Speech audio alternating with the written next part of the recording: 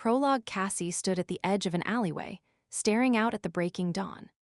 A few cars drove past, but none of the drivers turned their heads in her direction. Just to be sure, she stepped back a bit. The street was lined with stores and small businesses, and in the distance, there appeared to be a number of flashing, lighted signs. If she didn't know better, she'd think it looked like Las Vegas, but that was ridiculous. The bus she'd been on couldn't have traveled that far. She tucked her hair behind her ears and furrowed her brow, wondering where she might be and how she'd ended up in an alley.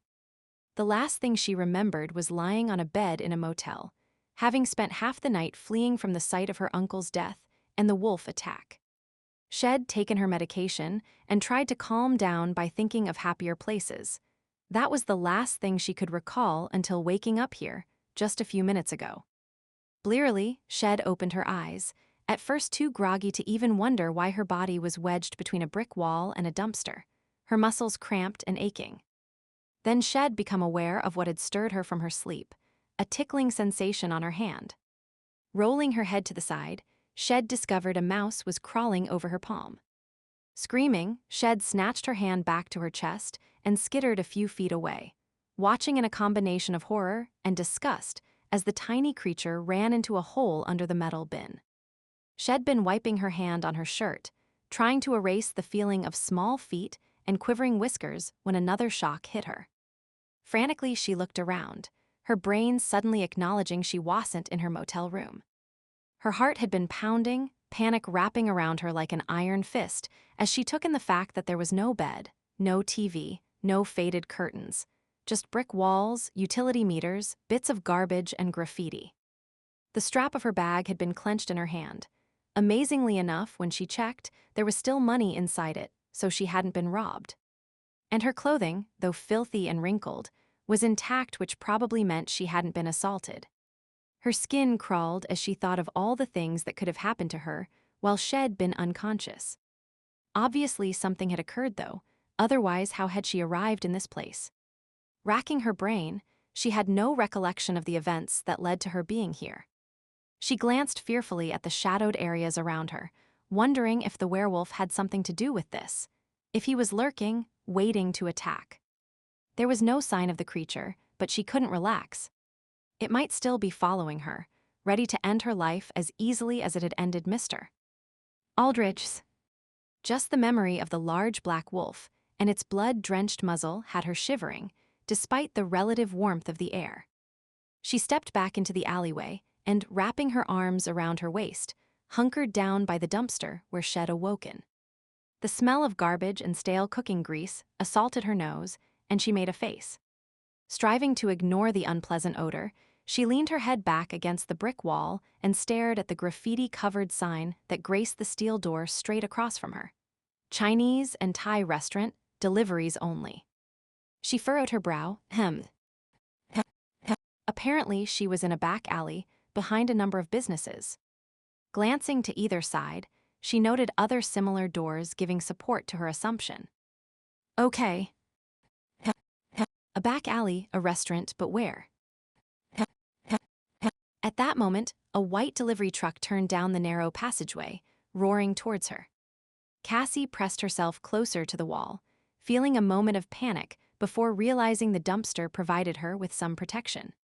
She exhaled in relief and adjusted her position so she could observe the vehicle as it stopped a good distance from her hiding place. Eventually, a man got out whistling tunelessly. She watched him go about his business, taking cartons out of the truck and balancing them carefully as he pounded on a door. The door swung open, and he handed the containers to someone who stood just inside the doorway.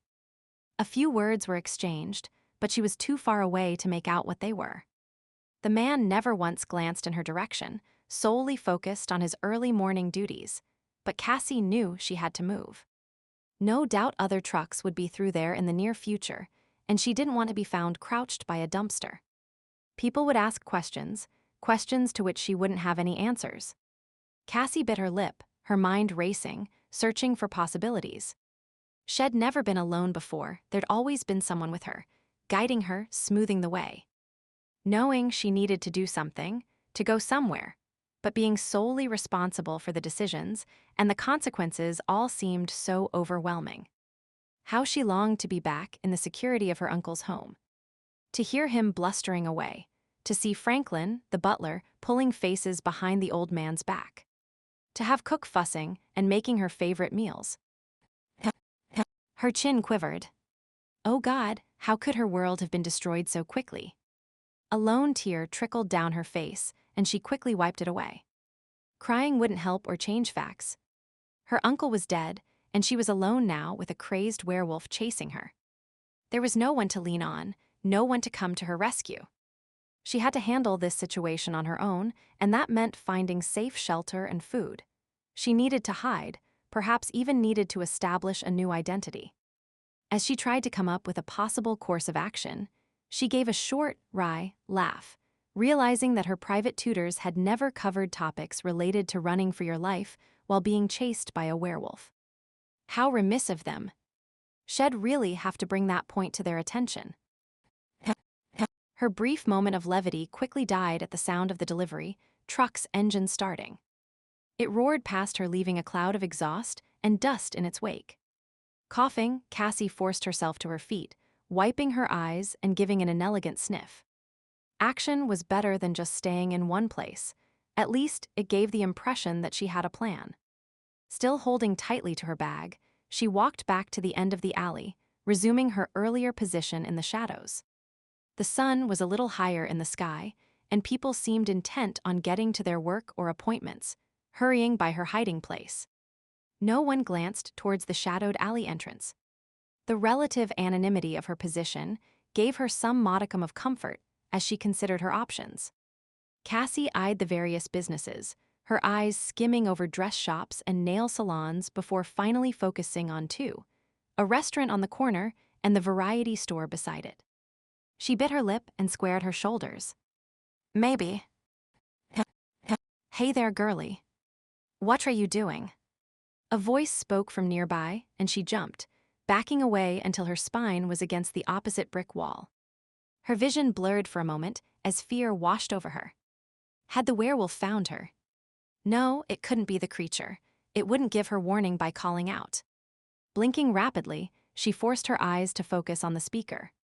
It was a young man, probably in his early 20s. He had brown hair, blue eyes, and was dressed in a respectable-looking shirt and pair of pants.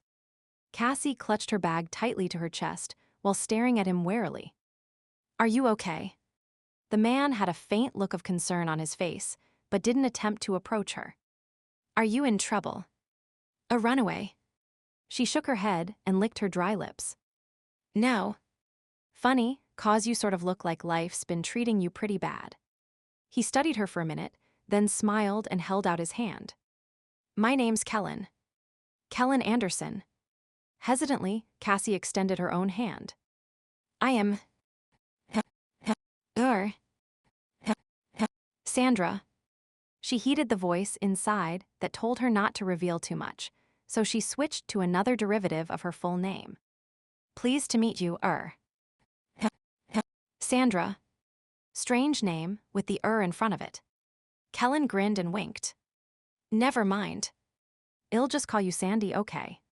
She nodded, not sure if she trusted this jovial person.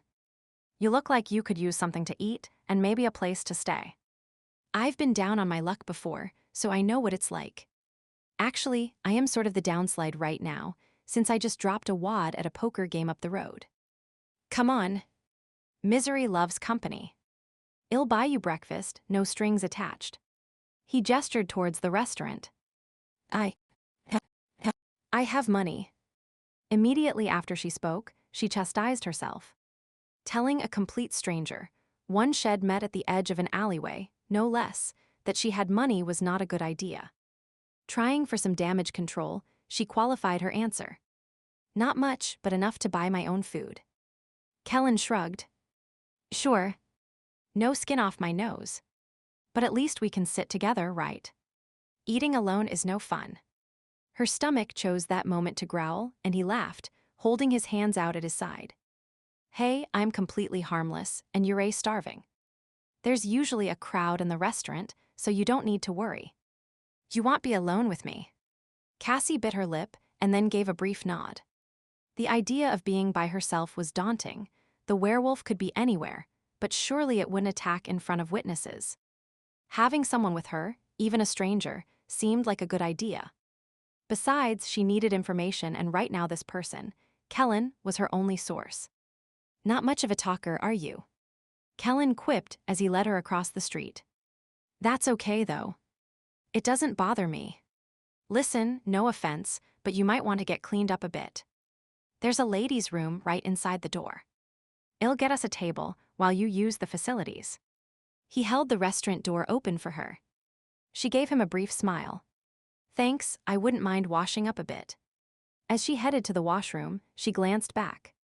Kellen was already sitting down, perusing the menu.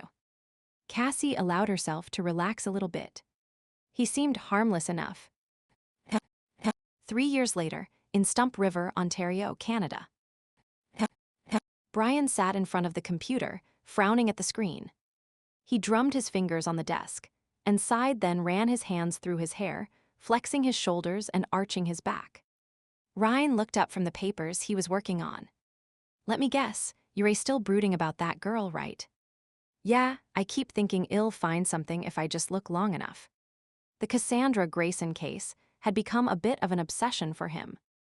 Every time he vowed to forget her, something called him back to take just one more look. It was as if his inner wolf, having had a brief yet tantalizing scent of the girl, couldn't relinquish the hunt for her. "You've been working on it for the past 3 years. What makes you think today will be any different?" Ryan could be annoyingly practical at times.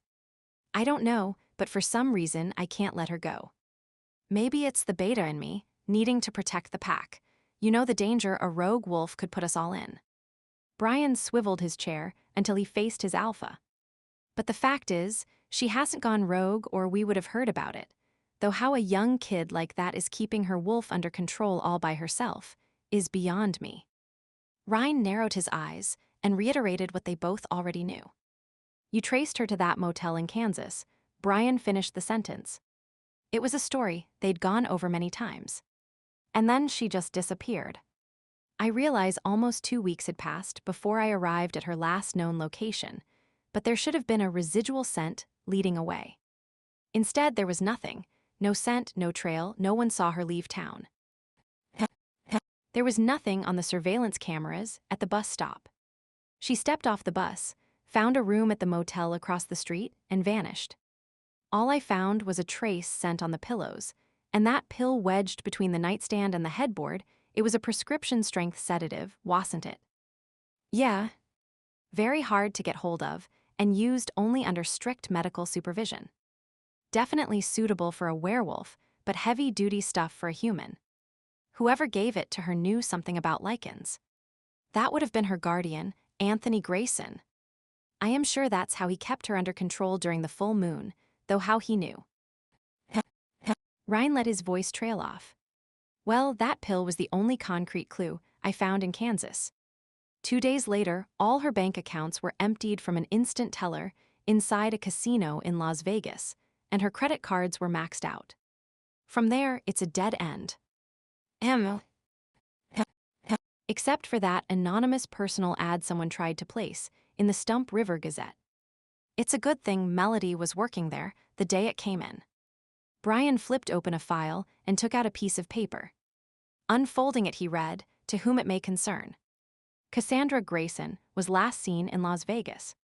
She accessed her bank accounts at a casino ATM, then withdrew the maximum amount allowed on all her credit cards." He shook his head. "Who places a personal ad like that? Someone who's trying to lead us around by the nose." "Right." Bryan rubbed his chin. "All I was able to determine was that the person who sent this had to be elderly. It was writ on an old manual typewriter. I didn't think anyone used those things anymore." Bryan stared at the paper for a moment longer before carefully folding it and tucking it back in the file. "Well, someone still does, and it gives me the creeps to think they know enough about us to send the note to Stump River." Ryan growled softly, his fingers clenching. "It's kept us in a constant state of alert, waiting for the other shoe to drop. It's been nerve-wracking." Bryan agreed. We could move, start over where we aren't known. But where? Finding a new territory isn't easy. Stump River was a once-in-a-lifetime chance. No, until we know the source of the letter, we aren't doing anything. Bryan nodded. The sender might have been trying to flush us out, watching for any sudden movement in the area. And it's too vague to enact the keeping. Ryan sighed heavily. So we sit tight and keep our eyes and ears open. Bryan rubbed the back of his neck and frowned. Yeah, I guess. It's just that this whole situation has me frustrated. After all this time, I've made no real progress. Not true. You confirmed the Greyson girl was in Vegas at one point in time. Getting the hotel to let you look at their surveillance footage was no easy task. Bryan laughed softly at the memory. Thank heaven the head of security was female, and she liked my eyes. From the story you told when you got back home, I don't think it was just your eyes she was interested in. There might have been a few other features that drew her attention. Bryan grinned for a few moments, thinking of the sexual romp he'd had while in the city. For some reason, his libido had been in overdrive that weekend. He laughed softly, then leaned forward to study the screen again. I was just looking at this footage that shows someone using the ATM machine at the time Cassandra, Greyson's account, was emptied. Ryan stood up and moved to the computer, peering over Bryan's shoulder. Do you see something new? Not really. It's just the same thing as always. Average-sized individual, wearing jeans and a hoodie pulled up over his or her head and low across the forehead. Unisex sunglasses. Chin tucked into the collar. They knew what they were doing, knew there'd be cameras recording the transaction. Yeah, there's nothing here except. See that bit of a shadow? Bryan turned his chair back to the computer and pointed to a spot on the screen. I think someone was standing there, watching. Could be. Ryan stood up straight and shrugged. It doesn't really help us much, though. Maybe not. But it means she might not be on her own. I think she met up with someone and went with them to Vegas, possibly realizing it was a perfect place to get lost in a crowd. But where did she go after that? Bryan shook his head. Damned if I know. I checked every bus, train, and plane out of there from the day of this footage, and for 2 weeks afterwards. There was no one matching her description. So she must have left by car or stayed in the area. I searched all over that city, but there was no sign of her. And I put alerts out to PACs all over the country to contact me if they see her, but no one has ever reported anything. You'd think after 3 years someone would have noticed a lone wolf, an inexperienced lone wolf at that. How has she stayed hidden and managed the lunar changes? Those pills must be used up by now. Someone must know something.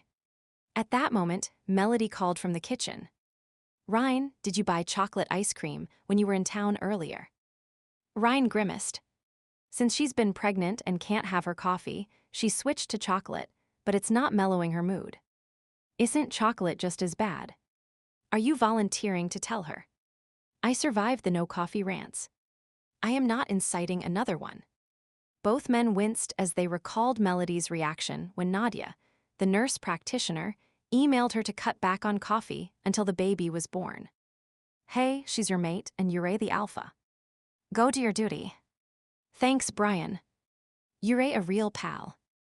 Bryan shook his head, amused at his alpha's predicament, then returned to studying the image on the computer screen.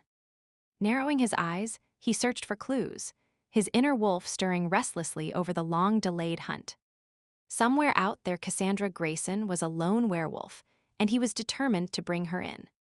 Chapter 1, the air felt cool and damp against her face as she moved through the trees, the grayish-brown trunks rising high on either side of her. Pine needles littered the forest floor, deadening the sound of her feet as she padded along. Twice she stopped and searched the shadowy depths of the forest, before lifting her muzzle and sniffing, nostrils flaring as she took in the myriad of scents that drifted by on the slight breeze. Suddenly, instinct had her hackles rising. Another presence was nearby. Cocking her ears, Cassie searched for a sign of the other one. As always, his scent eluded her, his paws made no sound. Inexplicably, he was just there. Like a ghost, he seemed to appear out of nowhere, standing in front of her, blocking her way. Thick light brown fur covered his massive body, muscles rippling as he shifted his stance and raised his head in challenge. His beauty took her breath away each time she saw him, and not for the first time did she wonder what his name was. Part of her wanted to submit, to expose her throat and belly.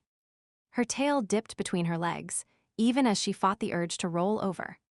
His hazel eyes narrowed and she quivered until, finally breaking away from his gaze, she turned quickly and began to run. Where she was running to, she didn't know, but the need to escape was strong. She flattened her ears and ran as if her life depended on it, her body low to the ground. The sound of him following her was easy to detect. He made no effort to hide his pursuit. He was breathing hard, she could hear it. His bigger frame was at a disadvantage when it came to speed, yet with every stride his longer legs brought him closer and closer. Panic began to well within her, and she dug deep inside, putting on a burst of speed, twisting around trees, jumping over logs. It was all in vain. Without warning, his body slammed into hers and they both fell to the ground. She rolled, attempting to get to her feet, but even as she tried to stand, he was on top of her. Hot breath fanned across the side of her face. Her peripheral vision caught a glimpse of shiny white teeth, before she felt those same teeth penetrating her fur, biting her neck. No. Part of her was screaming in protest even as another voice, one deeper inside her, cried out yes, craving his domination, his possession. She pushed that part of her aside and struggled. This beast was just like the one that had killed that man, Mr. Aldrich. It was an unnatural creature, known as a werewolf. Her uncle had said she was one as well, just before he died. But she wasn't, she couldn't be. She wasn't a wild animal. She couldn't kill anyone. Could she? Even as she fought against the wolf that loomed over her, a part of her mind was acknowledging her four legs, her tail, and the brown fur covering her body. Closing her eyes against the hot tears that threatened to spill down her face, she screamed her denial of the truth. No. Please no. I can't be a werewolf. I don't want this. Pushing and struggling, she flailed against the beast that seemed to surround her. She couldn't get away. Her breathing became rapid and shallow. Everything was growing dark, and she felt herself slipping into unconsciousness, falling, and then her body landed against something hard and the breath whooshed from her lungs. With a jolt, her eyes flew open and she looked at her surroundings. Relief washed through her as she realized it had been just another nightmare. Shaking in the aftermath of her nocturnal imagination, she disentangled herself from the blanket and pushed her hair from her face. She was in her bedroom, having laid down for a nap while waiting for Kellen to get home. The dream had been just that, a dream. Well, not exactly. As she stood and picked up the blanket, she acknowledged that the woods and the other wolf were non-existent, but her being a wolf, a werewolf to be exact, was all too real. She hid from the grim reality as much as possible, but her subconscious mind wouldn't let the notion rest. It was in the dark recesses of her mind that the beast inside her roamed free and sought out others of its kind. But it wouldn't happen in reality. She jutted her chin in resolve as she folded the blanket, then clutched it to her chest. She'd never seek out others of her kind. The filthy animals were interested only in killing and dominating and sex. Her mind skirted away from that last idea. Her dreams were always erotic, usually involving a lusty male who was intent on tracking her down and taking her. The memory had her shifting uncomfortably as arousal stirred inside her. She curled her lip at the irony of the situation. Her nightmares were hotter than Hades, while her real life was no. She didn't want to think about that right now. Setting down the blanket, she went to the dresser to check her appearance. The turquoise top she wore went well with her Mediterranean coloring, even though she was still pale as a result of her dream. Applying a bit of blush, she studied her eyes and decided the thick lashes and deep green irises needed no enhancement. A touch of gloss on her full lips completed her makeup. Grabbing a comb, she set to work on her hair, not for the first time wishing it shimmered with highlights instead of being a solid dark brown. The color reminded her too much of the animal in her dream. Yes, she could try dyeing it, but she always wondered how the color would take, given her unusual genetic makeup. Glancing at the clock, she realized it was time to start dinner. Kellen would be home soon, and she wanted to surprise him. Setting the comb down, she headed to the kitchen, resolutely pushing all thoughts of wolves from her mind. Tonight it would be all about her and Kellen. Stump River, Ontario, Canada. Bryan grunted and firmed his jaw, ignoring his protesting muscles. Sweat trickled down his face as he lifted the weight, counting in his head, before giving a sigh of relief and lowering the heavy discs. They clanged against the metal stand, the sound echoing off the walls of the exercise room. He relaxed against the bench, breathing heavily and feeling pleasantly spent. Done for the day. A towel landed in his face as the speaker walked past. Wearily, he reached up and wiped the sweat from his face and chest while eyeing the room's other occupant. Daniel was chugging back a bottle of water, his body glistening from an intense workout. Bryan sat up, giving his arms a shake and then stretching. His muscles ached slightly from the strain they'd be under, not tired, just well used. No. I think I'll go for a run. Want to join me? Nah. I am whipped. You beta types can exercise until you barf, but not me. I am the intellectual in the pack, remember. Snorting, Bryan studied his young friend. At 22, Daniel might claim to be an intellectual, but his lean frame was still packed with muscle and had all the local ladies swooning. Well, most of the local ladies, he amended, noting that Daniel was staring out the window with a look of longing in his eyes. The object of the younger man's attention was Tessa, a doe-eyed, dark-haired Spanish beauty. Daniel had been following her around like a lovesick puppy ever since Shed joined the pack 3 years ago. Not that Tessa ever gave Daniel any encouragement, but that hadn't stopped the man from wanting her. Shaking his head at the follies of young love, Bryan stood up and clapped Daniel on the shoulder. Why don't you make a move on her? Daniel firmed his mouth and shoved his hands in his pocket. She's not ready yet. Ready? She's 19, definitely time for her to choose a mate. You know her history. Anger washed over Daniel's face, and Bryan gripped his shoulder. I do. But she can't live in the past forever. Someone needs to help her move on. Why not you? Shrugging, Daniel threw his water bottle in the recycling bin and picked up his discarded t-shirt. I don't know. The time never seems right. If you wait too long, you might lose your chance. Bryan threw out the warning and headed for the door, knowing he'd pushed all he could. Daniel had to be the one to make the move. Once outside, he debated about turning into his wolf form, but decided to finish his workout as he'd started. His human body needed the exercise more than his wolf did. Bending to tighten his laces, he heard giggling coming from the nearby gazebo and glanced that way. An exasperated sigh escaped his lips as he saw 2 young girls peering at him. Becky and Emily were the daughters of the newest family to join Ryan's pack. At 15 and 13 respectively, they were harmless enough, but the crush they'd developed on him was annoying and embarrassing. As beta, he was the second in command, the alpha's bodyguard, and the pack's enforcer. Being followed by giggling teenagers did nothing for his image, nor did he know how to deal with them. He didn't want to hurt their feelings, but subtle hints weren't having much effect in dissuading them. Knowing if he delayed much longer, they'd actually work up the nerve to approach him, he got to his feet and prepared to walk past them. Hi, Bryan. The girls spoke at the same time. One was attempting an exaggerated model stance, while the other settled for tossing her long blonde hair over her shoulder. Evening, girls. He kept his eyes focused straight ahead and didn't slow his pace, otherwise they might decide to follow him. It wouldn't be the first time it had happened. As he continued on his way, he picked up on parts of their conversation. Did you see how his muscles rippled? And his butt? MMM. And his voice. It's so deep it makes me shiver. I like his hair best. Dark blonde is so cool. No. I think it's more of a light brown. Whatever. His eyes are dreamy. Oh yeah, hazel eyes. Bryan winced. Geez, it was like he was some pin-up poster boy. It was nice when the ladies in town were all over him, but these two were just kids.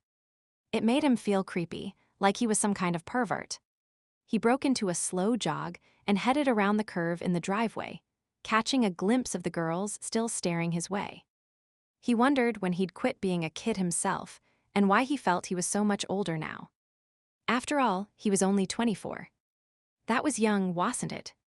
Maybe it was the responsibilities of being beta that weighed him down and made him feel older. The pack was growing. Ryan was going to be a father. He chuckled at the thought of his badass alpha changing diapers. He could never imagine himself in such a position. Breaking into a run, he veered off the driveway and headed deeper into the woods. Nope, a beta had to be tough and ready to defend the pack or deal with troublemakers. Settling down to family life just wasn't part of his plan. Right now, he was a no-strings-attached kind of guy. That's how he liked it, and that's how things would remain. Las Vegas, Nevada, USA.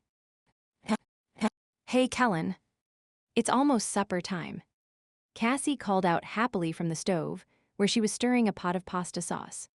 She hummed a Latin tune under her breath as she worked, swaying slightly to the beat. Her singing was off-key, but it didn't matter.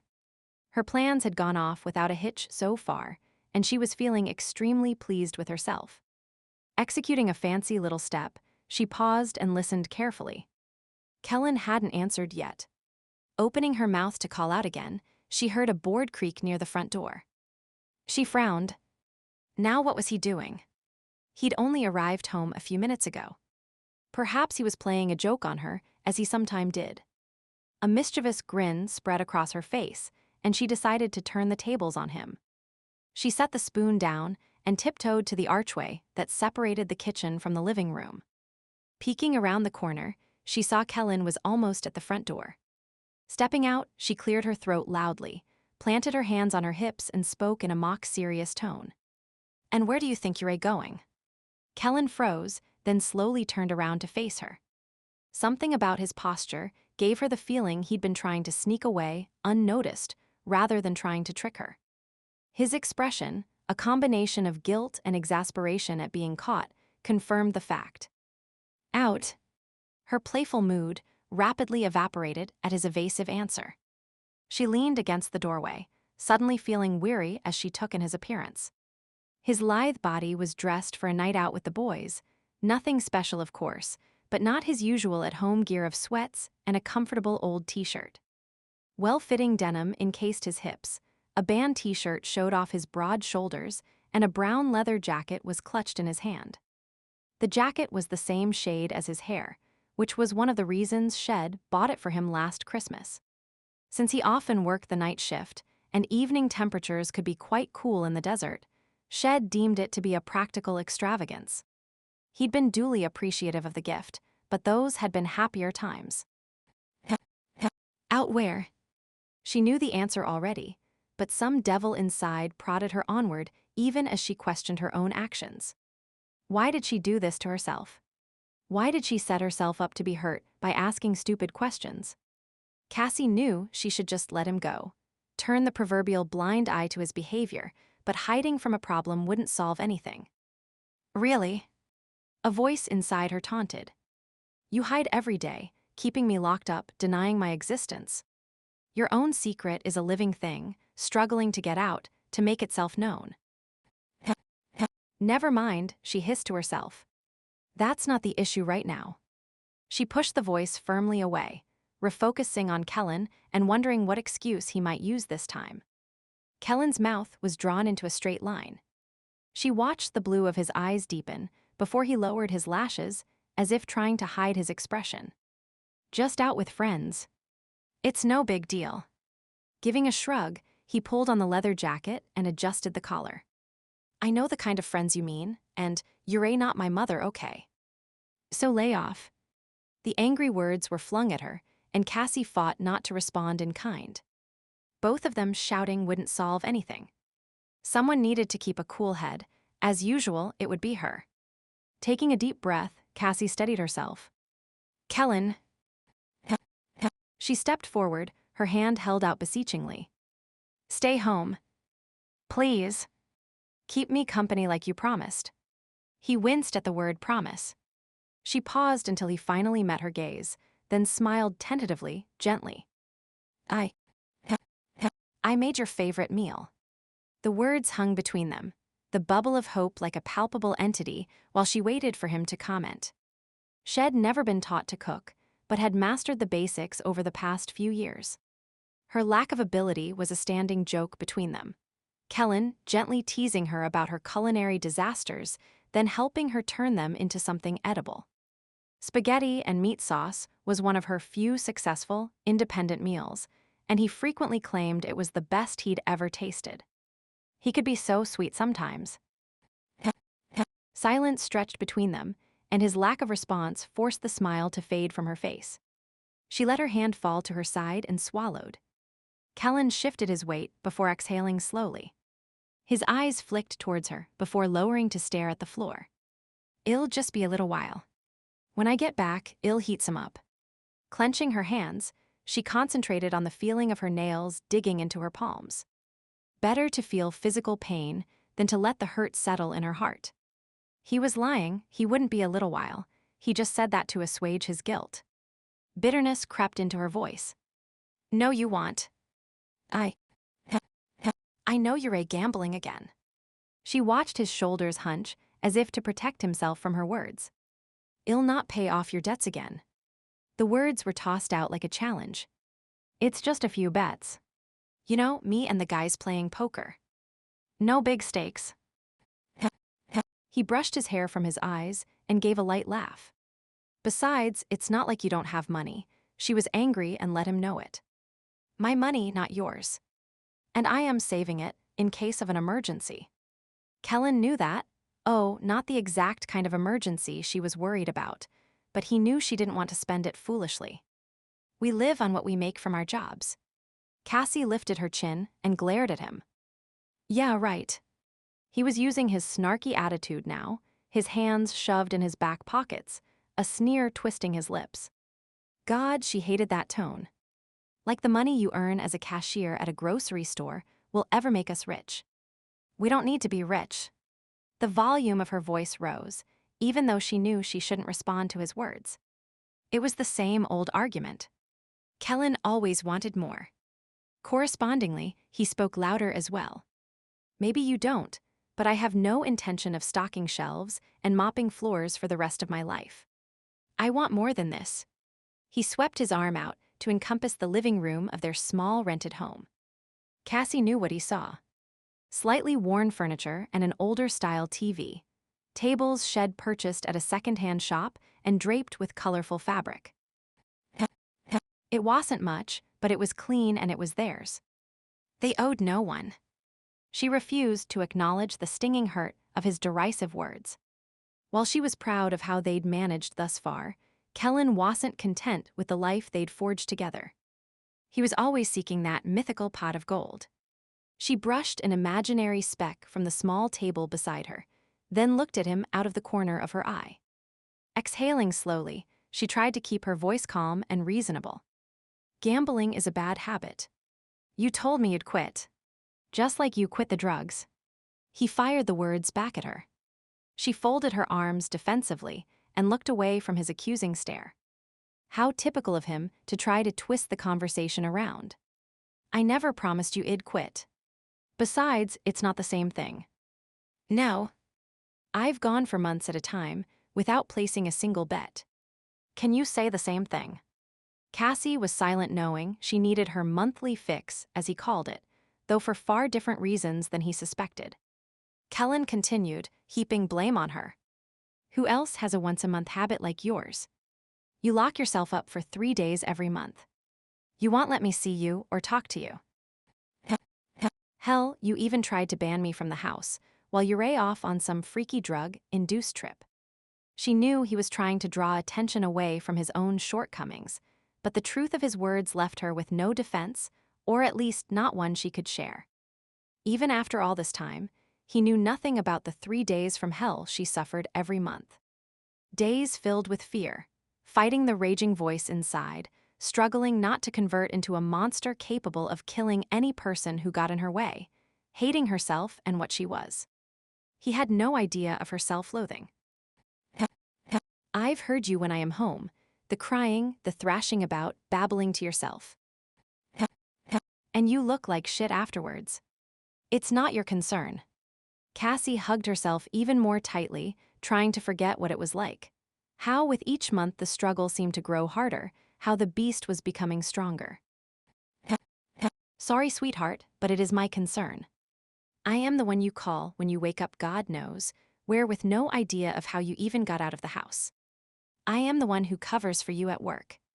I am the one risking my neck and possible arrest every time I buy your illegal drugs. His face was ruddy with emotion by time he finished speaking. She shifted uncomfortably, knowing the dicey situation her need placed him in. I never said you had to. I can buy them myself. Kellen snorted. Yeah. Right. Well, in case you've forgot, the dealers don't know you. You don't know how to talk to them, and a pretty, naive little girl like you wandering the streets is just asking for trouble. Giving a half shrug, she knew he was right but didn't want to admit the fact. When Shed first run out of her migraine medication, well, by then Shed known it wasn't for migraines, but that was what she still called it. Shed gone to a clinic in the hopes of getting more. Her request had been met with stunned silence, and then a flurry of activity as the staff had started to make arrangements for blood work, urine samples, and a plethora of other tests. Realizing that something Shed said must have made the nurse wary, Shed slipped out of the small clinic when no one was looking, fearful that her secret might be discovered. Once she was home, she began researching the medication online, only to find that it was a heavy sedative rarely used and only under strict medical supervision. It had come as a shock to discover what her uncle had been pumping into her month after month, yet fear of the consequences, should she not take the drugs, drove her to find more. Her previously sheltered existence as the ward of a multimillionaire had left her exceptionally ill-prepared to deal with real life, let alone the seamier side of it. The first time Shed tried to buy her medication on the street, Kellen had watched from a distance and narrowly saved her from approaching an undercover narcotics officer. After that near debacle, he'd taken over the task. And do you know how hard it is for me to get that stuff? He ran his hand agitatedly through his hair. The dealers think I'm crazy. No one takes that junk for fun. That's my business. The weight of her guilt made her snap at him. Just like the occasional night of gambling is mine. Kellen growled back before striding to the door. Kellen. His name ripped from her throat as she called after him, not caring that her voice betrayed her emotional pain. She hated parting this way, hated how their relationship was falling apart. He grabbed the handle, but paused before opening the door. Seconds ticked past as Cassie watched him standing there, his head bowed down. His shoulders rose and fell once then he turned and looked at her, his eyes reflecting his internal grief. Sandy, I am sorry. He half turned to her and her heart beat faster, hoping he would choose to stay home, that he'd choose her over the thrill of gaming.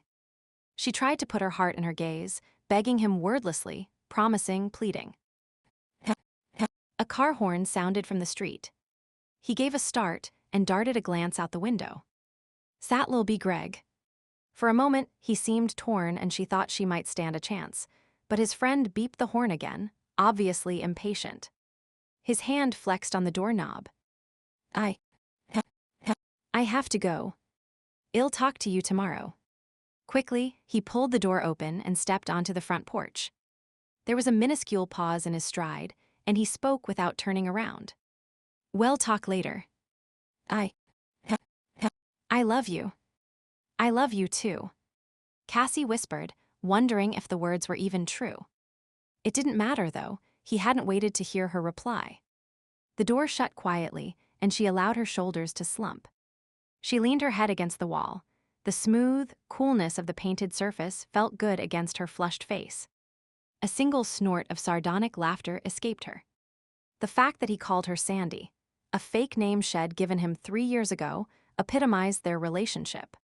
Secrets and deceit were interwoven into their lives. He didn't even know her real name was Cassandra or that her family had called her Cassie.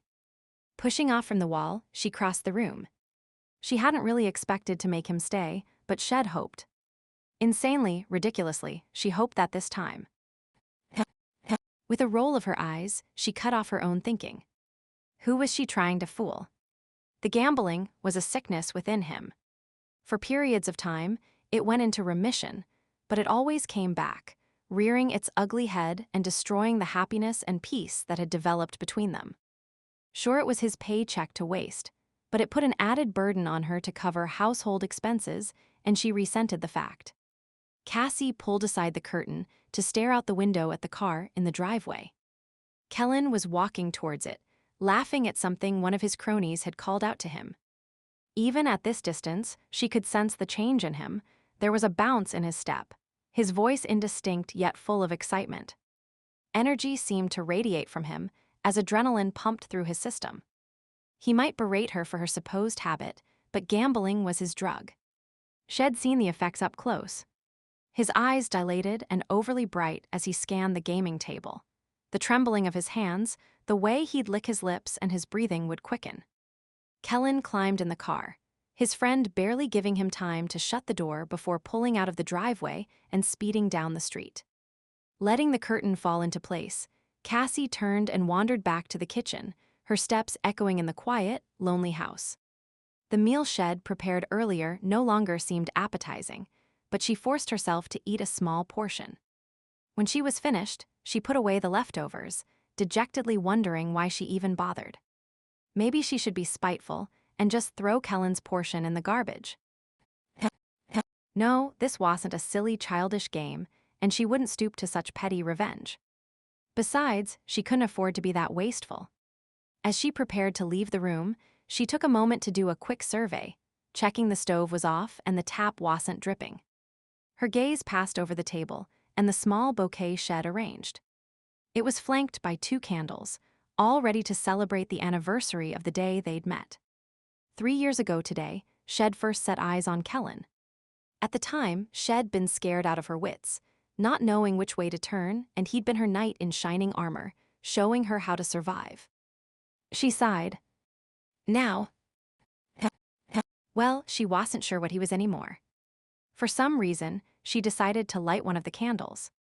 The flickering flame cast shadows across the wall and table surface, creating mysterious images. She squinted, trying to determine what the shapes looked like, but they shifted too quickly. She smiled a little crookedly. It was a bit like her own life.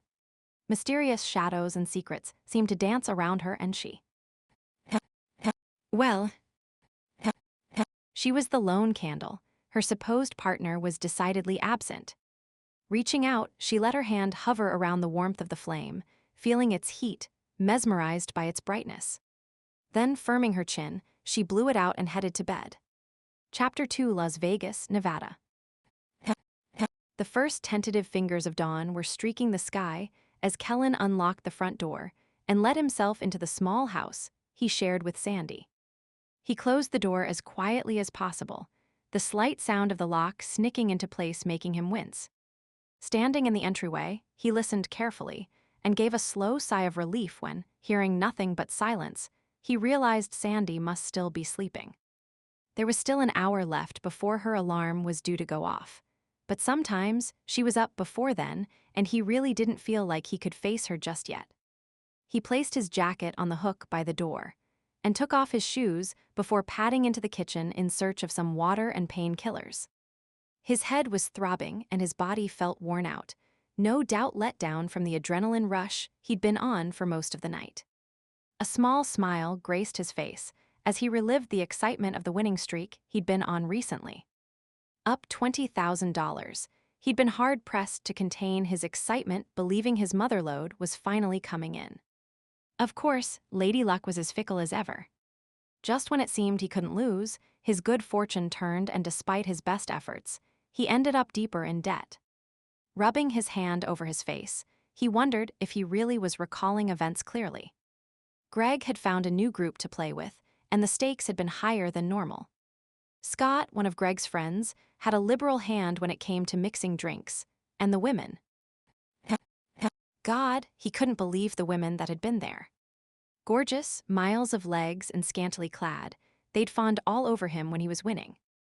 Even after the tide had turned, they'd been there, encouraging him, sharing his frustration over his losing streak, consoling him. His smile faded as he contemplated his losses. Surely there hadn't been as many zeros after the numbers as he'd thought he'd seen. There was no way he owed $50,000. Fumbling in his pocket, he pulled out the note that Scott had given him. Shit. It really was that much. He crumpled the paper in his hand and tried to think through the pounding in his head. Kellen knew his bank balance hovered around the $100 mark. He'd withdrawn most of his savings to get into the game, so there was no way he could pay off the debt that way. He swallowed nervously. Maybe Sandy. He looked hopefully towards the hallway that led to the bedrooms, and it was then that he noticed the kitchen table. A wilted bouquet and 2 candles graced the center while a lone place setting, complete with wine glass and a starched white napkin, sat at his usual spot. A sick feeling rose in his stomach that had nothing to do with the alcohol he'd consumed or the money he owed. Sandy only set a fancy table for special occasions, but what? He quickly turned and stared at the calendar, groaning when he noticed the date. Damn. Shed circled it in red and had been chattering away about it all week. It was their 3-year anniversary. How could he forget? Thinking back, he recalled the argument they'd had before he left, only now remembering the hurt evident in her eyes. She hadn't said anything, never specifically hinting it was a special day, but... Damn. He ran his hands through his hair and cursed himself for forgetting, for not paying closer attention. The sound of a door opening made him look towards the hallway. Before Sandy saw what he was holding, he shoved the promissory note in his pocket. Now was not the time to ask her for money. Pushing off from the counter he'd been leaning on, he straightened his shirt and stepped forward just as she appeared in the doorway. Long dark hair, rumpled from sleep, fell around her face, and her green eyes still had the adorable, vaguely unfocused look of mourning that he so dearly loved. Kellen. Her voice was husky with sleep as she furrowed her brow at him. Morning. He wrapped his arms around her and pressed a light kiss to the top of her head. She brought her hands to his chest and pushed away, her nose wrinkled, probably catching a whiff of the alcohol on his breath. Are you just getting home? Yeah. He grasped her shoulders and squeezed them gently. Hey, I'm sorry about last night. He flicked a glance at the table and then back at her. Sandy gave a shrug, loosening his grip. It doesn't matter. It was just a silly idea I had. No. It wasn't silly. Celebrating the day we met is important to me. You're important to me.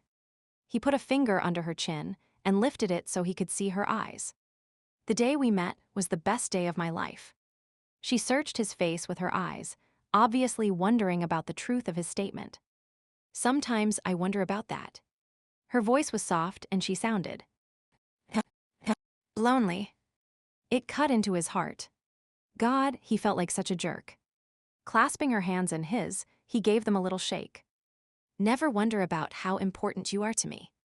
You helped turn my life around. Is that why you went out last night? She cocked her head to the side and gave him a considering look. Kellen winced and let go of her hands. Yeah. Well, last night was a mistake. In more ways than one, he added silently, thinking of the money he owed. He forced a smile. I wish I would have stayed home with you. She responded with a slight movement of her lips that could have passed for a smile, then looked down, idly playing with the hem of her tank top. I wish you would have, too. There was a sadness to her voice, and he desperately wanted to erase it.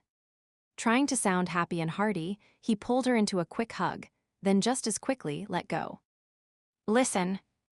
I'll make it up to you. Tonight it will be just you and me. I'll make dinner and rent one of your chic flicks. We'll watch it together, have some popcorn. What do you say? Sure. Sandy shrugged but didn't meet his eyes. Dinner and a movie fixes everything, doesn't it? Kellen suspected her words were more sarcastic than an attempt at humor, but he chose to believe the latter and chuckled briefly. Sandy flicked an unreadable look at him, then turned and headed down the hallway, calling over her shoulder. "I have to get ready for work. I'll talk to you later." As she walked away, he watched her slight form outlined in a tank top and sleeping shorts. A familiar stirring in his groin compounded his guilt over the missed dinner. Could he sink much lower than this? Lusting for her after last night's events. He could still smell the other women's perfume on his clothes, still recall the feel of their fingers teasing his hair, their hot breath on his cheek as they whispered encouragement to him. Disgusted with himself, he stomped down the hallway, pulling his shirt off and throwing it into the hamper. Shucking his jeans, he tossed them in the basket as well, then fell onto his bed and stared at the ceiling. God, why did he always screw up everything? Sandy deserved better than him. He rubbed the heels of his hands into his eyes. Letting his arms drop lifelessly at his side, he sighed heavily. Damn, but he was tired. His eyes felt dry and scratchy, so he let them drift shut as he contemplated the day to come, and how he could make amends for his mistake. Maybe he'd clean the house and do a bit of laundry. That usually made her happy. Then he'd fix dinner and have it ready when she got home from work. A yawn escaped him, and he rolled onto his side, listening to the hissing of the shower and the faint sounds Sandy made as she prepared for the day. He'd just rest for a few minutes, and when she came out, he'd get up. Smithton, Oregon. Kane paced their private sitting room, reading the latest report from Chicago before crumpling the paper and throwing it to the ground. Damn. Elise looked up from the child she was nursing and frowned. Language, Kane. Little ears are in the room. He stopped in his tracks and looked down at the toddler who was sitting on the floor playing with a truck. The boy was the image of himself with dark hair and amber eyes.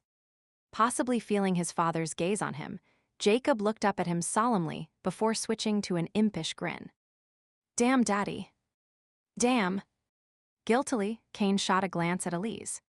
Her eyebrows shot up almost to her hairline before lowering in disapproval. Sorry. He mouthed the word before hunkering down to talk to his son. Jacob, you can't say that word when Mommy's around. Or even when I'm not around. Elise added from her chair by the window. Right. Kane looked at his mate and then back at his son. Damn is a grown-up word, and I don't want you using it. Jacob scowled.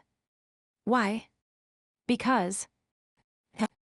Kane paused and sighed, knowing where this was heading. An interminable conversation that featured him trying to explain and the boy questioning his reasoning. Deciding on a new tactic, he spoke sternly. You cannot use that word, because I am your alpha and whatever I say is law. He sat back on his heels and stared at his son. For a moment, Jacob scowled back, his small chin lifting, his little brow slightly lowered, but after a few seconds the look faltered and his lower lip trembled. Ducking his head, the child conceded. Okay, Daddy. For a moment Kane was pleased, both that his son had shown some spirit and that he was learning the ways of the pack so quickly. But then he looked at the little bowed head and the dark curls resting against the nape of the tiny neck. He swallowed hard, a pang of guilt washing over him. Memories of his own father flashed before his eyes, the bastard raging at him, hand raised to strike. Kane shook his head to erase the image. Maybe he'd been too harsh. Jacob was just a little boy. Reaching over, Kane scooped the child into his arms, stood up and tipped him upside down. Jacob squealed with delight, apparently forgetting the confrontation already. Kane blew raspberries against his belly, making him laugh all the louder. The happy sound filled his heart. He never wanted his children to be afraid of him. Tipping the boy back upright, Kane lifted him over his head. I love you, Jacob, but you must listen to me and not always question my orders. He looked at Elise, then continued. Or your mother's. Jacob nodded, still giggling. Setting his son down, Kane whispered in his ear. The boy grinned and trotted off. Kane, what did you promise him? Elise gave him a knowing look. Just a cookie. Helen's baking, you know it's almost dinner time. Elise lifted the baby from her breast and held it against her shoulder, gently patting its back. One cookie won't hurt him. Jacob has Helen wrapped around his finger, just like he has everyone else. It won't stop with one cookie. Cain winced, knowing Elise was right. Helen, the previous Alpha's widow, had stayed on after the man's death, eventually taking on the role of housekeeper and cook for those living in the Alpha house. She was also a substitute grandmother for many of the pups and had no qualms about spoiling them. Perhaps you're right. Oh well, too late now. Shrugging philosophically, he wandered over to where Elise sat. He crouched behind her, making faces at his daughter. She chortled and then burped loudly. Laughing, he tapped the infant's nose. You're just like your mother. Cain, I do not burp loudly like that. I meant in looks. He tried to explain his comment. Oh, so I'm almost bald and have no teeth. He could hear the faint trace of laughter in her voice. Circling around the chair until he faced his mate, he knelt in front of her and ran a finger down the slope of her still exposed breast. Of course not. He leaned forward and kissed her gently before murmuring against her lips. But even if you were, I'd still love you. MMM. Elise leaned into the kiss and swept her tongue over his, before easing back and shifting the child in her arms. She started to rock the little girl to sleep. So what was making you swear? He stood and began pacing again.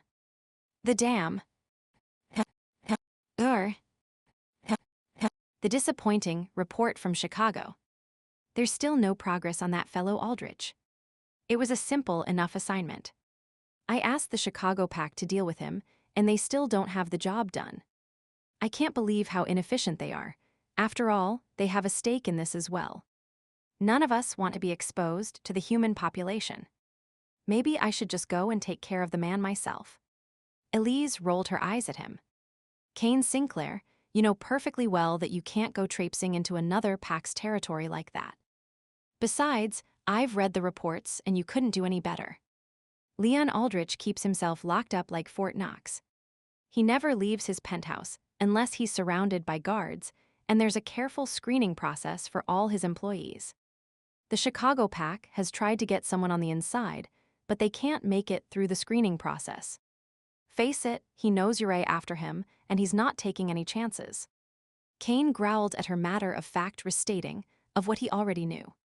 Aldrich's continued existence was a thorn in his side. 3 years ago, the man had stumbled upon the fact that werewolves actually existed and had planned on abducting one of their kind, namely Melody Green, and selling her as living proof of his discovery. An ancient werewolf law, known as the Keeping, dictated that any human who discovered their secret existence faced possible extermination. Bryan, Cain's brother, had attempted to kill the man, but desperate circumstances dealing with Melody's safety meant he'd had to leave before finishing the man off. Since that time, Aldrich had been at the top of their most wanted list. The Chicago pack claims they have a new plan, but I'm not holding my breath. As long as Aldrich is alive, we aren't safe. There's no guarantee on safety, Cain. You kept most of the pack in hiding for 4 months when this whole thing first blew up, but nothing happened. It's been almost 3 years now. Aldrich has never made a move against us or given any indication that he plans to. Maybe he's too afraid to do anything. Maybe it's time to let it go. He braced his arms against the window frame and stared outside, considering his mate's words. Idly, he noted the signs of spring appearing in the forest that grew around the homestead. Perhaps you have a point. It's just... Pausing, he tried to find the words to express himself. I just have this feeling in my gut that trouble is still brewing, and it has something to do with Aldrich. Elise stood and laid the now sleeping baby down in her crib, before walking over to Cain and beginning to rub his back. Cain rumbled appreciatively at the feel of her hands, soothing the tight muscles in his shoulders, then sliding down his side. She wrapped her arms around his waist and laid her head against him. You know, Cain, I have a feeling in my gut too, though actually it's a bit lower. You could fix it if you wanted to.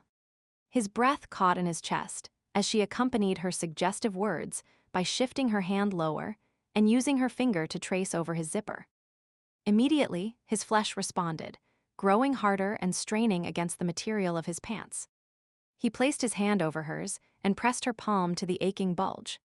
When she squeezed lightly, he groaned in appreciation. "I might be able to accommodate you." "Might." Elise circled around him and nipped at his chin, then pulled his head down so she could tease his earlobe. Kane ran his hands up her back and then down, cupping her enticingly rounded rear, pulling her closer. I am Alpha, you know, a very busy man. But I suppose I could try to work you in." Giggling, Elise took his hand and led him from the sitting room towards the adjoining bedroom. "Actually, from the feel of things, I think I'll be trying to work you in, big boy." Chicago, Illinois, USA. Marla stood in the office of the late Anthony Greyson, eyeing the contents carefully. Gold pens, 2 silver letter trays, and an ivory letter opener were on the desk that dominated the room. Beside it, floor-to-ceiling shelves housed a collection of books. Many were rare first editions, autographed and in mint condition. She trailed her fingers over the leather spines and then across the wooden surface of a nearby table, her mind ticking off its salient features. Mahogany, cabriole leg, hand-carved detailing, 18th century design, probably an original Chippendale. It would fetch a tidy sum at auction. A picture arrangement caught her attention next. Each one was a much sought-after original oil painting, meticulously maintained. Her eyes gleamed. She knew exactly where she could get the best price for them. A regretful sigh escaped her. They were much too big and certainly would be missed should 1 or 2 of them suddenly disappear. A single silver letter tray, however. A slight smile curled the corner of her lips, and she drifted over to the desk. Yes, the tray was lovely, and thankfully, large purses were in style this year. Casually looking around the room to ensure no one was watching, she lifted one tray and examined it carefully, noting the elegant etching. It would do the trick nicely. Setting her purse down, she began to unzip it when someone cleared their throat behind her. Her hand barely paused before she continued the task of opening her purse, reaching in and pulling out a tissue as if that had been her goal all along. Turning, she leaned a hip against the desktop and surveyed the elderly man who stood in the doorway. "Yes, Franklin." Marla kept her tone even and pleasant, her expression one of bland inquiry. Nothing about her gave any indication that her actions were anything but respectable. "Do you need any help, Mom?" "No, thank you, Franklin. I was just inspecting the estate, as per Mr. Aldrich's orders. As usual, you and Mrs. Teasdale are doing a splendid job." "Thank you, Mom." While Franklin's voice was polite, Marla was sure she detected a flash of loathing in the man's eyes. That was fine. It was game they'd been playing now for almost 3 years. On the surface, they were so cordial butter wouldn't melt in their mouths, but underneath the polite facade. That's where the truth was found. She narrowed her eyes in annoyance at the man. He was always appearing at inopportune moments, always watching her. As he stepped further into the room, she hastily rearranged her features into a pleasant but mildly bored expression. Franklin walked over to the desk, his stride purposeful. Marla observed as he picked up the tray shed had in her hand just moments before. He flicked a glance at her, then took a polishing rag out of his pocket and cleaned the surface before placing it back on the desk in its original position. "Such a lovely piece," he murmured. "It would be a shame if it went missing like some of the other small items have." Marla knew he was watching her out of the corner of his eye, but remained calm and cool. If the butler thought he could rattle her, he couldn't be more wrong. "Indeed." Marla raised one eyebrow. "Any progress yet on finding the supposedly misplaced items?" "Stolen, Mom." "Not misplaced." She waved her hand negligently. "Semantics, Franklin." "Stolen, misplaced." "It's all the same in the end. The items are no longer where you claim they used to be." Pausing, she feigned a concerned expression. "You know, Franklin, this really is a large house to manage." I am sure you've done your best, but you must be getting tired. 3 years with hardly a break, supervising the hired help, assisting with the inventory. Shaking her head, she made a little moo. I know I've mentioned it before, but it is possible that the inventory you conducted wasn't entirely accurate. I don't think the courts took your age into consideration when they gave you the job. Reaching over, she patted his arm lightly. No one would think any the less of you if you decided, I am not in my dotage yet, Ms. Matthews, though I thank you for your concern. The inventory was accurate, the items are missing, and the police have been notified. Everyone has been questioned as to the object's whereabouts, and the local pawn shops have been alerted. He pulled his arm out from under her hand, his voice reflecting his affront. Of course, you know that already, seeing as how we had this same conversation during your last visit. Laughing lightly, she gave him a condescending look. Of course we did, Franklin. Ignoring his glare, she patted his arm again before wandering over to the window and inspecting the glass. These windows seem to be rather dusty and streaked. It's important to keep the house in top condition at all times, you realize. Perhaps, if you put me in charge of hiring the cleaning staff, these problems could be avoided. Perhaps. But the court's appointed cook, Mrs. Teasdale, and myself as caretakers, until such time as Miss Cassie returns. That includes the cleaning and maintenance of the estate. If she returns. Marla qualified the answer while turning to face the man. She pulled the strap of her purse over her shoulder in preparation for leaving, resisting the urge to take one last look at the silver tray on the desk. She will come back, Ms. Matthews. Cook and I are sure of it. Marla moved her lips into the semblance of a smile, but made no effort to hide the coldness in her eyes. It wasn't worth the effort trying to sway the old man over to her side. Shed attempted that during the first year, but he was annoyingly loyal to his dead master and the truant young girl. Your Miss Cassie's return is what we all hope and pray for, Franklin. Mr. Aldrich and I think of her often, wondering whatever became of the poor thing. She's out there somewhere, biding her time until the right opportunity arises for her return. The man spoke with confidence, and not for the first time, Marla wondered if he knew more about Cassandra Greyson than he let on. No, she quickly dismissed the idea. It wasn't possible. There was no way a simple cook and an aging butler could accomplish what she and Leon Aldrich had been unable to do. For 3 years, they'd sifted through reports, followed up on leads, and hired private investigators in an effort to find the missing young heiress. If all their experts couldn't find Cassandra Greyson, then the old man wouldn't have been able to either. Nodding at Franklin, she left the library and exited the house. It was a sunny day, and she paused on the front step, squinting at the brightness and making a show of donning a pair of fashionable sunglasses. While she was at it, she slyly scanned the area around the home, even sniffing the air surreptitiously. She played the various scents through her mind, finally focusing on one. Damn! A werewolf had been in the area again. Not recently, but still it gave her human half-cause for concern. The wolf within her pricked up its ears in interest, but she ignored it. Absent-mindedly rubbing her side, where an old injury still twinged on occasion, she moved briskly to the waiting limousine. As the door shut behind her, Marla breathed a sigh of relief. The thought of encountering one of her own kind made her edgy. The chauffeur-driven car was reinforced to withstand an assault, and not for the first time. Did she thank her employer, Leon Aldrich, for his paranoia?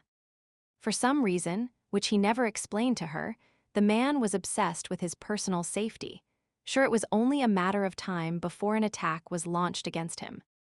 Exactly what the nature of the attack might be, he didn't say, but his paranoia resulted in personal guards, alarms around his penthouse, security cameras, and a ridiculously intense screening process for anyone he came in contact with. Where to, Miss Matthews? Jeffries, the chauffeur, looked back at her through the rearview mirror. Back to the penthouse. I'll complete my other errands tomorrow. She barely met his gaze before staring out the window, searching the massive gardens and the woods beyond for any sign of movement.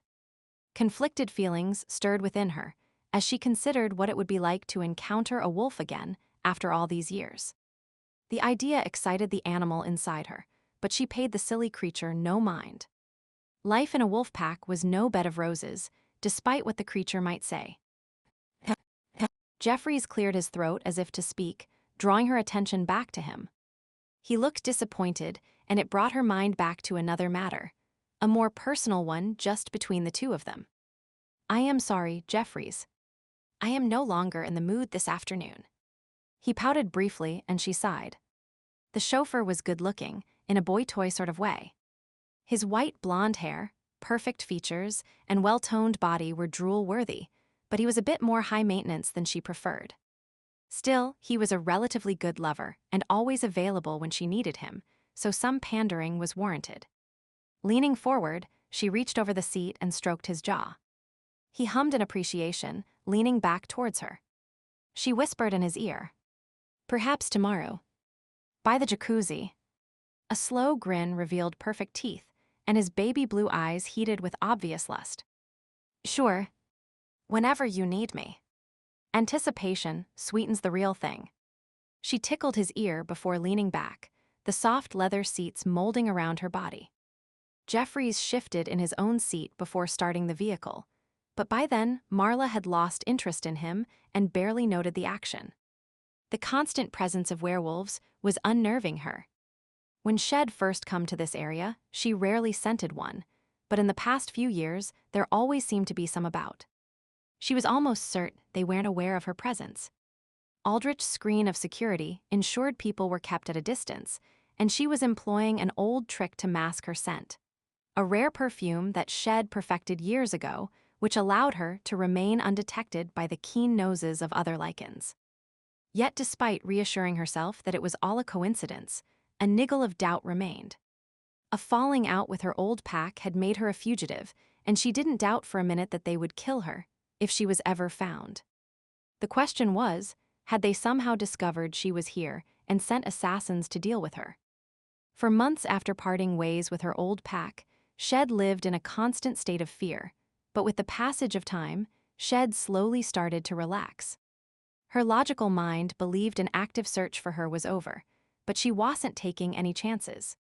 Her cell phone rang, and she glanced at the number before answering. "Hello, Mr. Aldrich. What can I do for you?" She furrowed her brow and pressed the phone closer to her ear.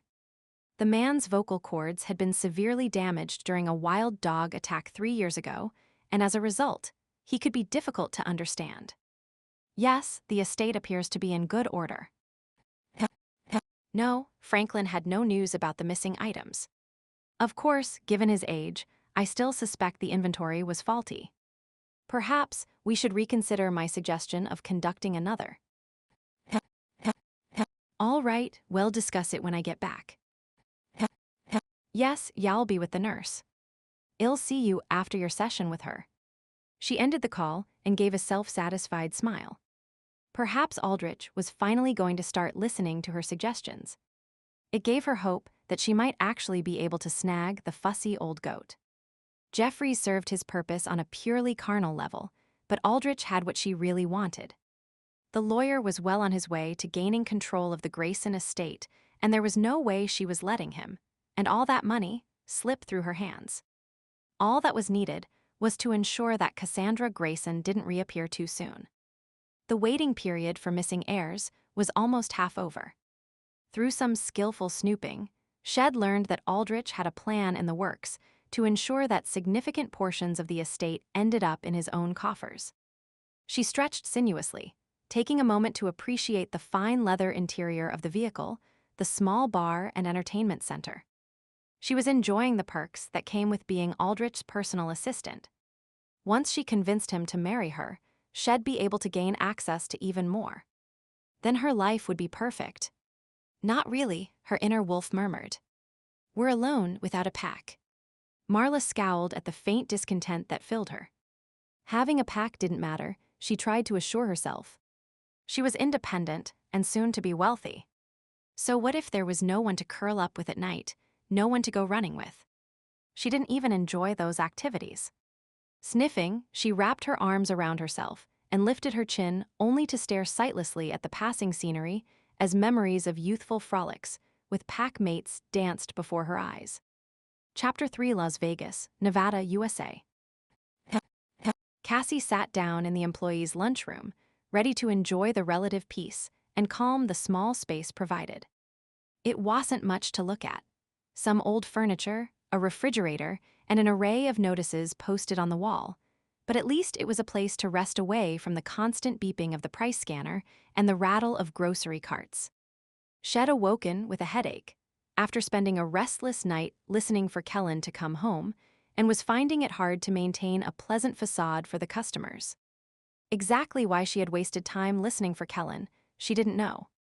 Her feelings towards him ranged from anger to disappointment to sorrow, none of them suitable for sharing in the middle of the night without inviting a fight. Yet underneath it all, she still cared for him.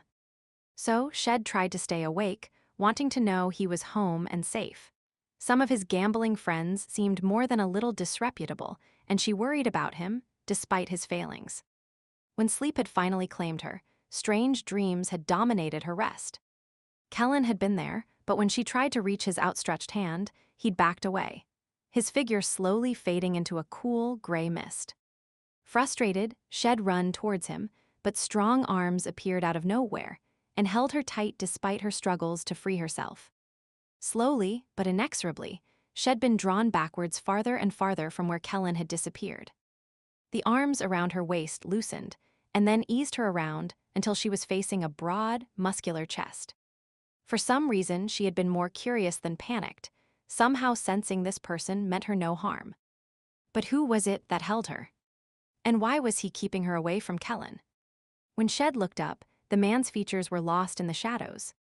He didn't speak, but his hands began to stroke her, calloused fingers trailing over her skin in a hypnotizing rhythm that had her eyes drifting shut. As Shed relaxed against him, his lips feathered over her forehead, across her cheek, and finally brushed her lips. Over and over again, he'd teased her with butterfly kisses and soft touches that brought every nerve ending to aching awareness.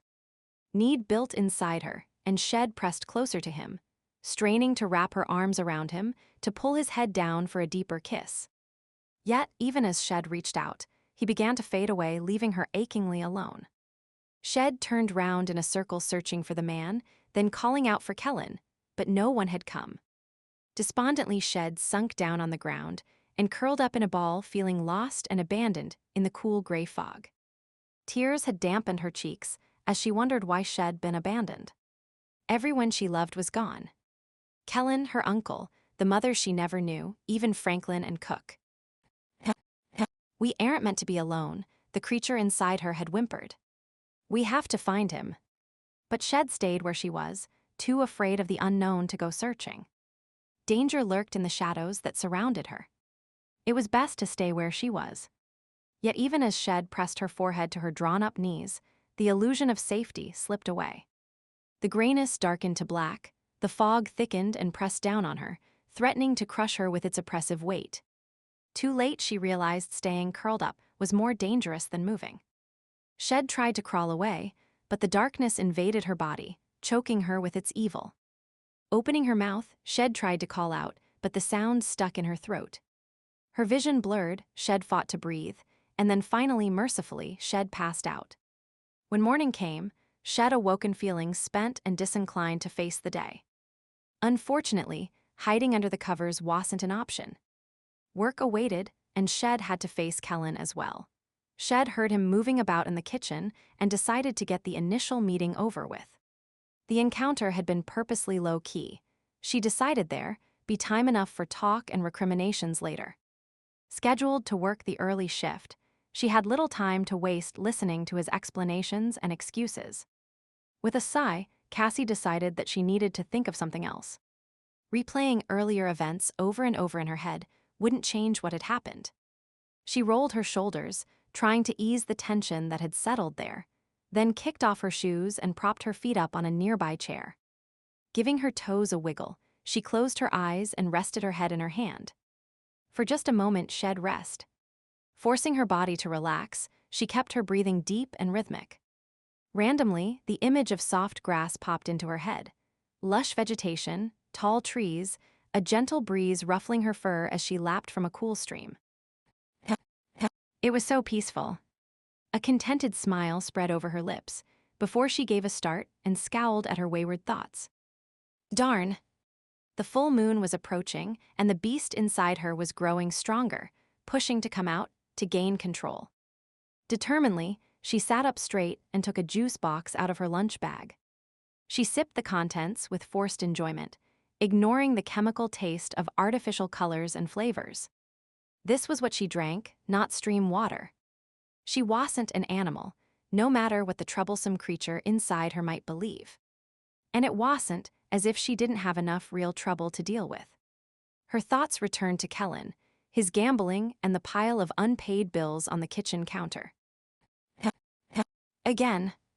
What should she do about it? If she asked for advice, people would likely say she should cut her losses and move on. But move on to what? Kellen was all she had. And he'd been there for her, helping her when she had nowhere else to turn. She couldn't just walk away, could she? As she tried to imagine such a scenario, her heart ached. Despite his faults, Kellen had her loyalty. He was her pack. Family. Cassie grimaced at the animalistic term that had inadvertently slipped out. The creature inside stirred again. She, both of them, had been restless lately.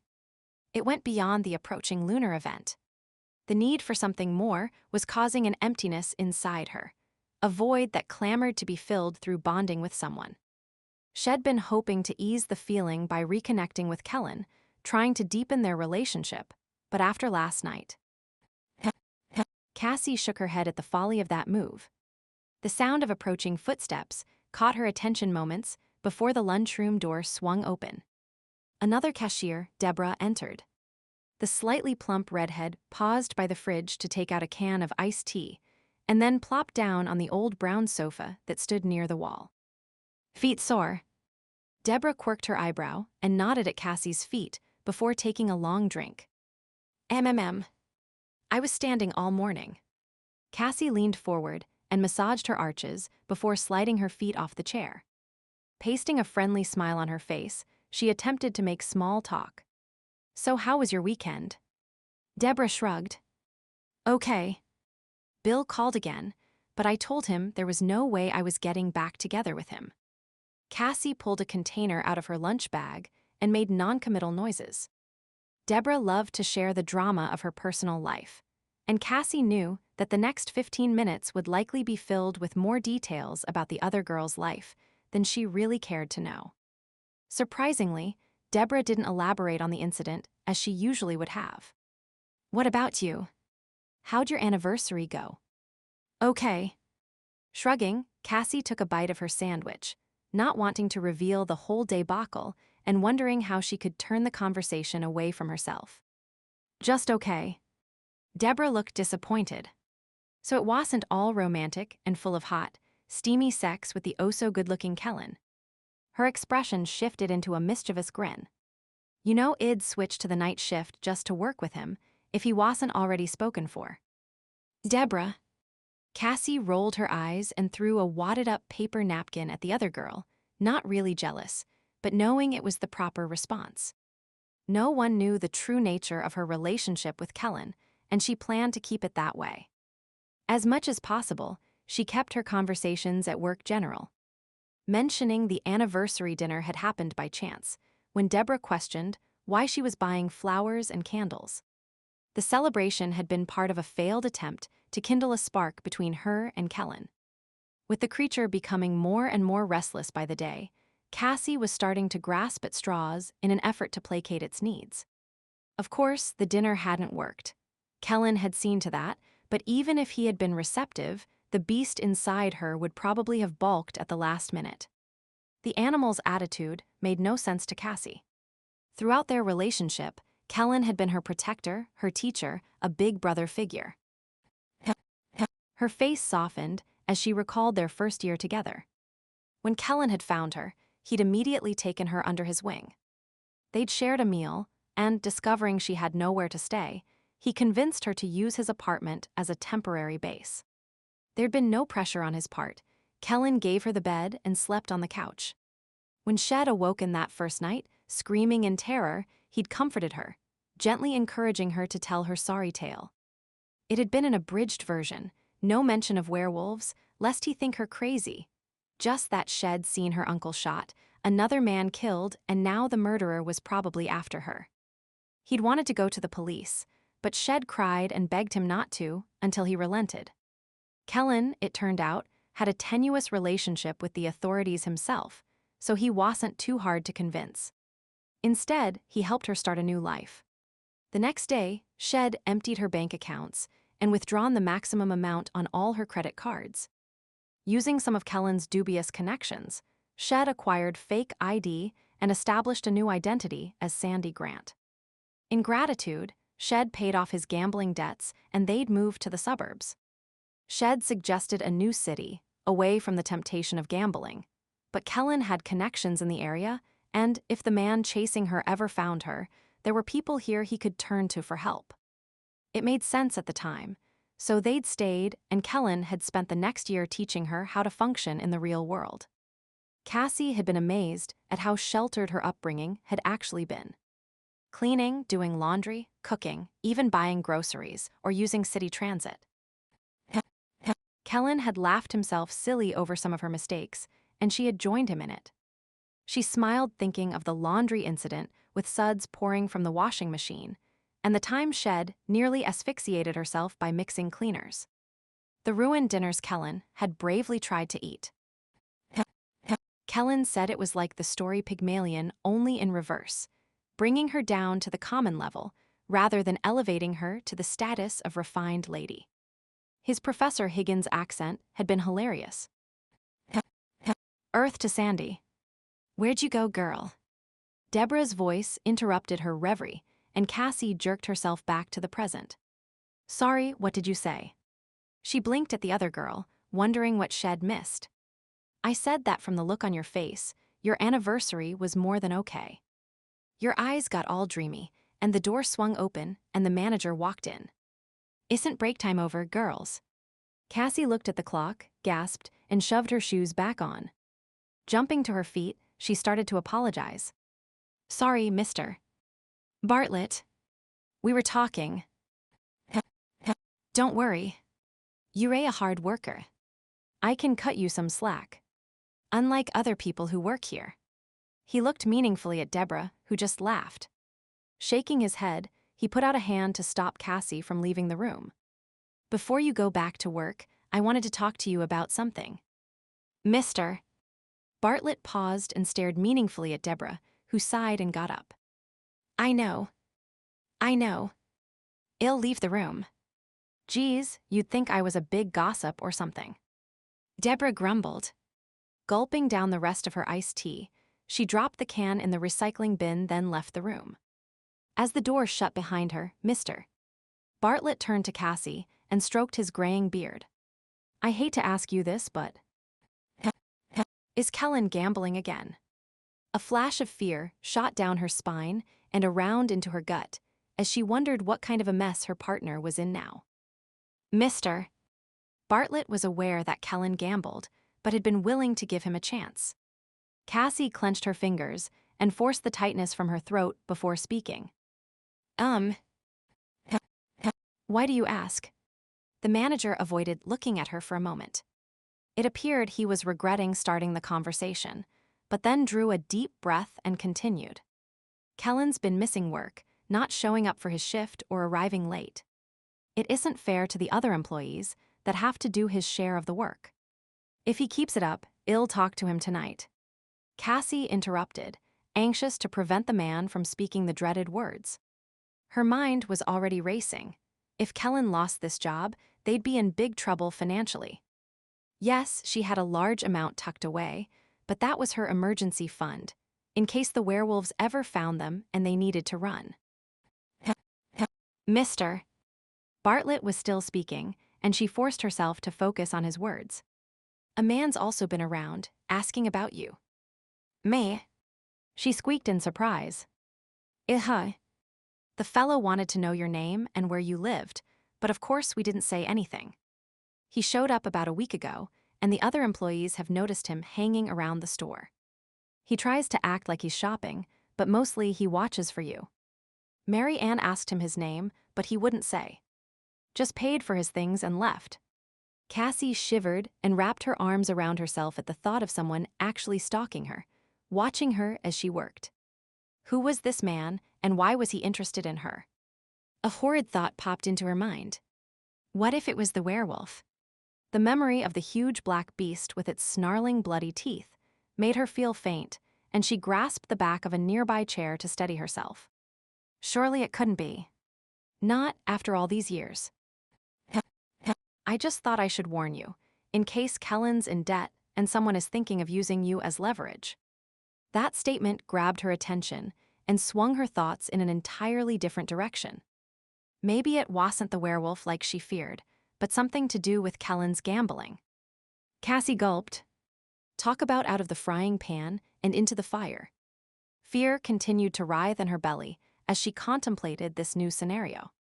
Pressing her hands to her stomach, she swallowed, hoping to keep her lunch in its current resting place. Shed heard about loan sharks and what they would do if you didn't pay up. Her skin prickled at the very idea. Oh God, who did Kellen owe money to, and what would they do to her or him if he didn't pay? This had never happened before, at least not since the first time Shed paid off his debts, but that had been when they'd initially got together. Since then, Kellen kept his gambling associates away from her, only taking her with him a few times in the early days, and it had never been to anything high stake. He'd assured her he was done with gambling, except for occasional small games at a friend's home, and that he never mentioned her around the gaming tables, knowing she wasn't comfortable with it. Apparently, that was no longer the case, or someone had followed him and made the connection. Listen, Sandy, I am sorry to have upset you. Would you like to go home? I can get someone to cover the rest of your shift. The older man looked at her kindly, his bushy gray brows lowered in concern. A wave of gratitude washed over her. Mr. Bartlett was so nice to her, hiring her when Shed had no skills, and then with only her recommendation, taking on Kellen. She forced a faint smile. No, I'll stay. Sitting at home, Shed just worry all the more. It was better to keep busy. Besides, if she saw Kellen right now, she might be tempted to kill him. Squaring her shoulders, she tried to look unconcerned. It might be nothing, but I'll talk to Kellen tonight about missing work and see what's going on. The manager gave her shoulder a friendly squeeze before opening the door. As she stepped back into the store, Cassie mentally berated Kellen. What the hell had he done now? Chicago, Illinois, USA. Anything else to report, Swanson? Leon Aldrich rasped out the words to the security guard that stood before him. I've changed the access codes for the elevator and notified authorized personnel. The surveillance cameras have also been repositioned near the parking garage, and I've completed the weekly report. Swanson set the folder on Aldrich's desk and then folded his hands behind his back. Picking up the report, Aldrich quickly flipped through it before setting it aside for closer scrutiny later on. He nodded in approval at Swanson's stance, shoulders back, eyes straight ahead, quietly awaiting instructions. The man was built like a tank, sturdy, all muscle, no neck, and with his military buzz cut and blank expression, he was intimidating as hell. Perfect for the job. Swanson was former military. His record while in the service was less than pristine, but the man was effective. He also wasn't above turning a blind eye to certain activities if the price was right. Aldrich could appreciate that in a man. It was a quality he himself possessed and had used to his advantage throughout his life. As a matter of fact, it had got him where he was today. As executor of the Greyson estate and the respected lawyer of the late Anthony Greyson, he had power and wealth. Those two combined to open doors that led to the exalted realms of the socially elite. He'd learned that from Anthony Greyson. True, society's blue bloods might not approve totally, but they didn't want him as an enemy, so they fawned, and simpered while turning a deaf ear to any of his less socially acceptable dealings. Swanson was still waiting patiently, and Aldrich smiled inwardly while keeping his face blank. It wouldn't do to let Swanson know of his approval.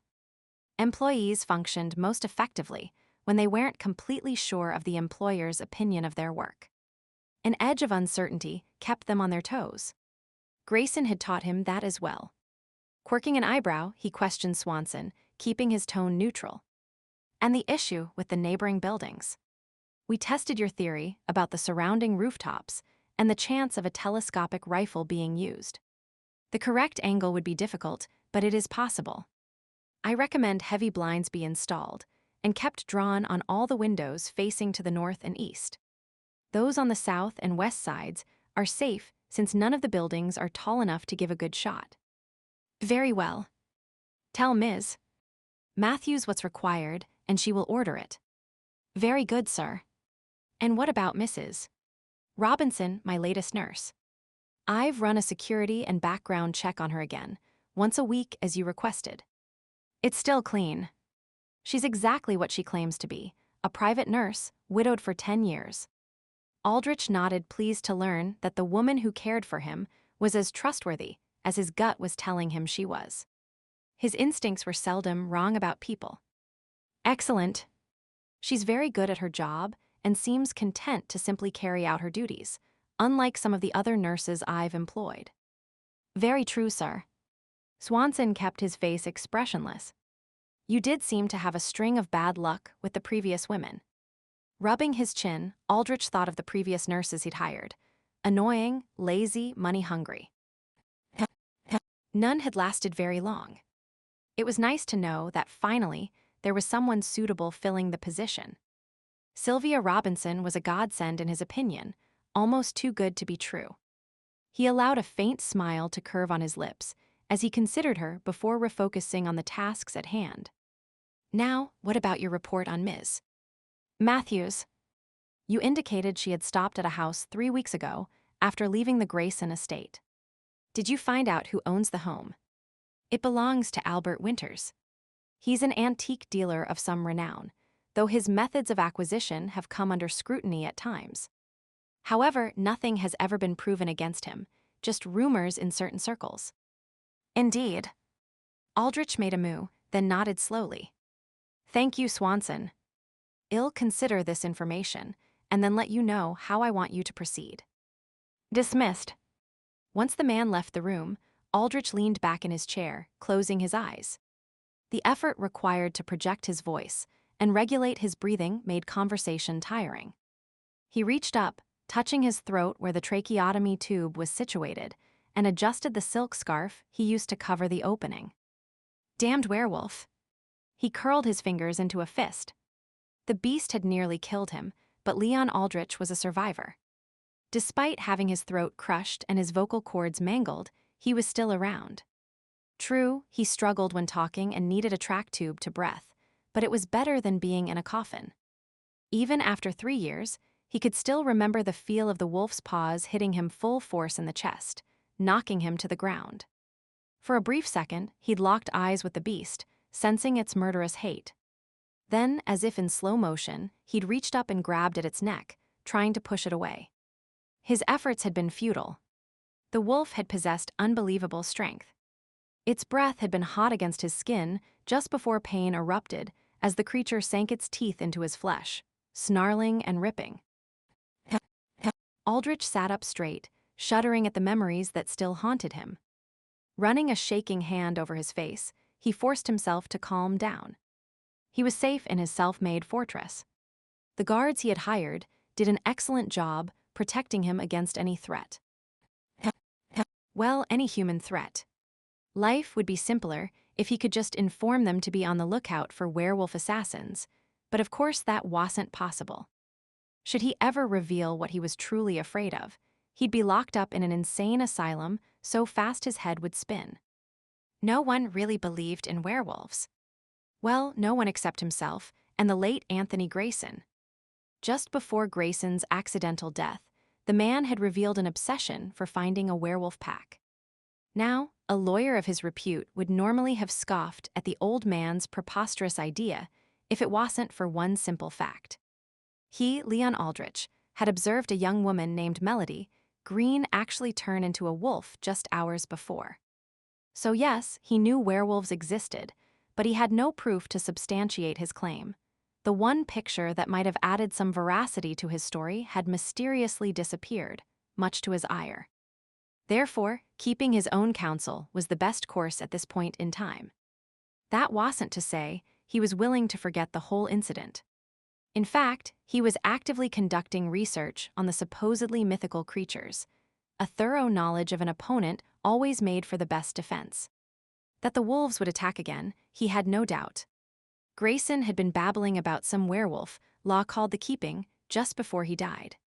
Since then, carefully sifting fact from fiction had revealed such a law did exist, and called for the elimination of any human who discovered the truth. With this in mind, Aldrich took every precaution to keep the beasts at bay. If he now had to live the life of a recluse, so be it. One day he would triumph over them. He had plans in place. A flashing light caught his eye. He'd had all calls held while he talked to Swanson. Activating his voicemail, he picked up a pen in preparation for taking any salient notes. "Hey, Aldrich. This is Nate Graham."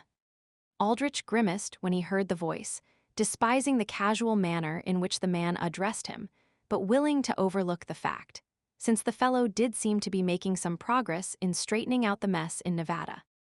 Narrowing his eyes, he listened to what the man had to say. Once the basic information had been delivered, Nate began his usual whining for more money. "I'll get back to you in a few days and let you know how the situation develops. If you want me to keep working out here, then you need to finance it. I'm not sitting on a pile of money like you are. Talk to you later, Aldi." "Talk to you later, Aldi," indeed. Aldrich shuddered at overfamiliarity of the phrase, but made a notation to have Ms. Matthews take care of the financial matter. He'd known Nate back when they were both still little better than street rats. He'd risen above his lowly beginnings, but Nate continued to swim in the sewer. Ah well, it took contacts in all kinds of places to keep things running smoothly, and Nate was good at legwork. Turning his chair, he accessed his computer and pulled up the Nevada file, a leftover business venture from his early days. Several times, he'd considered letting the business go as it no longer suited his present image, but some quixotic bit of nostalgia had him hanging on to it. After all, Dollar Niche had been operating successfully up until Greyson's death and his own hospitalization. Unfortunately, about that time, he'd let things slide, thinking the company was in competent hands. He'd been wrong. A steady drop in the profit margin had come to light during the last audit, and Nate was investigating the source of the problem. Aldrich had his suspicions, but knew better than to act without cold hard facts. He closed the Nevada file and turned to the electronic chess game he was playing. Steepling his fingers, he narrowed his eyes and played out the possible moves and countermoves he could take. He curled his lip as he sent out a pawn, knowing he was sacrificing it to save a more important piece. Life was rather like a large chess game, he reflected, only the stakes were a little higher. In real life, the pawns were people rather than playing pieces, but they served the same purpose, eventually being forfeited in order to gain the main prize. And he would gain the main prize, no matter how many pawns he had to sacrifice. Stump River, Ontario, Canada. Bryan sat in the pack house office completely unaware of the bright sunshine that streamed in through the window, heralding the start of spring. Nor was he aware of the piles of paperwork stacked on the side of his desk, the half-eaten sandwich, and now cold cup of coffee. Instead, he was transfixed by the email displayed before him on his computer screen. A mixture of excitement and disbelief washed over him as he finished scanning the text. "Hey, Ryan. Come look at this." Bryan called over his shoulder, knowing the alpha was in the house somewhere. A minute later, Ryan strolled into the room with Mel, his arm wrapped possessively around her slightly thickened waist. He was nuzzling her neck. "What's up?" Bryan looked at the two of them, watching as Ryan nipped Mel's neck and she made an appreciative noise in her throat. Did I interrupt something?" "Not yet." Mel grinned and ran her fingers through Ryan's thick black hair, then trailed them down his chest towards his belt buckle. The alpha growled and clamped his hand over hers. "Behave." Tugging at her hand, Mel tried unsuccessfully to free it. I can't help myself, raging hormones, you know. Besides, it's your own fault for getting me pregnant. It had better be my fault. Ryan rubbed the slight swell of her belly. If I ever found out you'd me. You're the one who had women draped all over him when we went to that show in Toronto a few weeks ago. What can I say? I am a chick magnet. Ryan waggled his eyebrows and smirked. A chick magnet. More like a bit conceited. Mel finally freed her hand and stepped away, looking at him with narrowed eyes. Hey. I am just aware of my strong points, and as alpha, Mel rolled her eyes. Oh, right. How could I forget that whole my supreme leader bit? Ryan pulled her closer and patted her on the head, then spoke in a condescending tone. That's all right, Melody. From what I've heard, becoming forgetful is all part of making baby brains. Bryan groaned inwardly, sensing another one of their infamous arguments. The two really loved each other, but sometimes. So what's up? Ryan quirked an eyebrow at him as Mel sputtered at his side, no doubt trying to think of a suitable retort. It's about this email that just came in. I might have some information on Cassandra Greyson. Really? Mel looked at him with interest, apparently forgetting her spat with her mate. Then just as suddenly, she winced. Ever vigilant where his mate was concerned, Ryan immediately looked concerned. Are you okay, Melody? I am fine. The baby just kicked, I think. She blushed slightly and then began backing closer to the door. I think I need to go to the bathroom. With that, she turned and scurried away. Ryan watched her, shaking his head. Pregnant women seem to live in the bathroom, and she gets upset about the strangest things. He frowned as if trying to fathom the problem, then shrugged and turned back to Bryan. So what did you discover about the Greyson girl? Bryan gestured to the computer screen. Look at this. A werewolf named Robert Walker was on vacation in Vegas and thinks he's found Cassandra Greyson. He wasn't able to get any information on her, but he did take a picture using his cell phone. Does this look like her? Ryan leaned over, bracing his arm on the desk to examine the photo displayed on the computer screen. It was grainy, but... Hey, I think that's her. Zoom in a bit. Iha. Ooha. A slow smile spread over his face. Yeah. I only saw her for a moment, but it looks like the same girl. Straightening, he shook his head in obvious amazement. If it is her, we're damned lucky. After all this time, and only having a description to post rather than an actual picture, it's amazing anyone made the connection. He paused and rubbed his neck. This was taken in Las Vegas, you said? Yep, in a grocery store of all places. That could work to our advantage. Crossing the room, Ryan rifled through some papers on a shelf, then pulled out a map and spread it out on his desk. Bryan followed, leaning his hip casually against the corner of the desk as he stared at a map of North America. It showed all the packs and their respective territories. Tapping the map with his finger, Ryan indicated the area in question. There are other packs in the area, but as you can see, Las Vegas is considered neutral territory. Being a major tourist destination, it would be too difficult to constantly have wolves reporting in and signing out. If Cassandra is there, it will be a lot easier for you to bring her home. No alphas making you wait while they contact me for confirmation, and no paperwork to be processed, either. And we all know how efficient you are when it comes to paperwork. Bryan quipped, trying to keep a straight face. I get the work done. Eventually. Ryan scowled at him before relenting under Bryan's steady gaze. He gave a self-deprecating laugh. Everyone knew his strength was in leading, not administrative paper pushing. Anyway, paperwork aside, it was a clever place for her to hide. With visiting wolves leaving their scent everywhere, no one would pay any attention to one more being in the area. When I went there to check out the ATM security footage 3 years ago, I thought I searched everywhere, but I never checked the suburbs or the grocery stores.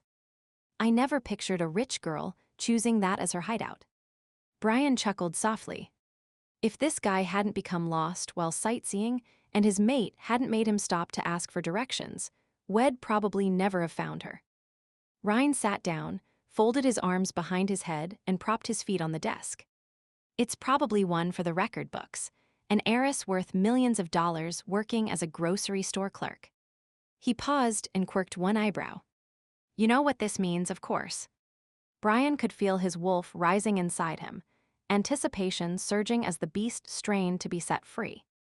He couldn't totally suppress the grin that threatened to spread across his face. I get to go hunting. Find the girl in the picture, determine if she really is Cassandra Greyson, and if it is her, bring her back here. Once we're sure of our facts, I'll get on the internet and contact the Lycan Link network. They'll make arrangements to slip her through customs. He gave a satisfied sigh.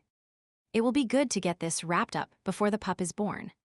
Rogue werewolves can be dangerous. You should have her in line by then. She's not exactly a rogue.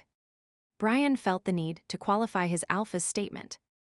Rogues were loners with no packs, out for themselves, and possessing no sense of duty towards the well-being of others of their kind. Some even teetered on the border of sanity, having no pack to keep them grounded. They could be unpredictable and often became a menace to those around them. Originally, that's how he had viewed the Greyson girl, but the longer he'd searched for her, the more his opinion had softened. He frowned inwardly, not sure why that was. Ryan frowned and began to enumerate the facts. Cassandra Greyson might not be a rogue yet, but I'm sure it's just pure luck. From what we've been able to determine, she was raised human. What does she know our ways? What type of control does she have over her wolf? You know as well as I do, she's a recipe for disaster. The girl is like a time bomb waiting to explode. And since we're the ones who discovered her, she's our responsibility. The finding clause is quite specific on that. It's definitely a case of finders keepers, whether you want to or not. Bryan nodded. He'd studied that particular part of the law several times over the past few years, knowing he would eventually be responsible for dealing with the young, untutored wolf. If a pack found a rogue or a lone wolf, it was their duty to deal with them in whatever way was deemed most appropriate. Integration, relocation, or, at worst, eliminating those who refused to comply.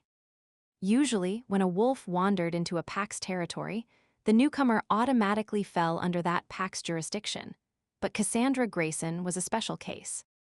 They'd found her in the Chicago Pax district, and it could have been a dicey situation since Ryan hadn't exactly asked permission of the local alpha. Thankfully, the elderly alpha of the other pack had been cooperative and willing to abide by the finding, not wanting to deal with the problem himself. It had been decided that the Greyson girl, if ever located, would come to live with Ryan's pack. Bryan looked at the map and eyed the distance between Las Vegas and Stump River with trepidation. It was a long way to travel with an uncooperative Lycan, and something was telling him she wasn't going to be happy to see him. He scrunched up his face and asked doubtfully, if it is her, do you think there's any chance she'll agree to come along quietly? Ryan snorted. She's a female, what do you think? Do they ever do anything the easy way? I heard that. Mel's voice drifted into the room. It had a teasing quality to it, and a gleam of interest sparkled in Ryan's eye. Standing, the alpha stretched. I think it's time for a chat with my mate. He folded the map they'd been looking at and casually tossed it at Bryan, grinning. Another thing about pregnant women, their libido goes way up. Bryan rolled his eyes, but chuckled nonetheless. I'll start to make arrangements to head to Vegas. Do whatever you need to do.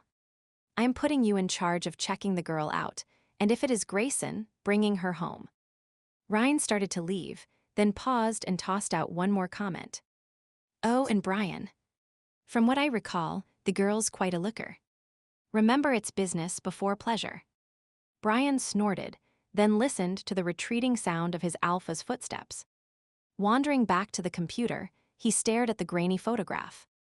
Yep, even in a sub-quality picture, her beauty couldn't be denied. He reached out and traced the curve of the girl's face with his finger.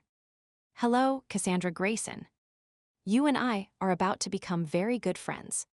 Chapter 4, the next morning, Bryan ambled down the stairs from his suite of rooms in the Alpha house, eyes only half open and rubbing his bare chest.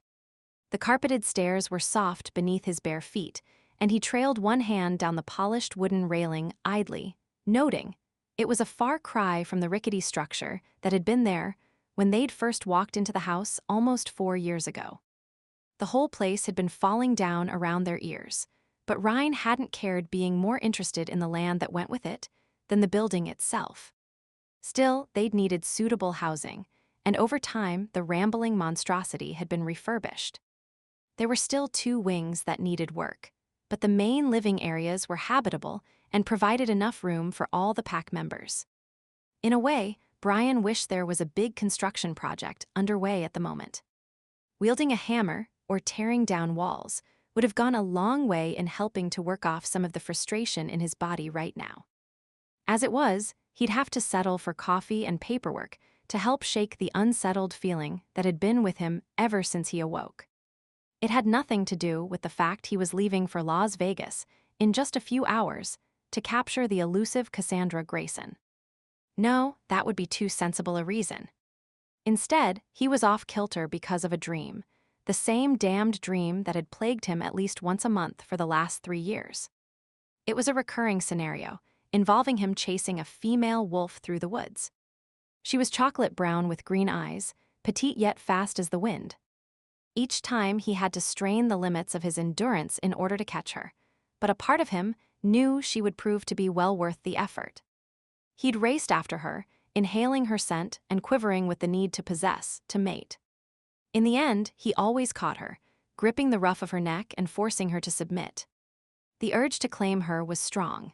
He'd nipped and licked her fur, rubbing against her to ensure his scent was on her, and then they would both shift to human form. Last night had been more vivid than usual. There in the forest, on a patch of soft green moss, he made slow, exquisite love to her. Kissing her softly, trailing his lips down her golden body, inhaling her unique scent, tasting her. Her moans of delight filled his ears, and she caressed him as he worshipped her. Gently, Shed teased his skin until every nerve ending was alert, until his body was aching with arousal. Then his breath caught at the memory alone, Shed taken him in her hands and stroked his turgid flesh. He'd almost come undone then. His body trembled with the need to possess her, to feel her hot, wet warmth squeezing him, yet he'd forced himself to hold back. He had to see her face first, to know who this elusive goddess was that teased him with promises of pleasure beyond telling. Kneeling between her knees, he worked his way up her body, taking in her curved hips and slim waist. For a moment, his eyes hesitated at her lush breasts, with their dusky tips begging for his attention.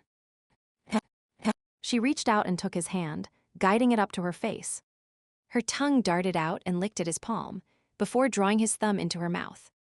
He dragged his gaze upward, but just as his eyes reached her chin, her image dissolved and he was left staring at the mossy green forest floor. Bryan growled at the memory. Just like always, when things were getting interesting, the dream would end, leaving him aching with desire. He'd awoken more unsatisfied than ever and burning, with the need to search out the mystery female. It was ridiculous.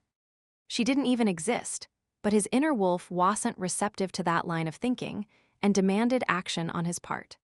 He reached the bottom of the stairs and gave his pajama pants a hitch from where they were sagging on his lean hips and turned down the short hallway that led to the kitchen. That room, too, had been redone and sported gleaming hardwood, marble counters, and stainless steel appliances. Bryan. Marco called his name from the kitchen and Bryan bit back a snarl. He didn't want to talk to the friendly Spaniard today. His wolf was restless and on edge, looking for a reason to snap at someone. Forcing himself to be calm, he entered the kitchen with what he hoped was a polite expression and leaned on the counter, arms folded across his chest. "What can I do for you, Marco?" "I just wanted to tell you that Levi and I switched shifts. Levi is doing patrols today, so I can take Olivia out for her birthday." "That's fine with me. Give Olivia my best." Levi was new to the pack, but reliable. Bryan nodded curtly and started to turn away, intent on grabbing a coffee and leaving, when a thought occurred to him. He'd never shared his dream with anyone. He was a beta, for heaven's sake. Foolish dreams weren't part of his image. Still, Marco was a sensible sort and somewhat of an expert on werewolf phenomena. Bryan frowned and poured himself a cup of the dark brew and considered his next step. It couldn't hurt to ask, could it? He sipped the coffee and walked over to the table, sitting down across from where Marco was reading the newspaper. "Can I ask you something?" He cradled the warm cup in his hand, staring at the dark liquid rather than the other man. "What's on your mind?"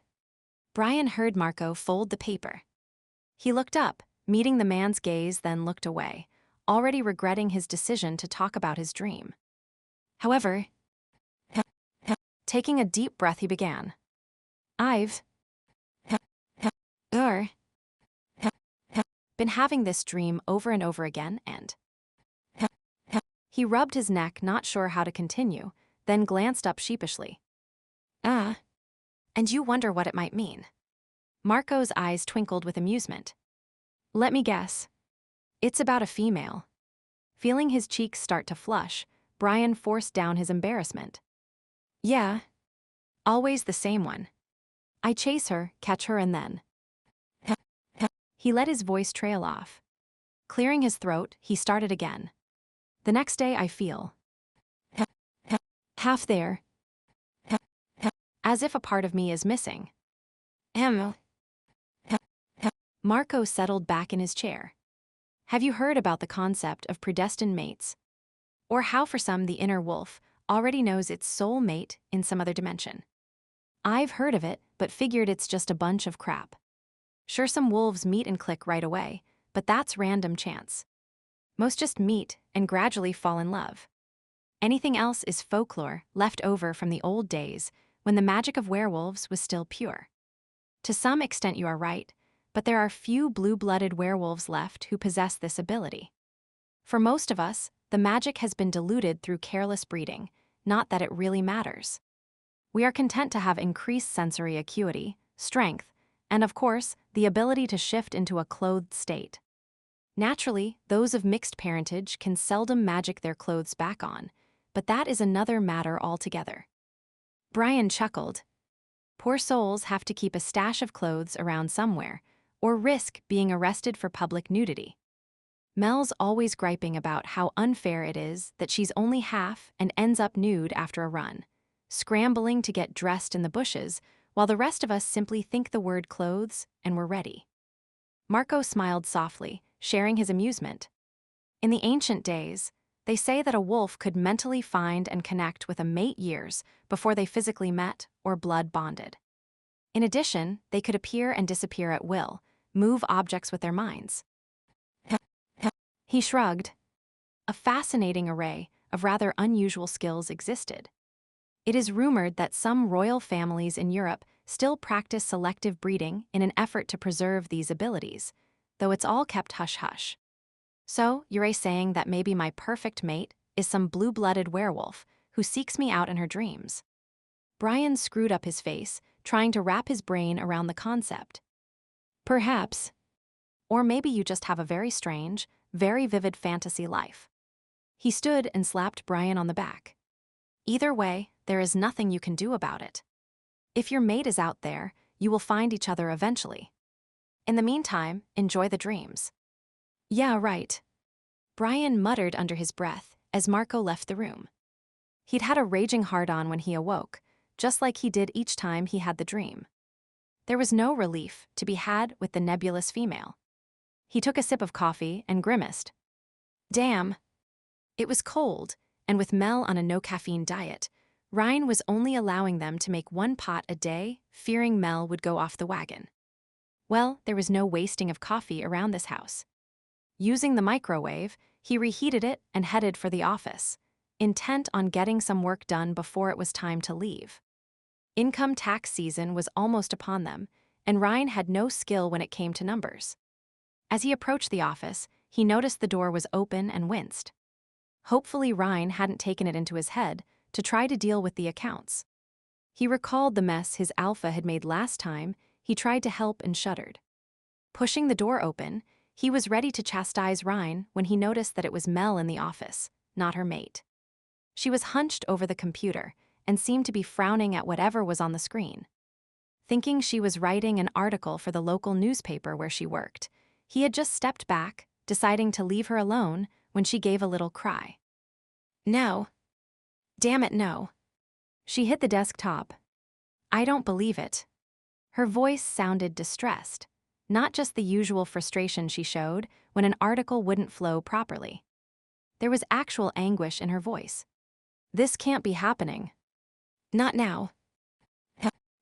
Concerned, he turned back. Was something wrong with the baby? No. She wasn't clutching her belly, but she was definitely troubled. His protective instincts came to the fore, and he stepped into the room. Mel. What's wrong? Her hand flew to the computer mouse, and she quickly closed whatever program she'd been working on. His senses immediately went on alert. What was she hiding? Oh. Hi, Bryan. What are you doing here? Her face bore a fake smile, but he could still see the little lines of worry around her eyes, hear the strain in her voice. I was just going to work on the books.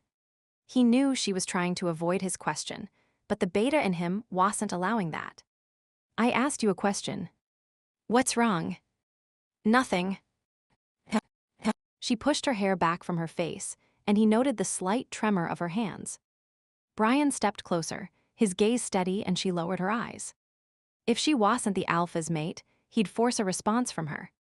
As beta, it was his job to protect the pack, and he couldn't do that if he didn't know what the problems were. But since she was the alpha female, he took a gentler approach. Sitting casually on the edge of the desk, one leg swinging freely, he studied her for a moment, sipping his coffee before speaking. You look upset. Are you sure you don't want to tell me? I am a good listener. I am fine. She shrugged, still not looking at him. It's just something I was researching about. Childbirth. It sounds painful. He was sure she was lying, but didn't want to overstep his bounds. The alpha female technically outranked him, but Mel had never really acted on that fact. If she was even aware of it. He made a mental note to ask Ryan how much she knew about werewolf hierarchy and history. Ryan had a bad habit of neglecting to share certain bits of information. For a few moments, he didn't speak. Silence was a great way of forcing people to talk, but she didn't fall for his gambit. Instead, she played with a loose thread on her shirt. He exhaled slowly and decided if something was really wrong, she'd tell Ryan. Standing up, he let the matter drop. All right, I'll let it go this time, but remember, if you ever need anything, just ask. As beta, that's my job. Mel smiled up at him, then stood. Pressing a light kiss to his cheek, she laid her hand on his arm. Thanks, Bryan. I'll keep that in mind. She paused and looked down at the floor before glancing up at him again. You don't need to tell Ryan about this, okay? He's already worked up enough about impending fatherhood. She gave what sounded like a nervous laugh and looked at him entreatingly. Her big brown eyes, framed by incredibly long lashes, still had the ability to make his heart thump a little faster, and he could feel the warmth of her hand pressed against his arm. At one point in time, Bryan had half fancied her for himself, but once Ryan made his interest in Mel known, he'd backed off. As a matter of fact, falling for the wrong woman seemed to be the story of his life, he thought ruefully. First it was Elise, but she ended up with Kane. Then Mel with Ryan. He cleared his throat. I won't mention it to Ryan. For now. But if I thought something was seriously wrong, I know, she interrupted. You'd have to do your duty. Trust me, nothing is seriously wrong. Mel patted his arm again and stepped away. I'll leave and let you get to work. He sighed as he watched her walk out of the room and then moved to the desk and the stack of paperwork that awaited his attention. Las Vegas, Nevada, USA. Kellen looked around the house one last time, pleased with his efforts. Everything was spotless. Papers put away, floors swept, furniture dusted, pillows plumped. He'd even lit one of those scented candles she liked so much. Dinner was staying warm in the oven, and he had dessert in the fridge. He rubbed his hands together, in gleeful expectation. Sandy was due home any minute, and he couldn't wait to see her reaction when she walked in. Checking the clock, he positioned himself near the window so he could watch for her. The bus should be letting her off about now, then a quick walk from the corner to their place. Yep, there she was. He frowned as she came closer. She looked a bit out of sorts. His stomach gave a slight nervous quiver. Maybe her mood had worsened from this morning as she contemplated his sins. Kellen took a deep breath and exhaled slowly, flicking a glance over his shoulder at the welcoming ambience of the room. All the work he'd done around the house should fix that, shouldn't it? Stepping away from the window, he positioned himself just inside the door. His palms suddenly felt damp, and he rubbed them against the legs of his jeans. He hated it when they argued or when she was mad at him. Not that she ever really yelled, but the hurt in her eyes was hard to handle. Hopefully, he could cajole her into a better mood. The door swung open and Sandy entered, head down as she bent and set her purse on the floor, then turned slightly to slide the deadbolt into place. "Hi." Kellen spoke softly as he slipped up behind her and snaked his arms around her waist to give her a hug. "Oh." Sandy gave a start, then looked at him over her shoulder, her eyes filled with suspicion. "What's this all about?" "Nothing. I just wanted to give my girlie a friendly greeting at the door." She gave him a funny look and then twisted to break free of his grasp. He took her by the shoulders and turned her so she was looking into the room. "What do you think?"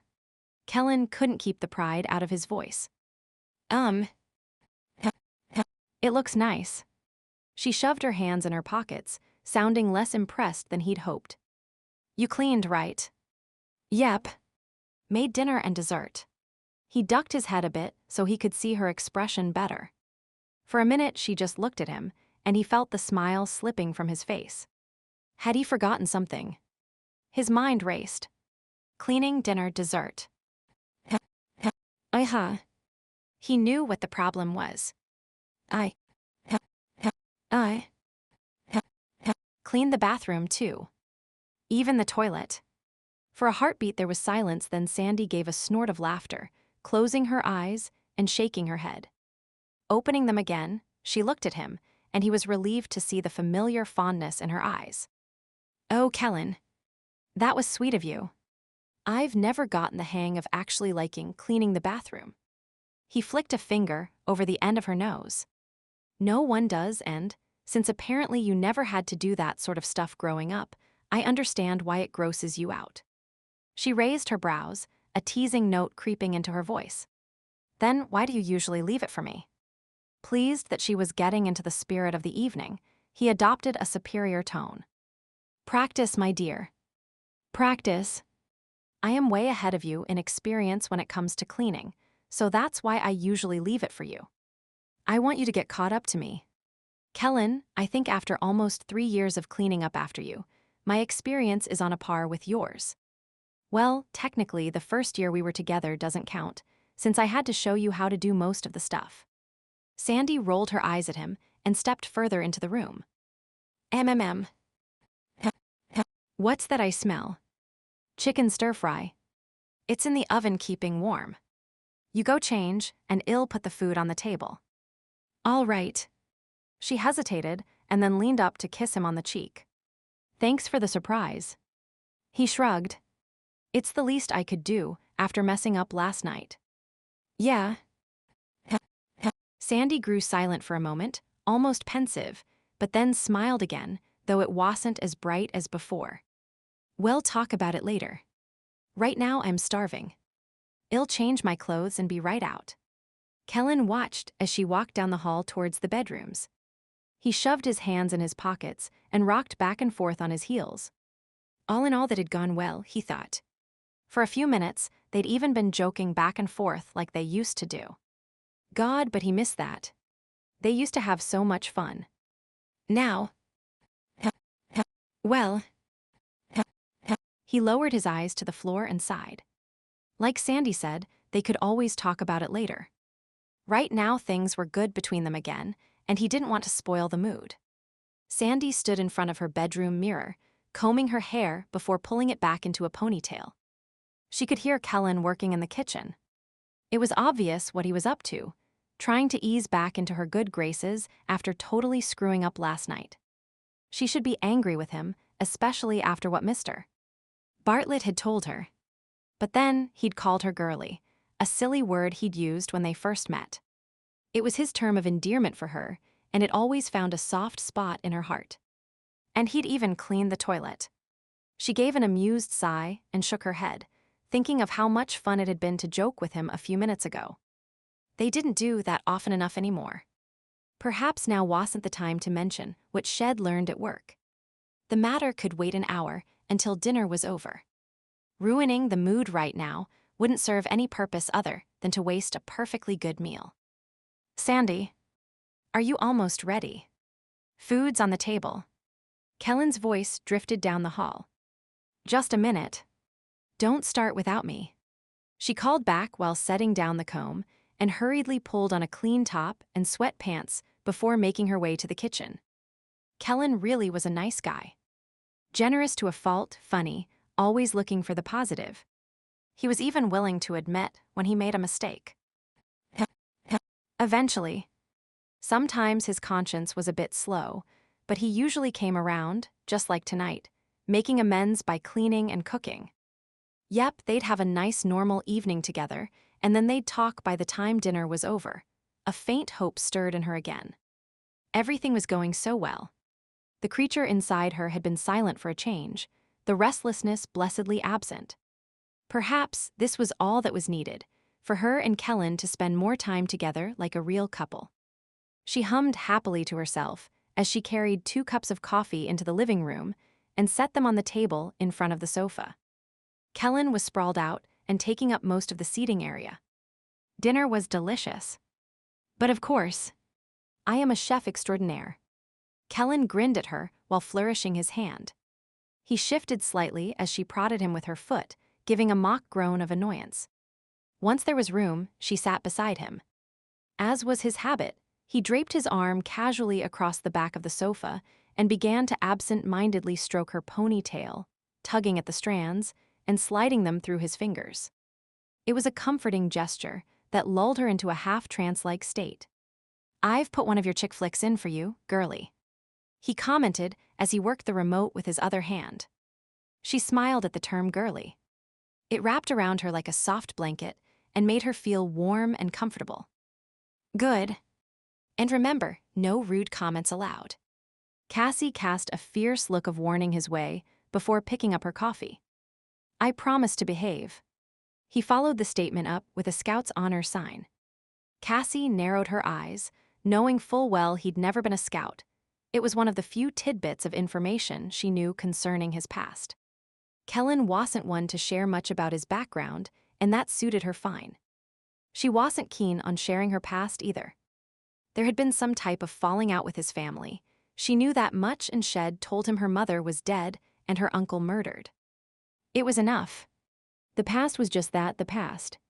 For a while, they watched the movie in companionable silence. Cassie relaxed, thinking how nice it was to spend time together again, like a real pack. Family. Here comes the mushy stuff.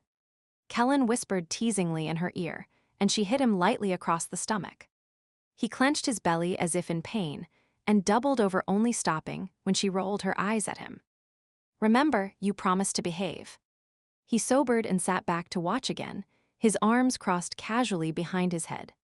On the screen, the female lead was studying her secret love interest, enumerating all his good qualities to a friend. Cassie glanced at Kellen out of the corner of her eye, trying to see him as the actress on the screen might. Kellen was good-looking, no doubt about that. His brown hair was stylishly long and fell appealing over his brow. Laughter sparkled in his blue eyes and often curved his mouth into a mischievous grin. Good shoulders, a few muscles, trim waist. Biting her lip, she sighed, and Kellen murmured softly, pulling her closer so his chin rested on top of her head. She inhaled his familiar scent, felt the warmth of his body creeping into hers, and waited expectantly for some sign, some stirring of excitement within her. Of course, it didn't happen. Nothing ever happened. The only thing to occur was a low rumble of discontent from the beast inside her. No. He isn't for us. Cassie curled her fingers into fists, frustrated at the trap she found herself in. The beast inside was anxious and needy, pushing her to find something or someone, but it wouldn't consider the human she was living with. Shed learned that lesson 2 years ago. The first time she and Kellen had been intimate was about a year after they first met. In all the months they'd been together, Kellen had never pressured her for sex. That he was interested, there was no doubt, but he'd never pushed her. You can stay with me as long as you need to, he'd offered generously that first day. Shed entered his small apartment warily, not sure if he really was just a nice guy or if he had an ulterior motive. Her uncle might have kept her sheltered, but Shed read enough to know what could happen to young girls who were alone on the street. I want sleep with you. She made the statement boldly, throwing it out like a gauntlet, and then watching his reaction carefully. Sometimes it's polite to wait to be asked. He'd responded mildly, and she felt her face flush in embarrassment. Kellen has studied her for a moment, then put her out of her misery. Listen, you're a pretty girl and maybe I will sleep with you one day, but not tonight, not until you're ready. When Shed folded her arms and given him a disbelieving look, he'd flopped down on the sofa and laughed. Look, you're wise to be wary of me. There are a lot of creeps out there, but I am not one of them. I know what it's like to find yourself on the street with nowhere to go, and I made a promise that I'd never let anyone else go through something like that if I could help it. He gave her a sheepish grin. You're my way of making amends for some of the stuff I've done in my life, okay.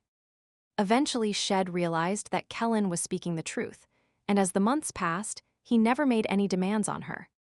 Naturally, there had been hugs and brief caresses, even a few kisses, but he never expected more than she was willing to give. It was one of the things that made her love him. The way he'd gently kiss her, as if testing the waters, and then draw back to study her expression. When there'd been no answering passion in her eyes, he'd smile softly and squeeze her hand or shoulder before moving away. He was so patient with her, and at times Cassie had despaired of herself, wondering why she didn't respond. She wanted to give him something back after all he'd done for her. That probably explained why, when a sudden rush of need inexplicably developed in her, she hadn't questioned the abrupt change too deeply.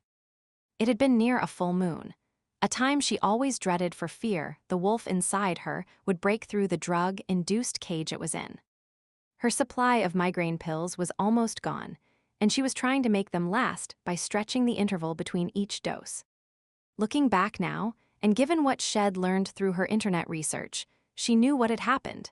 Shed let the medication get too low in her bloodstream, and her wolf had come to the fore in full heat, but at the time that possibility hadn't occurred to her. Waking from a vague, but incredibly erotic dream involving a well-endowed man, Shed been sweating and restless. Tension had coiled low in her belly, and an aching need was growing between her legs. Unsure as to what was going on, Shed thrown back the covers and crept down the hall, intent on getting a glass of water. Her skin felt as if it was crawling, and Shed rubbed her hands up and down her arms, trying to ease the sensation. As she passed by Kellen's room, a pain had stabbed her belly and Shed gasped, inhaling deeply. That was when it hit her. Kellen's enticing scent had drifted by tickling her nostrils and sending her senses into overdrive. Instinct took over and she found herself in Kellen's bed, crouched beside him, nuzzling his neck, kissing his jaw, easing the covers off his sleeping body. Kellen. What? He'd groggily opened his eyes, raising his hands to her shoulders. Kiss me. Sandy. He'd blinked at her owlishly, obviously confused. Shed stopped any further comments with a kiss, for once enjoying the wet slide of his lips against hers. He'd responded briefly, before breaking the embrace and capturing her face in his hands and holding her away even as she struggled to get closer. Sandy, what's going on? I need you, Kellen. Unable to break from his grasp, Shed run her hands over his chest, feeling his muscles twitch in response. Her palms reveled in the feel of the smooth, warm skin, and her body ached even more, wanting to feel him pressed against her full length. "This is awfully sudden. Did you have a bad dream or something?" God bless him, Kellen had done his best to try and figure out her sudden about-face, but she hadn't relented. Need had driven her to straddle him, to grind against him. She recalled how excited she felt to be finally responding to him like he deserved. Turning her face in his grasp, she managed to nip then lick his wrist. I just want you, Kellen. I can't explain it, but I need you now. Please. I hurt. Sandy." Her name was a groan on his lips. She wiggled against him, feeling his body responding despite the material separating them. Slowly, he'd loosened his grip on her face, sliding his fingers through her hair and bringing her face closer to his. He'd searched her eyes for an explanation, but then gave in and crushed her to him. A cry of relief had escaped her, and then it had been all frantic hands and lips, gasps and groans. Clothing disappeared, and somehow their positions became reversed. Shed felt his manhood pressing hot and firm against her thigh. At that moment, a warning had sounded in her brain. Something wasn't right, but she couldn't focus on the thought. Part of her was craving his possession, while another part was protesting that he wasn't the right one for her. Need had won out, and Shed spread her legs, guiding him to her aching core. He'd paused, breathing heavily, his forehead pressed to hers. "Are you sure?" She could hear the strain in his voice. Yes, please." Shed arched her hips and felt his tip press into her. Need clawed at her, she couldn't believe how empty she felt. Kellen could give her relief. He resisted a moment longer. "It's your first time. It'll hurt. I'll try to go slow." "I don't care. Just take me." Grasping his buttocks, Shed pulled him closer, whimpering at the feel of her flesh parting to accommodate him, at the slight burning sensation as her barrier stretched. She didn't care, though. Shifting, she had dug her nails into him, her body craving more. Kellen relented then and had driven himself into her. The sudden pain had shocked her into stillness for a moment, and a voice howled within her. "He isn't the one." Shed stiffened, part of her rejecting the act, but then he moved inside her and the need returned. After that, it was a blur of shifting bodies and panting breaths. Kellen whispered nonsensically to her, but she could never recall what he said. A soft wave of feeling swept over her, a slight tightening of her body, though nothing spectacular like Shed heard would occur. At least the intense craving inside her eased. Kellen had continued to move within her until he found his release and then collapsed. Shed felt him pull out, then roll to the side and wrap his arms around her, tugging her close to his body. Numbness had come over her then, followed by a slight sick feeling in her stomach. What had she done? Tears had welled in her eyes, and Shed tried to stifle her sobs, but Kellen must have noticed the shuddering of her body. He'd rocked her slightly, making comforting noises. "SHH. I am sorry. Did I hurt you? Was I too rough?" The concern in his voice made her cry all the harder, and he'd cursed softly, obviously blaming himself. "I am sorry. I shouldn't have." He'd forced her to look at him, and had used his thumb to wipe the tears that spilled down her cheeks. Shed managed to shake her head and tried to calm her tears. "No. It's not your fault." Cassie paused and licked her lips, tasting the saltiness of her own tears. She wasn't sure what to say, not even knowing exactly what was wrong. Just moments before, Shed wanted this so desperately, and now. "Oh." Kellen was silent for a moment, then cleared his throat. "Is it one of those female things? Because it was your first time." He cleared his throat awkwardly again, his face a study of male confusion. Cassie had hidden her face against his chest, and nodded even though she didn't believe it was an emotional response to losing her virginity. But who knows? Maybe it was. "Want some popcorn or chips and dip?" Kellen's voice pierced through her memories, returning her to the present. I am fine, still full from dessert." Cassie gave him a brief smile, and returned to staring at the screen as if absorbed by the movie. The memory of that night still haunted her. How could the beast have driven her to or mate 1 minute and then protest what had happened the next? It made no sense, unless the creature had been as surprised by those feelings as she had been. She frowned, wishing, not for the first time, she'd been spared the burden of having an animal inside her. Oh. Well, I'll make some for myself, and if you change your mind. She made a non-committal noise and he stood, heading towards the kitchen. The absence of his warm body made her feel chilled, and she picked up a throw pillow, hugging it to her chest. Do you want something to drink? He spoke behind her, and she jumped in surprise, a growl escaping her lips. She coughed to cover it up. Don't creep up on me like that, she snapped, feeling the beast inside her becoming alert as if danger were nearby. You know I hate to be startled. Hey, it's not my fault if you get so wrapped up in a movie that you don't notice what's going on around you. He playfully tapped her on the head. I'll bring you a cola, okay? Sure. Thanks. Cassie closed her eyes and breathed deeply, trying to calm the creature within. What would happen if she ever felt really threatened? Would she change into a wolf and attack? She squeezed the pillow tighter and prayed Shed never find out. Chapter 5. Cassie awoke the next morning, once again filled with an all-too familiar feeling of discontent. Her sleep had been punctuated with strange dreams where Shed kept trying to talk to Kellen about his gambling. But when Shed reached out to touch him, he'd morphed into some other man. A man who took her to bed and brought her to unbelievable heights of ecstasy, no less. She squirmed at the memory, wondering why her subconscious kept conjuring up this fellow. It certainly wasn't some version of Kellen. Their first time having sex had been their last. She recalled the morning after clearly.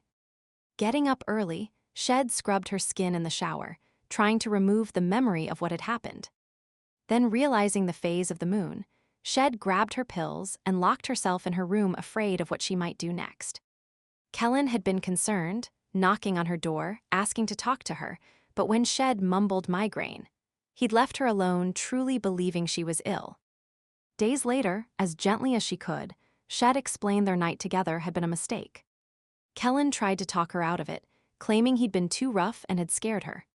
Shed even gone so far as to let him kiss and caress her, a part of her hoping he was right, that they could have a normal relationship together. Of course it hadn't worked. His touch didn't excite her, his kisses didn't arouse. In fact, the harder he tried, the stiffer she became as she fought to suppress the snarling protests of the fickle creature inside her. Eventually, he'd agreed it wasn't working between them, but she could tell he was hurt. And how could she blame him? Shed come onto him 1 minute and rejected him the next. Feeling guilty, Shed offered to leave, but he wouldn't hear of it. And so they continued living together, but it was a strange platonic relationship. She loved Kellen and was sure he loved her. There were moments of fun and laughter, companionable time watching movies, grocery shopping, or painting a room, but there was a certain hollowness as well, an emptiness and sense of despair that seemed to be growing ever larger. Lately, the creature inside her had started pacing and panting, searching as if it knew something important was coming. Cassie raked her hands through her hair, wishing she knew what was going on inside her and how to fix it. Her most recent attempt, the anniversary dinner, certainly hadn't worked. The animal within was no closer to accepting Kellen. Sadly, she suspected it would never accept any human, and she mourned the loss of her dream. There'd be no family, no happily ever after for her. Her fate was sealed. She was destined to live her life alone. Cassie tried to look at the fact philosophically, to see that perhaps it was for the best. In reality, who could she burden with her strange lifestyle? Even Kellen questioned her monthly seclusion, no longer believing the migraine story. He too had done some research on her pills, once she had to start buying them on the street. Kellen's conclusion was that she was a closet drug addict, but at least beyond a few initial speeches, he left her to make her own decisions on the matter.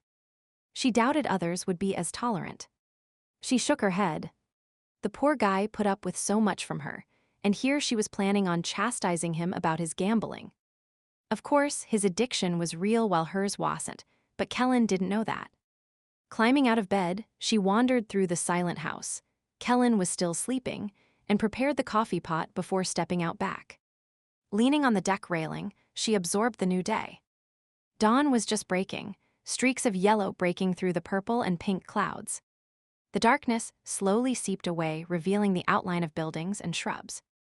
There was a slight chill to the desert air that would soon disappear as the sun rose to its zenith. Faint sounds of birds and insect life mixed with the stirring of the human inhabitants of the neighborhood. A door slammed, a car started, a baby cried. Normal life. The beast inside raised its head, whining and prancing like a puppy wanting to go for a walk. Morning is the perfect time to run, to hunt. Cassie frowned. Normal people didn't have animals talking to them inside their heads. She tried to ignore it, but found herself shifting back and forth on her feet, fighting the urge to step into the backyard, to give in to the call of nature. Just for a while. To feel the wind against our face, our muscles stretching and straining, the ground racing by. The creature quivered in excitement. It would be such fun to answer the call, to be what we truly are just this once. No.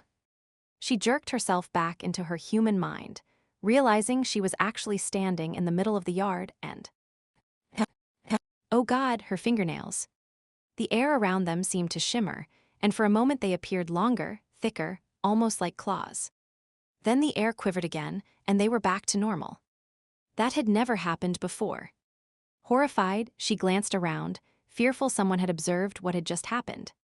Of course, at such an early hour, there was no one about. Relieved, she stumbled back into the house, ignoring the smell of freshly made coffee and rushing to the calendar. Frantically, she searched the date and slumped in relief when she realized it was still almost a week until the full moon. Then she stiffened again. If that was the case, then why? Cassie pushed down the panic that tightened her throat. The creature within her was getting so much stronger. What was she going to do? What would happen when she could no longer keep the animal suppressed? She wrapped her arms tightly around herself as possible scenarios played out in her head. Images of herself transforming into a werewolf filled her mind. She envisioned herself as a snarling, snapping animal, attacking everyone in sight, blood dripping from her jaws as she left a path of destruction in her wake. First Kellen, then the neighborhood children. Clamping a hand to her mouth, she held back the cry that threatened to burst from her. How long until that fateful day came? Until she became an uncontrollable beast. And what could she do about it? Cassie braced herself against the kitchen counter, her gaze flashing around the room. She couldn't stay here. It was too dangerous to those around her, but where could she go? Was there any place far enough away from other humans where she wouldn't be a threat? Shivers racked her as she contemplated her future. Alone, always running and hiding, fearful of what she might do. A tear slid down her face at the bleak life she saw ahead of her.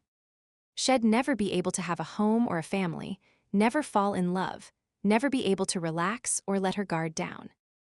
God, what had she done to have such a fate thrust upon her? First, she lost her mother before she was even able to remember her. Then her uncle was shot in front of her, and now she lived in constant fear of discovery. All she wanted was a simple, ordinary life. Was that really too much to ask? The beast inside whined pitifully, but she didn't care. She hated the creature. Hated herself. Turning, she caught sight of her reflection in the glass door of the microwave. Her face looked distorted. Gasping, she touched her cheeks, her nose. Had the change already started? She hurried to the bathroom and looked in the mirror, then slumped in relief. No. It was her usual image that greeted her, though her eyes were wide and her nose was pink. Lines of tension bracketed her mouth, and even her hair was sticking out all over. She did look rather wild. A short, dry laugh escaped her. Smoothing her hair with her hands, she tried to force herself to relax, to think rationally rather than panicking. She inhaled deeply and then exhaled slowly. Once she felt calmer, she headed back to the kitchen and poured a cup of coffee. All right. Perhaps she was overreacting. This morning was just one little slip. A warning that she needed to be more cautious. Yes, that was it. She just had to guard her thoughts more and not get too caught up in the creature's thinking. There was still time to find a solution rather than running away. Maybe if she played with her medication, increased the dosage slightly. It might only put off the inevitable, but it would buy her some time at least. Cassie held onto the idea like a drowning woman. She wasn't ready to leave her present life. Staring around her tiny kitchen, she took in the crocheted potholder one of her customers had made her, the lace curtains shed bought just a month ago, the ugly picture on the wall that Kellen had given her. Ah, Kellen. What would happen to him once she left? They had their rough patches, but there were good times too, and really, they only had each other. She didn't dare let anyone else get too close, and Kellen only had his gambling buddies who came and went with the tides of fortune, leading him into scrapes and then walking away. She would battle the beast within as long as possible, so she could stick around and take care of Kellen. He was her family now, and that's what family did. A queasy feeling stirred in her stomach as she wondered how long she'd be able to keep control. Another month. Another year. She pushed the thought aside and wiped the dampness from her cheeks. Enough of the melancholy. It wouldn't help anything, and besides, it was time to get dressed for work. Just like a normal person. She spoke the words firmly to the empty room, as if saying them out loud would somehow make them true. The garbled sound of flight announcements washed over the buzz of hundreds of voices and the distant drone of jets landing at the McCarran International Airport in Las Vegas. Throngs of people pushed and shoved, children cried, happy vacationers enthused. Bryan did his best to ignore them as he made his way to the car rental agency. It had been 2 days since he'd received the email about a supposed sighting of Cassandra Greyson, and he was eager to discover if the information was correct. He smiled when he arrived at his destination. Only one person was ahead of him in line at the car rental desk, so he'd be able to get on his way quickly. Approaching the desk, he stood patiently waiting his turn. The female attendant glanced up casually from her computer, then gave him a second look over the shoulder of her current customer. Her eyes brightened with obvious interest as she took in his appearance. Bryan smiled to himself. While not conceited, he knew the effect he had on women and at times used it to his advantage.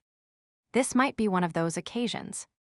Minutes later, he was casually leaning against the counter, chatting to the girl as she processed his request. As usual, he'd managed to charm his way into a nicer vehicle and a better deal than most customers could manage. So, Bryan, how long will you be in Vegas? The red-headed woman looked up at him through her lashes as she filled out the required forms. A week, maybe longer. He smiled at her, slowly letting his eyes move over her body. She blushed but smiled back at him.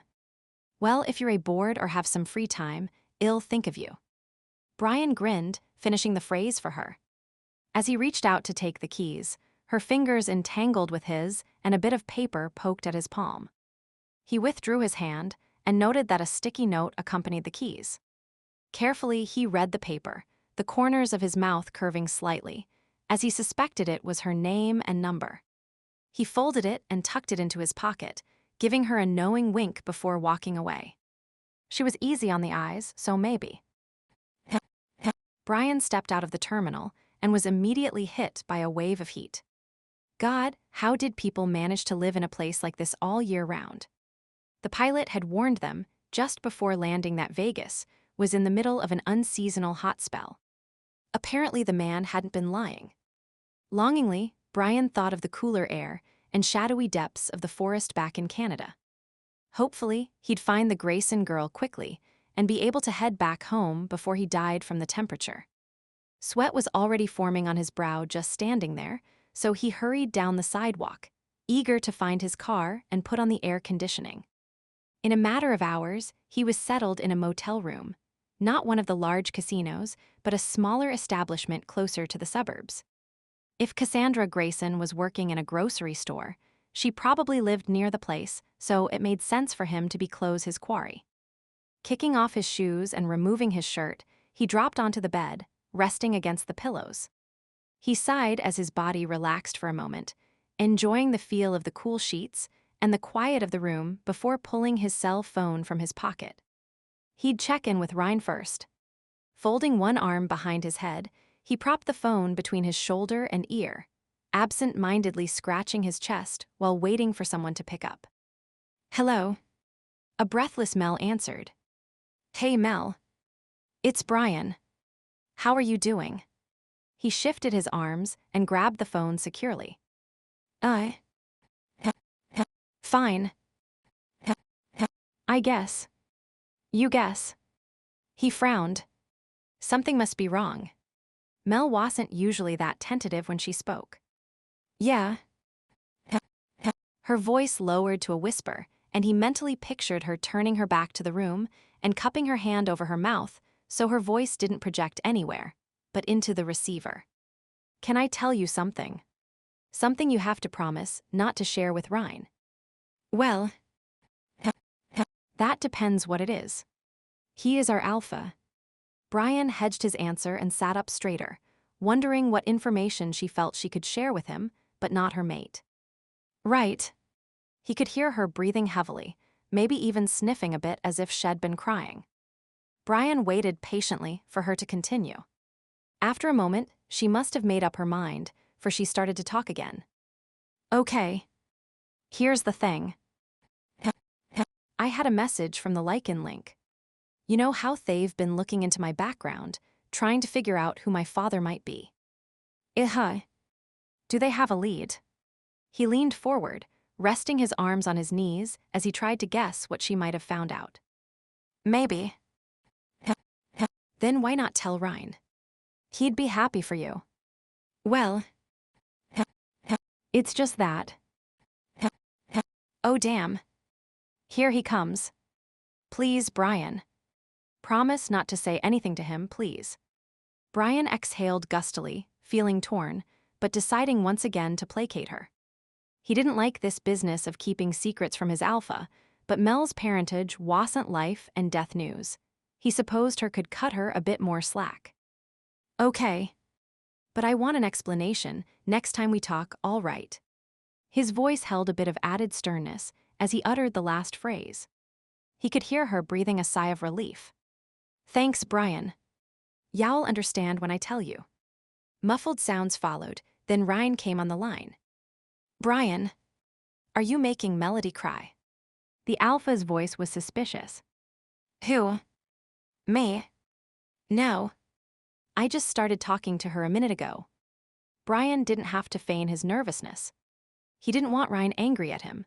The guy was pretty laid back unless someone pissed him off or upset his mate. Bryan had no desire to be that person. "Huh?" Ryan sounded puzzled and more than a bit frustrated. It must be those damned pregnancy hormones. Melody's moods are all over the place lately. "I can't keep up." Bryan laughed, softly imagining the man running agitated hands through his hair. Ryan didn't do female emotions very well, which was why it was a good thing Mel wasn't like this all the time. "Maybe you should talk to Kane. Elise has been pregnant twice. He might be able to give you a few pointers." "Yeah, maybe he'll do that."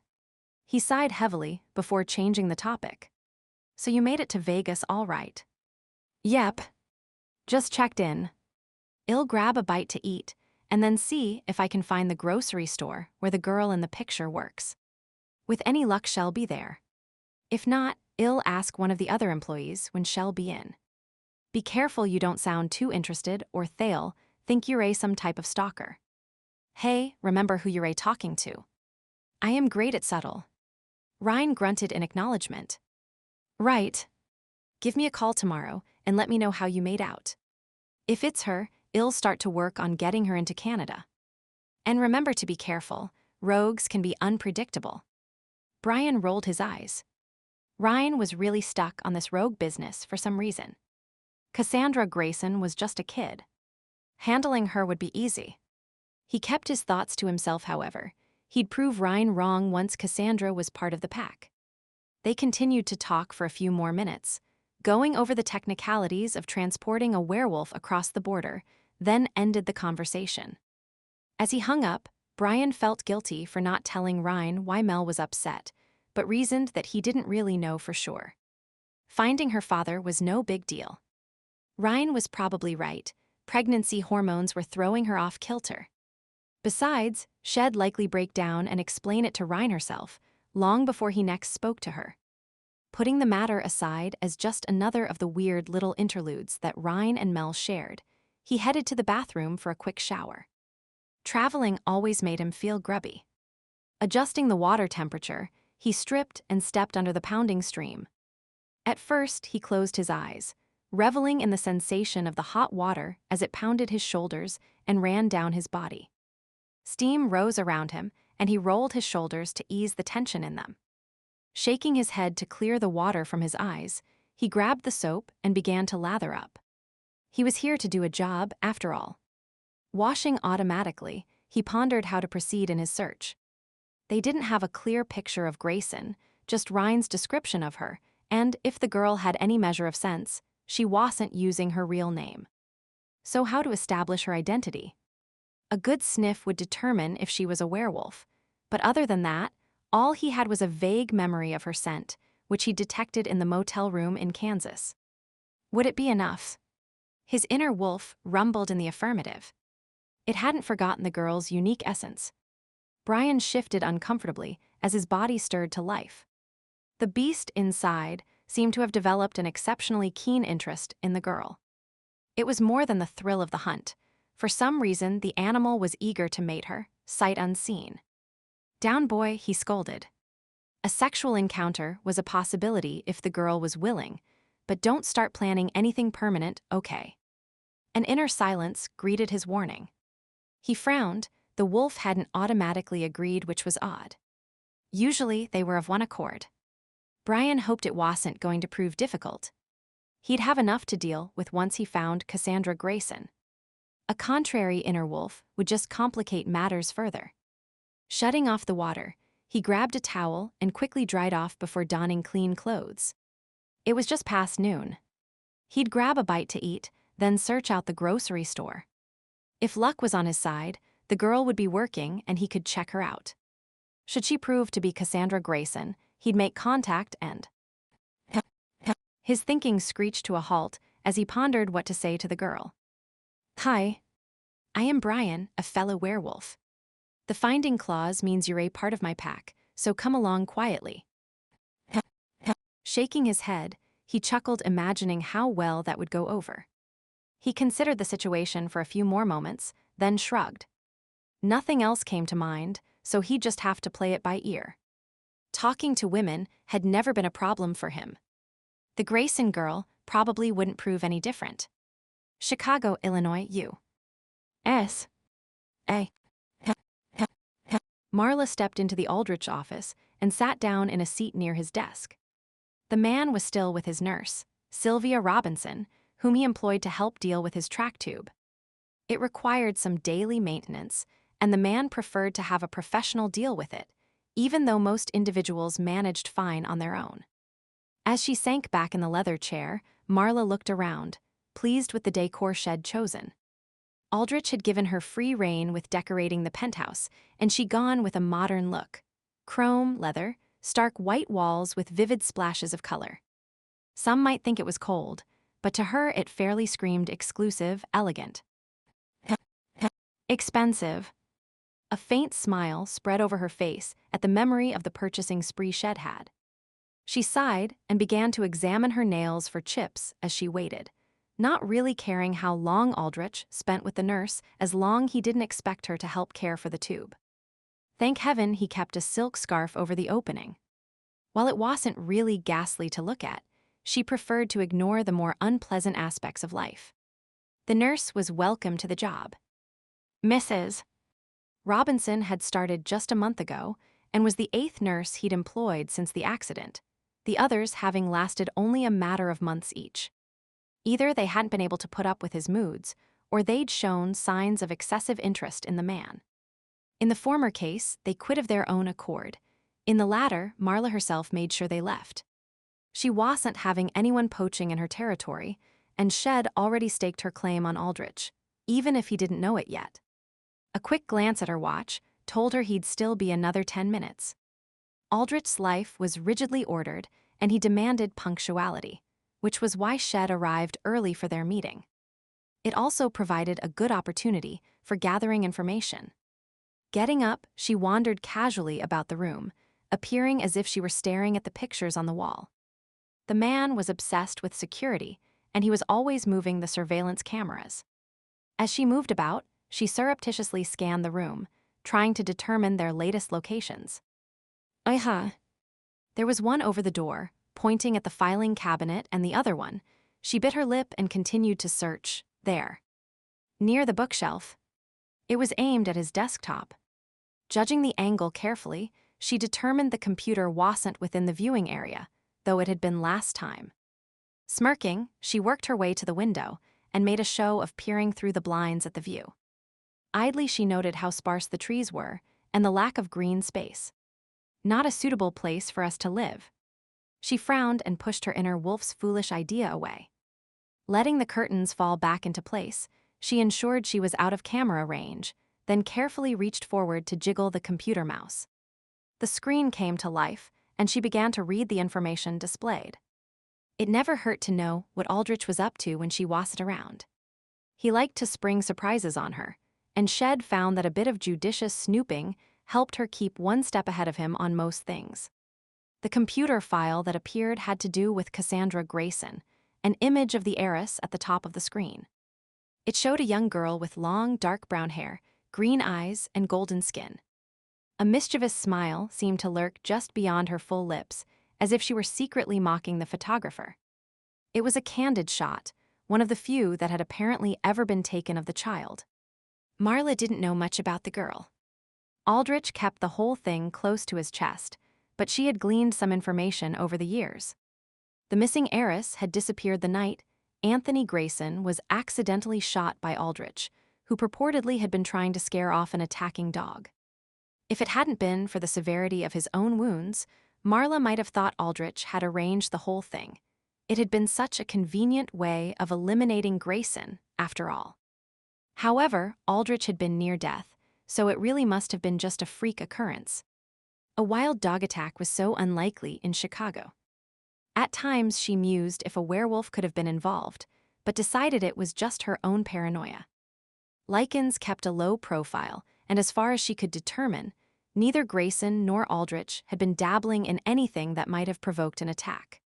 Returning her focus to the screen, she skimmed over Cassandra's file. Name, date of birth, mother's name, but no father was listed. After her disappearance, she'd been traced as far as Kansas, and then the trail went cold. Nothing Marla didn't already know. About to turn away, she saw a footnote. This file was linked to the green file. She growled in frustration. There were certain files Aldrich kept encrypted, and this was one of them. He'd never shared the password with her, and so far she hadn't been able to crack it. The only other person who might know how to get in was his former assistant, Mrs. Sandercock. Mrs. Sandercock, however, was unlikely to provide any help, should anyone contact her over the matter of secret passwords. It seemed the woman was rather bitter, something about an unexpected letter of dismissal from Mr. Aldrich. Marla smirked, thinking of how Shed bamboozled both Sandercock and Aldrich, each believing the other had terminated their association. Aldrich had barely been out of the hospital and in no condition to begin interviewing for the job, so naturally Marla had just slid into the permanent position. As for Mrs. Sandercock, well, Marla shrugged. Someone had probably hired the woman eventually. Not everyone demanded letters of reference. Checking the time, Marla realized Aldrich would be finished with his nurse soon. Casually, she strolled back towards her seat. On the surveillance camera, it would appear Shed been studying the view and the paintings on the wall, while awaiting Aldrich's appearance. The computer screen would fade to black in a minute, erasing all evidence that anyone had been looking at it recently. Everything would appear untouched. Gracefully settling into her seat, she pasted a placid smile on her face, crossed her ankles, and arranged her skirt so that a sufficient amount of skin was showing. Now all she had to do was wait for her employer. Inside, her wolf whimpered, saying it was tired of the game she was playing, but she shushed it sternly. This was not the time. Everything would work out perfectly fine. Chapter 6. Thank you, Sylvia. Aldrich slowly got up from his chair and nodded at the nurse who was putting away her equipment. His doctor assured him there was no need for a private nurse, but Aldrich wasn't taking any chances. Sylvia suctioned the tube each morning, and night as well as before meals and whenever else the need arose. She was also in charge of checking the condition of his stoma twice a day, ensuring proper humidification of the air, ordering supplies, cleaning, and maintaining his suctioning machine. The woman was well worth the price of her paycheck. And besides, he had his hands on the Greyson estate. Money wasn't a problem. "You're welcome, Leon." She smiled at him briefly as she continued with her task.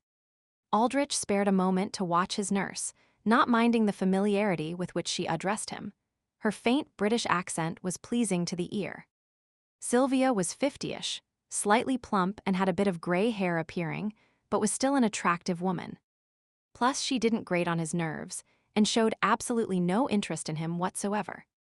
Not since Mrs. Sandercock, damn her for leaving with no warning, had he appreciated the calm, soothing presence of the fairer sex. His cheek twitched as he thought of the other female in his employ, Miss Matthews, or Marla, as she kept asking him to call her. The woman was beautiful and efficient, but as cold and calculating as himself. She thought she had him wrapped around her finger with her pouting lips and oft-displayed cleavage, but he knew her game.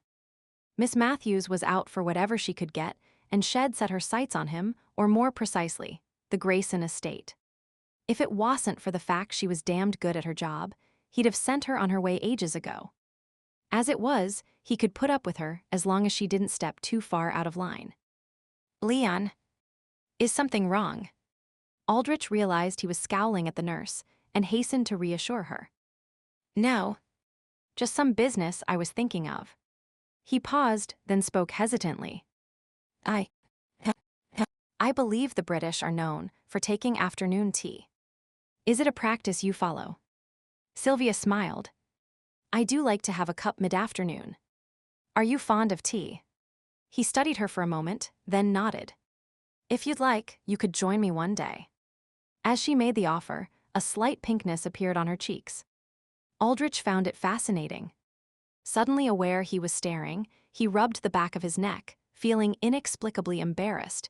He was never embarrassed, and left the room only realizing after the fact that he'd never answered her. He left the area designated as the nurse's room, utterly bemused by the exchange, arriving at his office door without even being aware of the fact.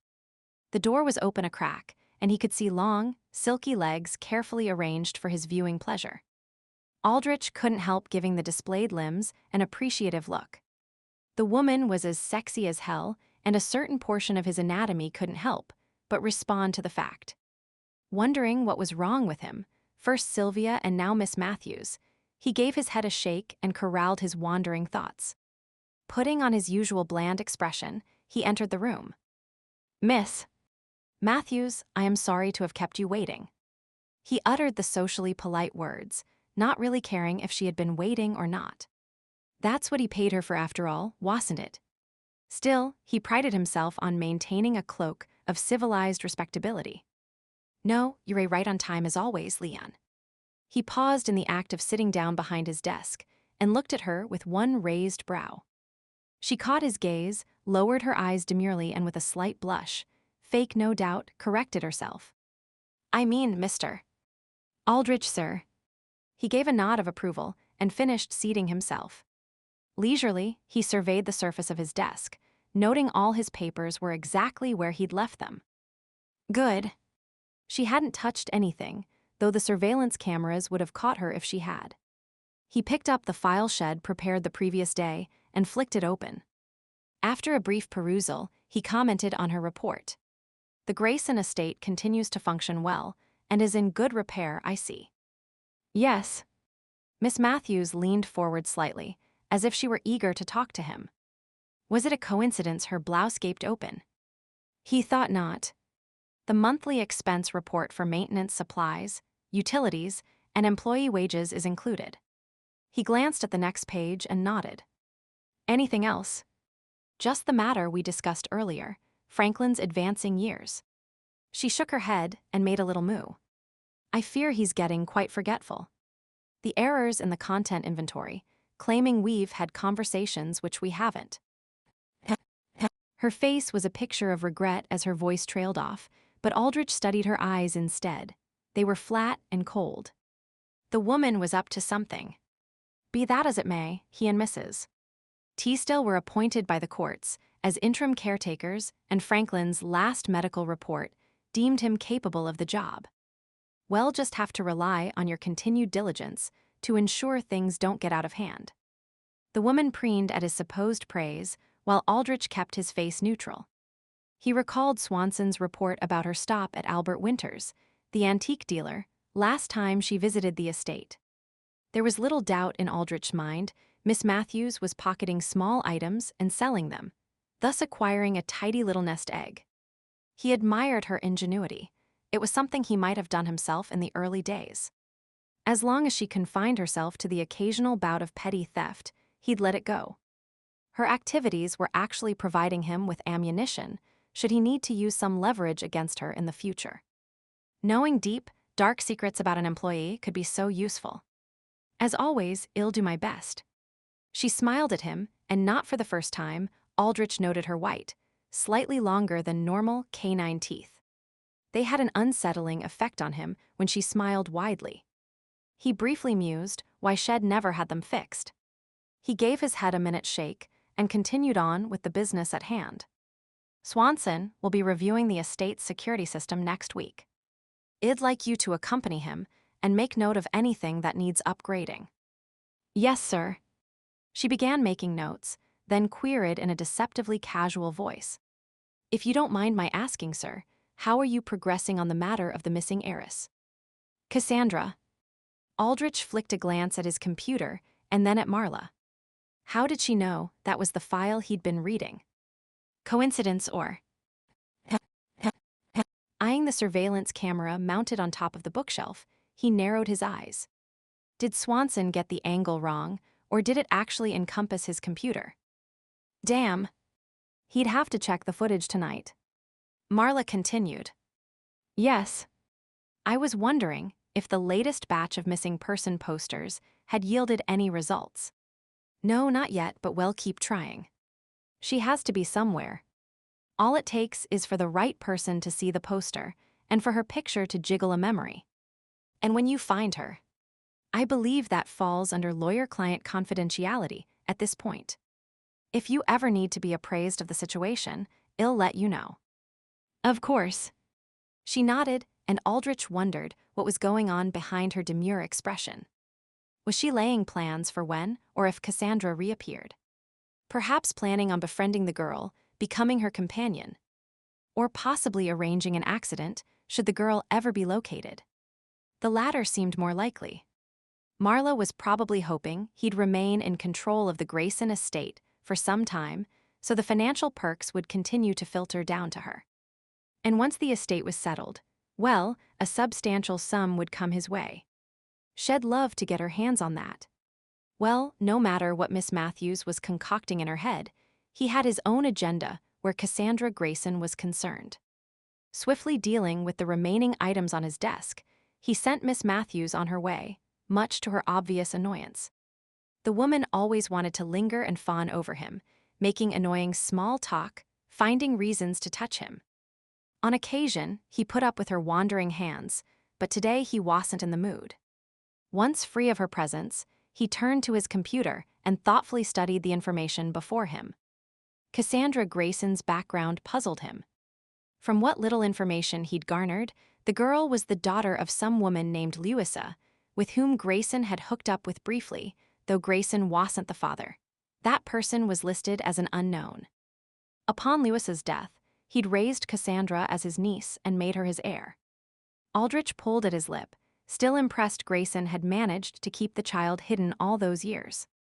It had come as a shock when Greyson suddenly announced the existence of a ward. In fact, the announcement had been so startling, it had aided the werewolf's attack.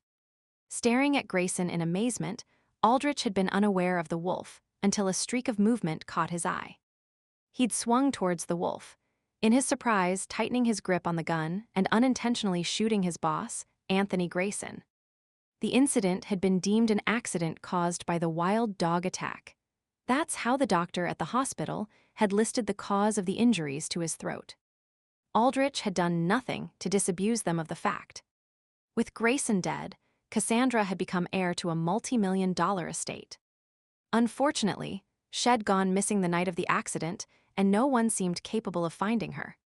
Originally, Aldrich was of two minds as to how to deal with the situation. Both options had merit. In one, the girl was simply eliminated.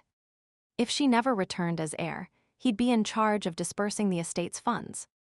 He already knew of several ways to ensure a goodly portion ended up in his hands. Even now, as executor, he was able to use his own discretion to access a percentage of the money. The main drawback was the 7-year waiting period for missing heirs. It would be another 4 years before he had complete control. The other possibility was finding the girl and bringing her back. He'd have her declared incompetent, which wouldn't be hard given her background. She'd been raised in a figurative glass cage and had no family or friends to vouch for her. There was even a nurse who had worked with the girl just hours before Greyson's death. According to the woman, the girl was unstable, incorrigible, and needed heavy sedation for some mysterious condition. Pampered alone in the world, ill and a runaway. Having himself appointed guardian should be easy. Her condition was of special interest to him. Based on her uncle's declaration just minutes before his death, Aldrich had his own suspicions as to what ailed her. If he was correct, the girl would serve more than one purpose if he kept her alive. He chuckled darkly.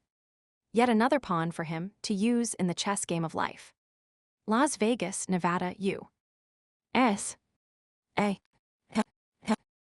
Cassie shifted on her feet and rubbed her lower back. Standing at a cash register all morning was tiring, and she couldn't wait for her lunch break. She flicked a casual glance at the customers still waiting to check out, while her present customer, an elderly woman named Mrs. Mitchell, found the money to pay for her groceries. Most of the people in line were regulars, though the third man back was new. Possibly he was a tourist, though she didn't see many of those in the store. They usually stuck to the casinos and other attractions. She smiled vaguely at the customers and turned her attention back to Mrs. Mitchell. 3 dimes, that's 30. A nickel, that's 35. 3 more pennies appeared. 36, 37, 38. There you go. $29.38 exactly. The older woman looked triumphant at having completed the task. The exact change as always. Cassie smiled back as she picked up the coins from the counter and placed them in the till. She didn't mind waiting as the older customers dug around for exact change. The morning shift was slower paced and friendlier, the customers often stopping to chat for a few minutes. Many of them were seniors and more than a bit lonely. Their time at the grocery store was a social outing rather than just a necessity. Cassie understood about loneliness. Her family, Uncle, Franklin, and Cook were all gone now. She just had Kellen. Some, like Mrs. Mitchell, were almost family. The grandmother or great-aunt she'd never had, but it wasn't a real relationship, more just wishful thinking. Do you need help carrying those bags to the car, Mrs. Mitchell? The older woman reached across and patted her arm. No, but thank you for asking. The doctor said it was good for my old bones to carry a few heavy items. Resistance, I think he called it. All right then, just don't do too much at once. Cassie turned her attention to the next person, waiting to check out while Mrs.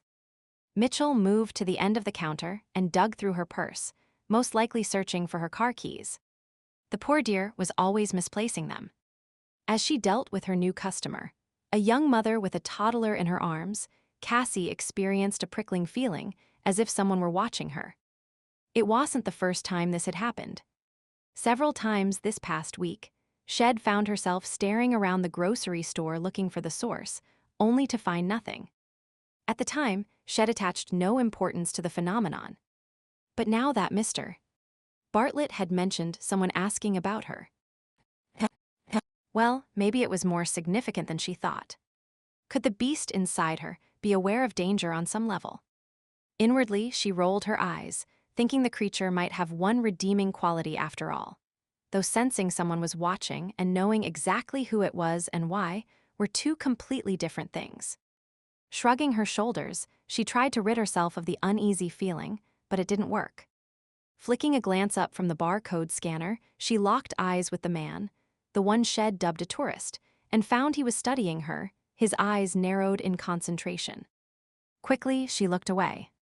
Her mouth suddenly seemed dry, and the air around her was much warmer than just a few minutes ago. Inside her, the beast stirred with excitement. Another quick peek revealed the man was frowning now. Was he upset the line was moving so slowly? Cassie tightened her lips. Well, there were only 2 checkouts open, so he'd just have to wait his turn. She continued to scan the groceries while trying unsuccessfully to ignore his presence. He had an arrogant look about him, as if he expected everyone to notice him. Too bad, she wasn't going to try to speed things up just to keep him happy. Seconds ticked by. An uncomfortable feeling began to grow in her stomach. Her heart rate sped up, and her senses seemed to be heightened. The brightness of the overhead lights and the beeping of the scanner seemed to hammer inside her head. Scents she wasn't normally aware of assaulted her nose, and she mentally identified them while trying to concentrate on her job. Baby powder, raw meat, cleaning products, sweat. Something new was in the mix, though. She sniffed and wondered what it might be. An animal of some sort. Weighing a bag of grapes, she looked at the man through her lashes. Damn. He was still staring at her. She found her gaze locked with his and couldn't look away. His eyes were hazel, his stare intent as if he were trying to see inside her. A shiver swept over her, followed by a heated feeling. Darting out the tip of her tongue, she wet her lips, and he followed the movement with his eyes before looking back up at her. One corner of his mouth curled up, and Cassie's discomfort increased. A desperate need to escape was coming over her. The wolf inside her was prancing, excited by the man's presence, yet at the same time wanting to run so he would give chase. Cassie swallowed hard and wrenched her attention back to the task at hand. Her voice tremored as she announced the total. That will be $45.87. The woman handed over $60, and Cassie took it. Her hand shook as she made change, dropping the coins and cursing softly under her breath. A chuckle came from the direction of the tourist, and Cassie wondered sourly what he found so funny. Working on autopilot, she commented to the mother about the baby, all the while thinking that the man was next in line. She didn't want to deal with him. In fact, she was almost lightheaded at the very idea. Little freesaws of awareness darted up and down her spine at the thought of him being just inches away, hearing his voice, breathing in his scent, their fingers possibly touching as he handed her some bills. Hey, Sandy. Break time. A cheerful voice sounded behind her, and she almost slumped in relief. Deborah, her replacement cashier, was there. Thank heaven it was break time. With more haste than dignity, Cassie traded places with the other girl and moved to leave. Sandy, dear. Oh God, Mrs. Mitchell was still here. All Cassie wanted to do was get away before that man came any closer. Forcing herself to pause, she looked at the older woman. Yes, Mrs. Mitchell. I meant to ask you how your little anniversary dinner went. Was Kellen pleased? Cassie looked over her shoulder. The man was still watching her, a scowl on his face. What was his problem? Obviously, he was upset about something, but what? Shed never met him before, so perhaps she was being paranoid, though something was telling her she wasn't. Dragging her attention back to the older woman, she stumbled over her response. I'll tell you about it next time you're at the store. I need to use the washroom. Oh, then don't let me keep you. I know what that's like. Mrs. Mitchell waved her off, and Cassie walked away as quickly as she could, ducking down the cereal aisle. As soon as she was free of the man's gaze, she started to feel better. Now that was just weird, Cassie muttered to herself. Her heart rate was calming. The sights and sounds around her were fading to a normal level of awareness. Biting her lip, she cautiously peeked around the corner of an instant oatmeal display. The man was still there, only he'd moved closer to the door and was now chatting to Mrs. Mitchell. Cassie clenched her hands, wishing she knew how to read lips. Even by straining her ultra-acute hearing, she couldn't make out the words over the background noises. What were they talking about? Mrs. Mitchell laughed and the man smiled at her, then looked in Cassie's direction. She ducked back. Had he noticed her spying? Not willing to take the chance he'd seek her out, she scurried to the back of the store and ducked into the employees' rest area. Once there, she sat at the table and held her head in her hands, grateful no one else was about. Good heavens, didn't she have enough to worry about right now without this? Who was that man, and why did he make her so uncomfortable? Was he the same person Mr. Bartlett had been referring to? And if he was, what was the reason behind his interest? And why was he talking to Mrs. Mitchell? While it could be the man just wanted to ask her out on a date, she doubted it. There was a certain aura that had come off him. Earlier, Shed dubbed it arrogance, but on reflection perhaps it was danger. Whatever the case, he made her nervous and stirred the beast inside her. Could he be another werewolf? Cassie gnawed on her lip nervously, then shook her head. It had been 3 years since the incident, and there was no indication the wolves knew where she was, or that they were even looking for her. She was simply being paranoid where they were concerned. The only werewolf around was the hated creature inside her. Still, a shiver ran through her, despite the relative warmth of the room. Rubbing her hands over her arms, she considered the other possibility, that the mystery man had something to do with Kellen's gambling. She hadn't had a chance to talk to Kellen about it yet. The first night when he'd made her dinner, it just hadn't seemed appropriate, and since then they kept missing each other. A nasty voice inside her head insisted Kellen was purposely avoiding her. She sighed heavily. Quite likely the voice was right. All the signs pointed to the fact that Kellen was in debt again, likely for a significant amount this time, and the people he owed were getting impatient. Maybe they thought Shed bail him out, or by harassing her it would force Kellen to pay up. An inelegant snort escaped her. Kellen had little in savings. It would be a long wait before he made any sort of dent in the total, whatever it might be. The man in the checkout line certainly matched her image of a thug sent to collect a debt. Tall and muscular, though too intelligent looking for a run-of-the-mill goon. And too good-looking too, she added as an afterthought. His nose wasn't broken, there were no visible scars, and he had all his teeth. She'd seen them when he smiled at Mrs. Mitchell. Cassie frowned. Well, maybe he didn't look like a thug after all.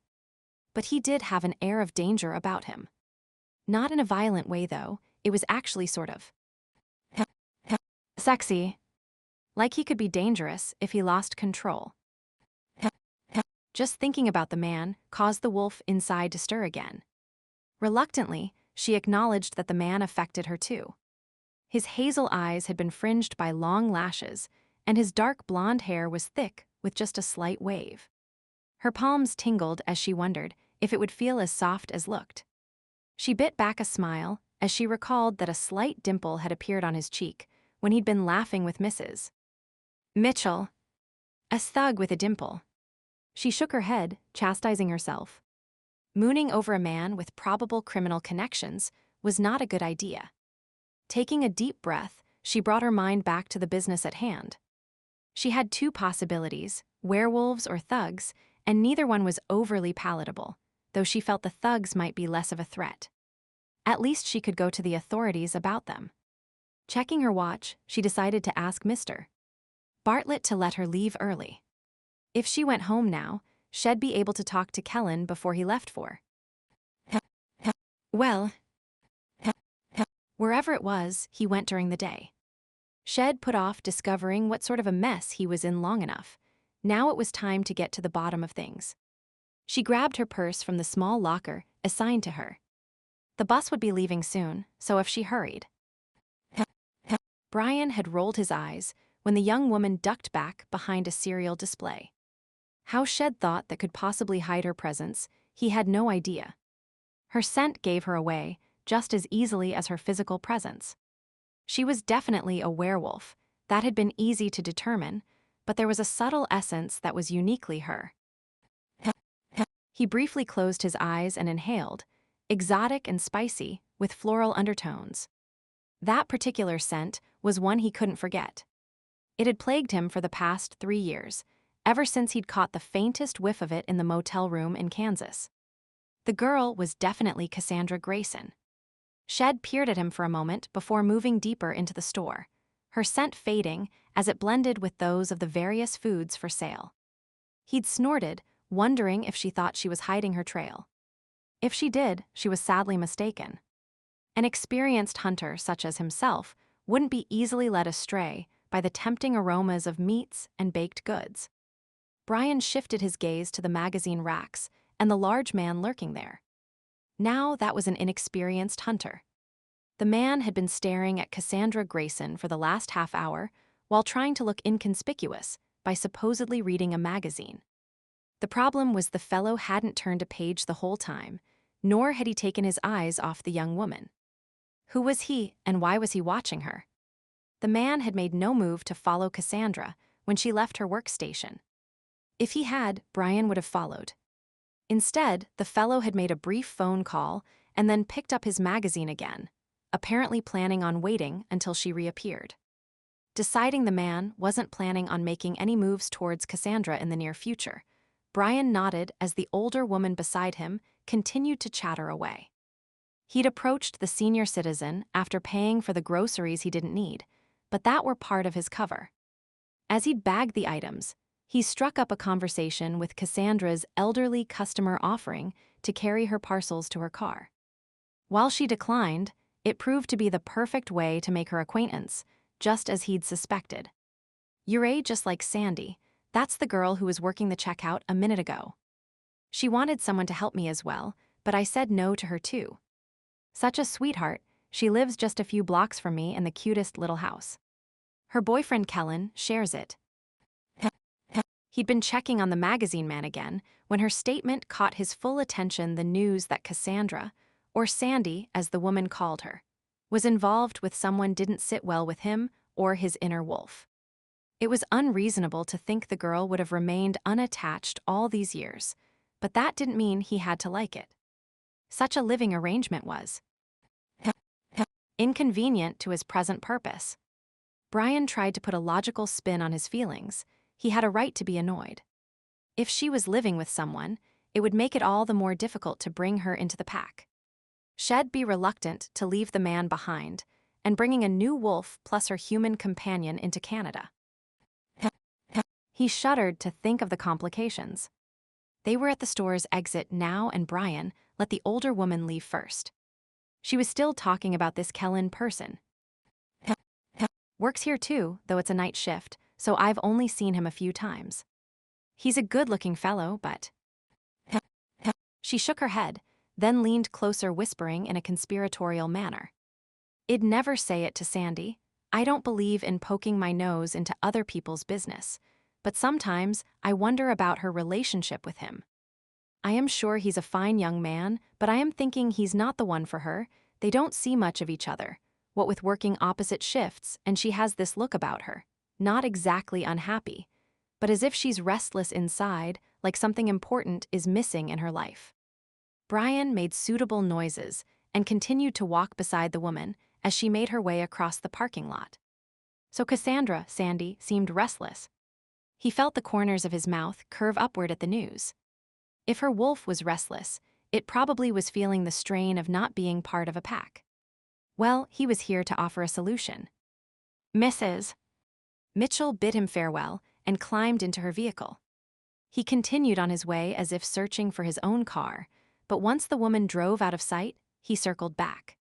The man by the magazines was still in the grocery store, and Bryan had no plans of leaving Cassandra unguarded until he knew the man's intentions.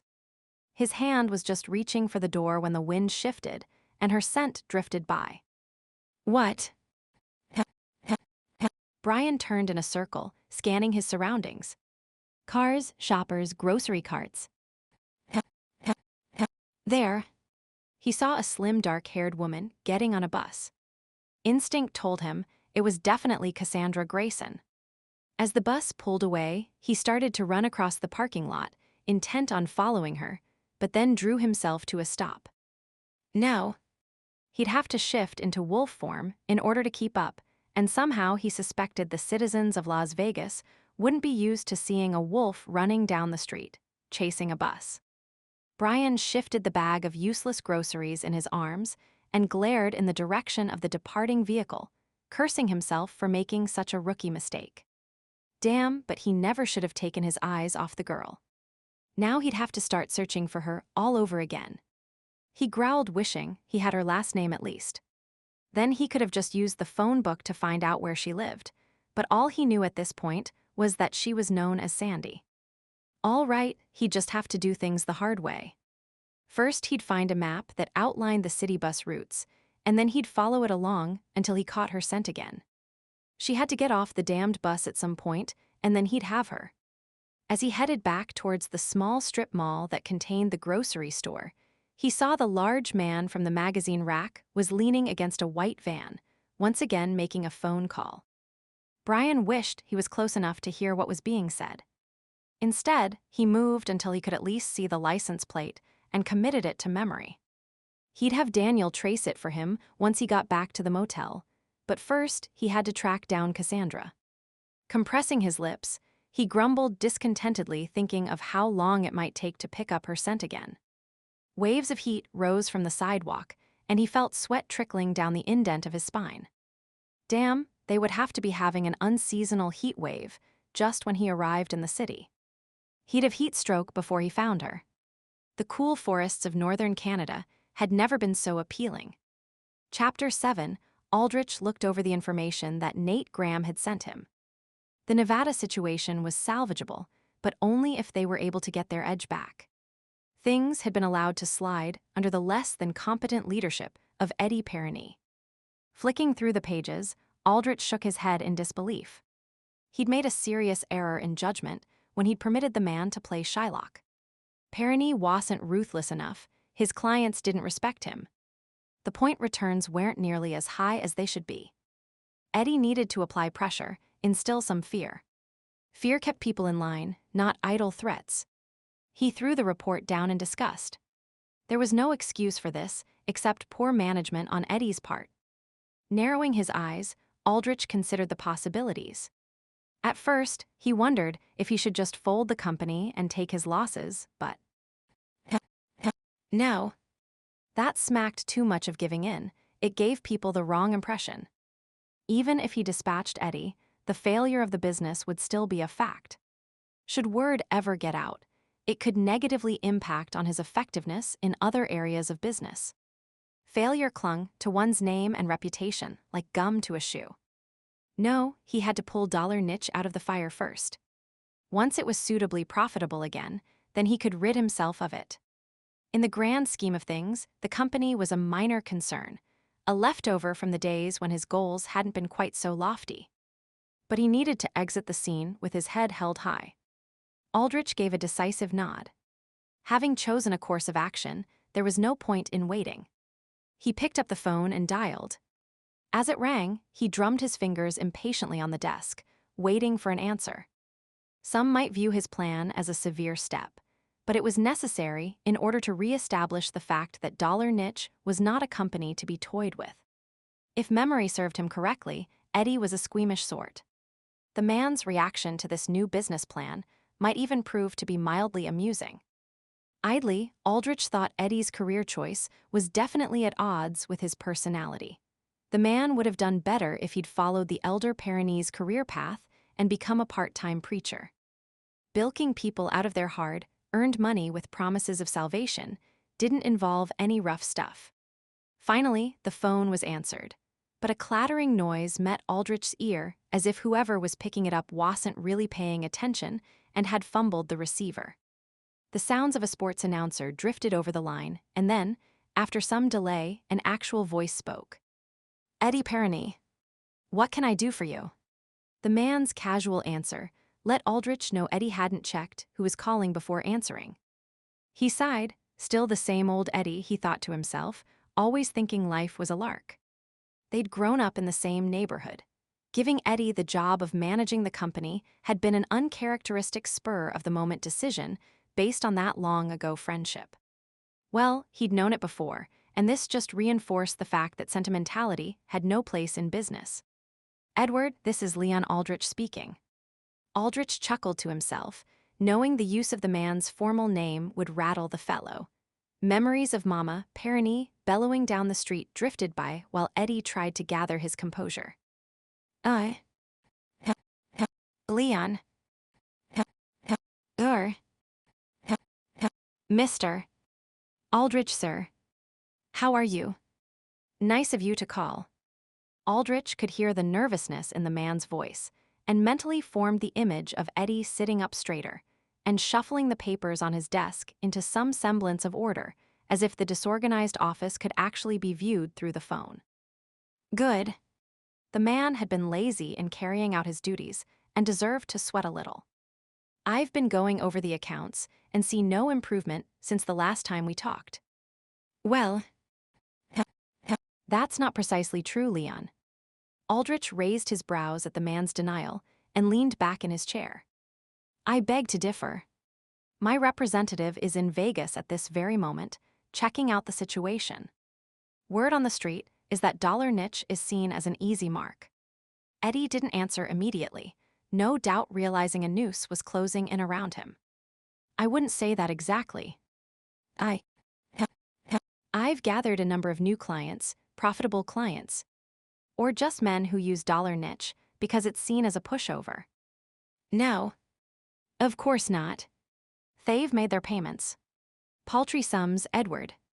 These individuals have borrowed substantial amounts from the company and have reaped the benefits of our generosity.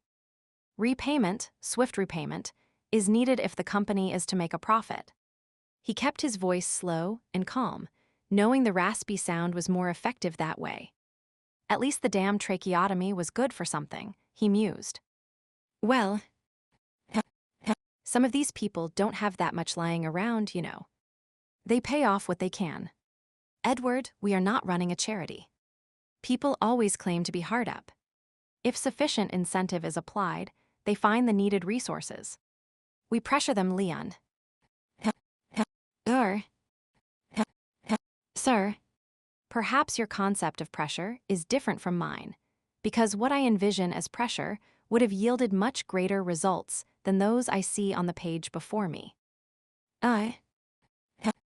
Exactly what are you getting at? I need you to set an example. To show your clients you mean business. Choose someone and make sure everyone knows what happens when a person falls behind in their payments. You mean the man's gulp was audible over the phone line. I mean you do what is necessary, Edward, to make a lasting impression.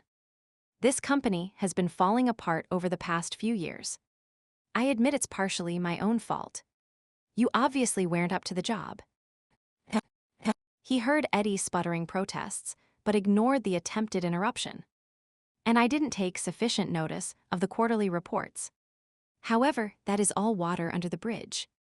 The situation will be reversed, or someone will be held accountable. I don't think I need to spell out who, do I, Edward? No, sir. The answer was given as part of a heavy sigh. Aldrich smiled coldly. As long as we understand each other. Goodbye, Edward. I'll be in touch. He hung up the phone and leaned back in the chair. All that talking had been exhausting. Rotating his shoulders to ease the tension, he contemplated his next move. Perhaps he'd go find Sylvia. She still kept the quaint British custom of afternoon tea. Hanging up the phone, Eddie Perroni rubbed his hands over his face. God, he wasn't cut out for this. He could do the lending, fake a tough guy voice, and issue threats to a mark, but carrying them out had never been his strong point. Having a guy roughed up a bit was one thing, but doing serious bodily damage or going after a guy's family. He looked around the room for inspiration, but found none. The place looked like it came from some Hollywood B-movie: worn furniture, dull paint, the air stale with smoke. Beyond this office, the waiting room wasn't much better, consisting of a few chairs lining the hallway. Yeah, it was pretty shoddy, but a high-class place wouldn't draw in the type of customers they serviced. Sure, dollar niche wasn't making the profits it did a few years back, but there was a bloody recession going on. Even a shady business like this one was feeling the pinch. He cursed Leon for sticking his nose in where it didn't belong. The guy sat in some ivory tower surrounded by money and had no idea what happened in the real world. If they started beating up all the clients, people would hear about it and new marks would shy away. Eddie sighed. It was no use complaining. Aldrich was a bastard, and if he didn't follow through, he'd be in big trouble, at best losing his job at worst. Well, he didn't want to think about that. Rumors about Leon had grown over the years. The man had clawed his way up from the streets. They'd both lived on to the position of a big-time lawyer who worked almost exclusively for a multimillionaire. When said millionaire had been killed in an accidental shooting, it came as no surprise to Eddie that the gun had been in Aldrich's hand, though no blame had ever been laid. That, combined with whisperings of how Aldrich had helped make certain individuals disappear, made people exercise extreme caution when dealing with the man. No one knew for certain exactly what he was capable of doing, and no one was anxious to find out either. Pulling a thick file forward, Eddie flipped through the pages, scanning the lists of names. He had to make an example of someone, but who? And how? Aldrich had insinuated serious injury, or maybe even death. Eddie's stomach lurched at the idea. He wasn't into blood and had no desire to spend time in jail for murder. Maybe he should have become a part-time preacher like his father. Nah, he liked having his weekends free. Focusing on the list in front of him, he muttered under his breath. He had no idea who he should choose. Deciding to let fate make the choice, he closed his eyes and stabbed the page randomly with his finger. Okay, this was the guy. Eddie stared at the name and screwed up his face, trying to picture who the man was, but nothing came to mind. Shrugging philosophically, he picked up the phone to call Hugh, his recently acquired muscle. He'd hired Hugh just a few weeks ago. The man had appeared at the office one day, and before Eddie was even sure how it had happened, Hugh was working for him. Not that he minded. Hugh liked doing the legwork, checking up on clients, giving them a bit of a squeeze. Eddie preferred to hang around the office in the air conditioning. Hugh hadn't had much to do, yet beyond shaking someone by the scruff of the neck, a fact he often bemoaned. Apparently, Hugh appreciated opportunities to flex his muscles. Well, this would be his chance. Hugh. Eddie here. I've got a job for you. The man on the other end of the line grunted, and Eddie took that to mean Hugh was listening. Either that or he'd just woken up. Yeah, the big boss wants us to make an example of somebody. He thinks we're being too easy on the clients. Hugh's grunt was more enthusiastic than last time. Hugh liked action. So I need you to track down this guy for me and bring him in. We're going to give him an ultimatum, and if he can't keep it, well, people will know that if you don't pay up, dollar niche means business. He listened as Hugh gave his approval of the plan. What's that? Oh yeah, the poor sucker's name. It's... Eddie checked the name he'd randomly picked. It's Anderson. Kellen Anderson. Cassie got off the bus and hurried home, anxious to speak to Kellen. It was obvious to her now that he'd been purposely avoiding her, rather than just a serendipitous series of events keeping them apart. She fumed, wondering what kind of a mess he was in and how much he owed. In the past, Shed relented and paid off his debts, all the while scolding him for borrowing money he couldn't repay. Afterwards, he was always repentant, staying on the straight and narrow for a period of time, but then falling into the same trap again. He'd meet new friends, start spending evenings out with the guys. She shook her head. Those nights out always led to trouble. She sighed heavily. They'd moved to a smaller house where they had to pay less rent, given up having a car, and now relied on public transportation. Second-hand stores and yard sales were frequented, yet still money was tight and Kellen just couldn't see it, and her patience was growing thin. Kellen needed to be responsible. He needed to control himself. The few people that knew about Kellen's gambling in the past had hinted that she'd be better off without him. Mr. Bartlett had said as much just today when she asked to leave early. There'd been a pitying look in his eyes. When you bail him out, you're just enabling him. The older man had said, you need to let him hit rock bottom. That's the only way to make him realize how big his problem is, and that he needs to get professional help. Shed thanked him for his concern, but didn't know if she could really turn her back on Kellen. Sure, she threatened to let him figure it out for himself, but he'd done so much for her in the past. Wasn't supporting him a way to pay back his kindness? Rounding the corner, she saw that Kellen's bike was gone and frowned. Had she missed him? Perhaps he'd parked it out back to tinker on it.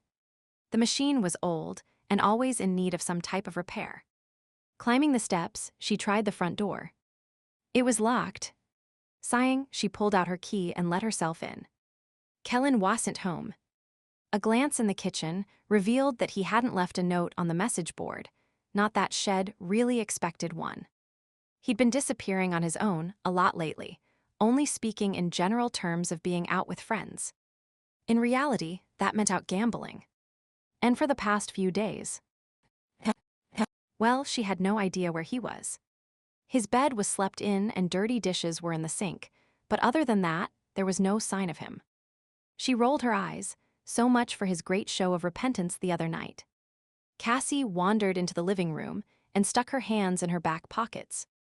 Well, Shed wait for him. He had to come home sooner or later. In the meantime, she looked around. The living room was still relatively tidy, so perhaps Shed keep herself busy doing laundry. As she gathered clothes from the bedrooms, she thought about the man Shed seen at the grocery store and wondered why he bothered her so much. It went beyond the fact that he might be a thug. His very presence had set her whole body on edge and had the creature inside her pacing restlessly, whining and eager to be set loose. A frisson of fear swept over her at the thought of the beast, escaping the tight reins she kept on it. Her body was already in a constant state of tension, always on guard, after the slip-up in the backyard the other day. She was careful of her thoughts and tried to avoid letting her mind drift for fear the creature might surface and gain the upper hand. At night, she only allowed herself to sleep lightly, in case deep slumber allowed the wolf to sneak past her defenses. And now this man appeared, stirring the animal up, exciting it. Yes, he's the one. He's the answer. The words whispered in her mind, and she was almost tempted to question the creature. What one? The answer to what? It was utter nonsense, of course. Why would she waste her time talking to an animal? Clamping her mouth tightly shut, she headed to the laundry room, her arms full of dirty clothing. Absent-mindedly, she sorted the items by color and checked pockets, frowning as she pulled loose change, matches, and a crumpled note from Kellen's jeans.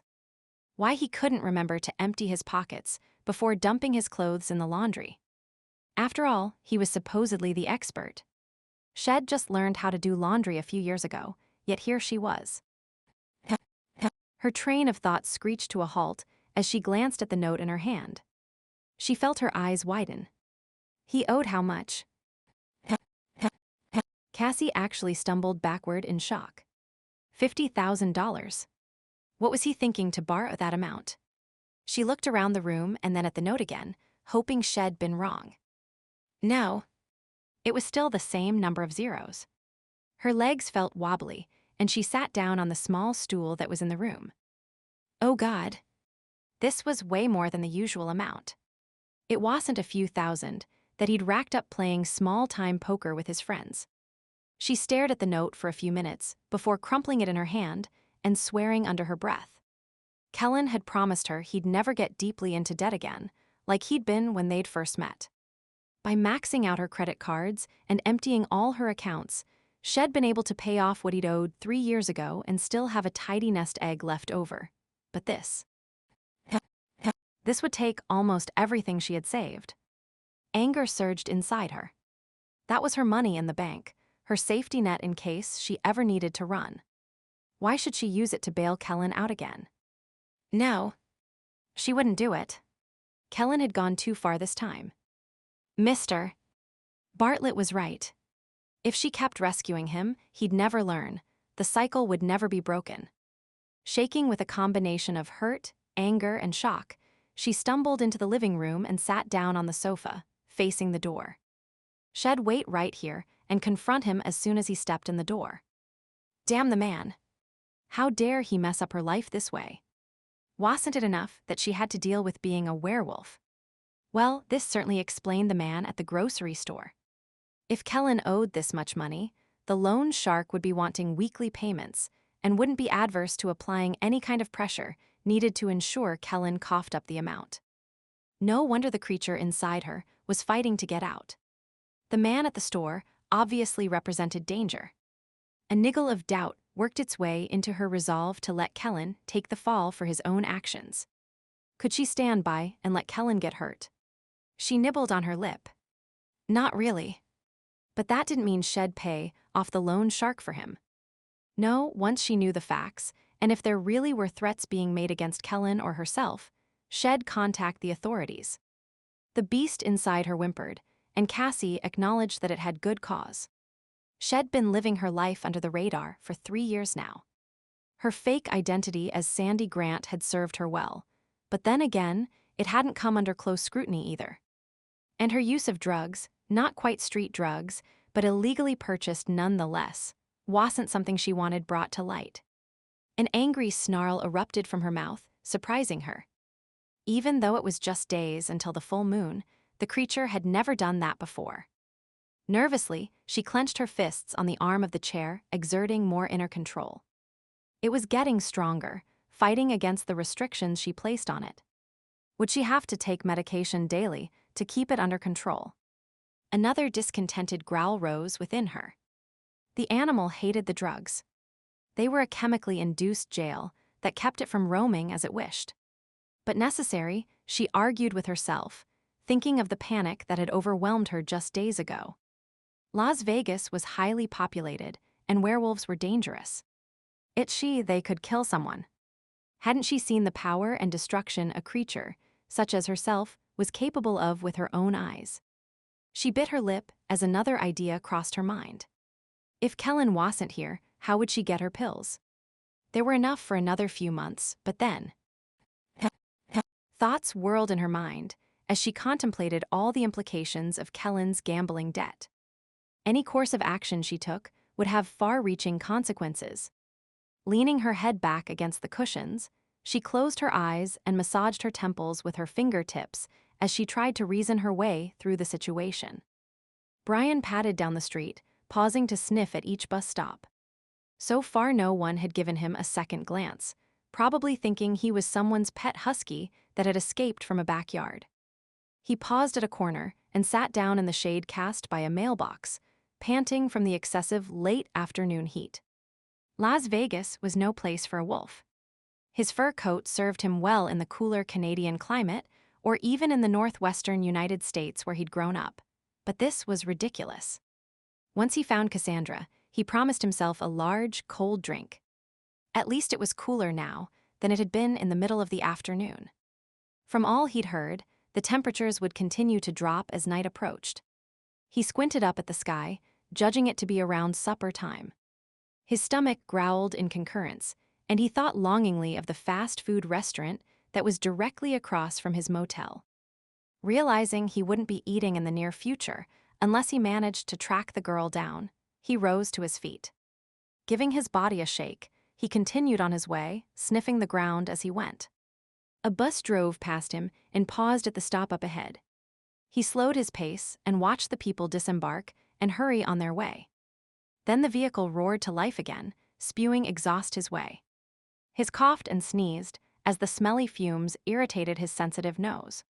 Snorting to clear his airways of the obnoxious odors, he approached the bus stop.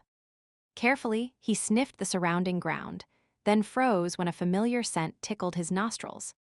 Exotic and spicy, with floral undertones. That was it. He looked up sharply and gazed around. No one was watching him yet. He pulled his lips back in a wolfish grin.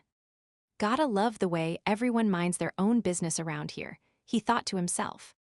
Nose to the ground, he set off at a brisk pace, eager to find the Greyson girl and make contact. She was a lone wolf, but still young enough to be handled with ease. It was the wolves that had been on their own for years that could prove dangerous. A wolf's psyche wasn't programmed to live a solitary lifestyle. After a while, they usually became unstable and then, well, the options became more limited and less pleasant. But Cassandra wasn't that far gone, he was sure of it. She might be experiencing a bit of mental conflict, but that would be the extent of it.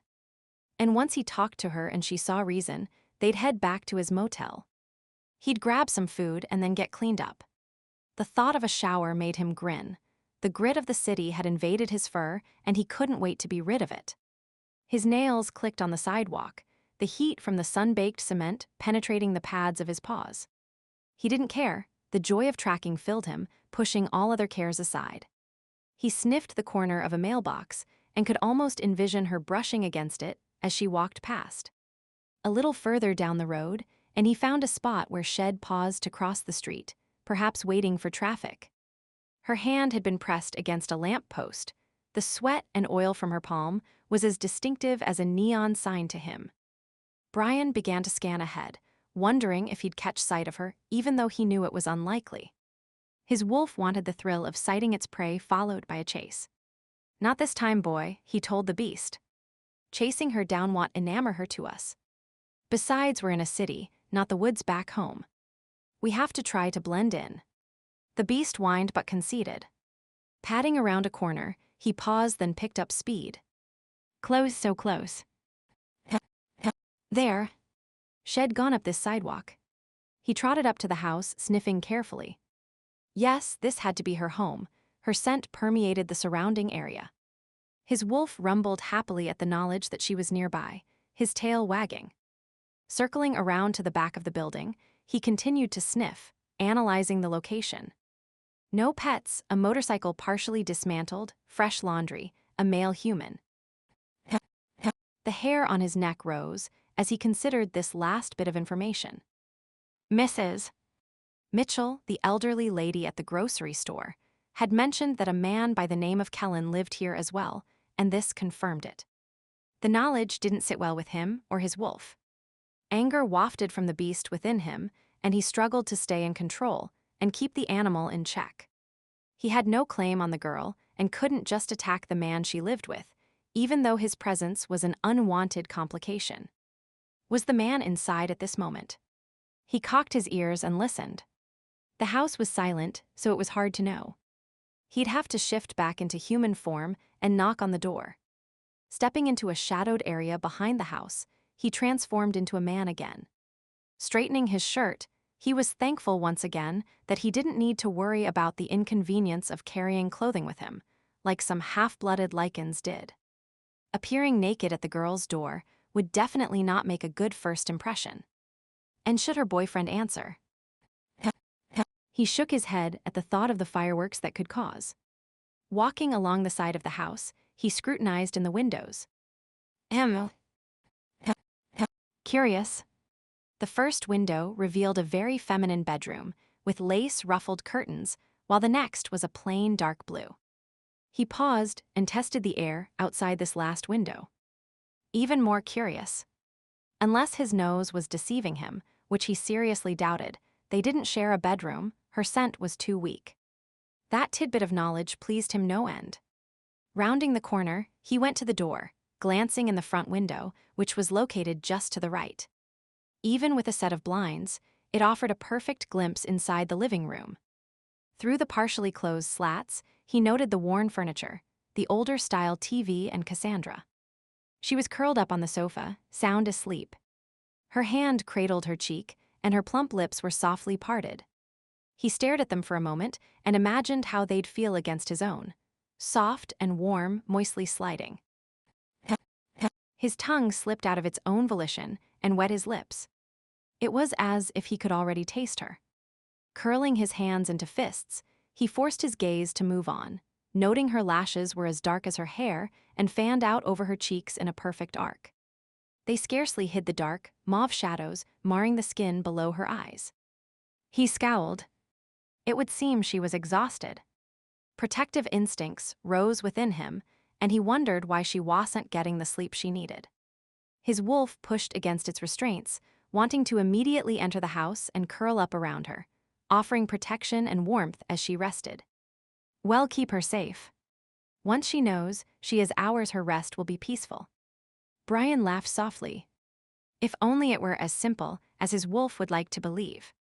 Something told him Cassandra wasn't going to welcome him with open arms. And the fact that she belonged to him.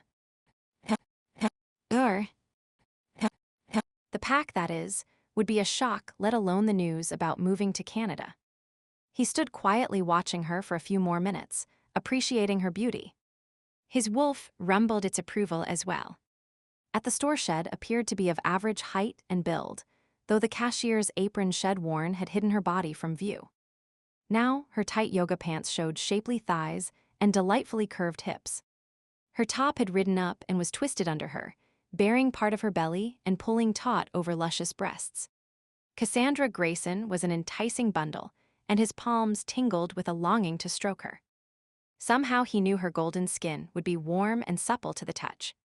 His lids grew heavy as he thought about how it would feel to have her naked body pressed against his, her softness complementing his hardness, her limbs entangled with his.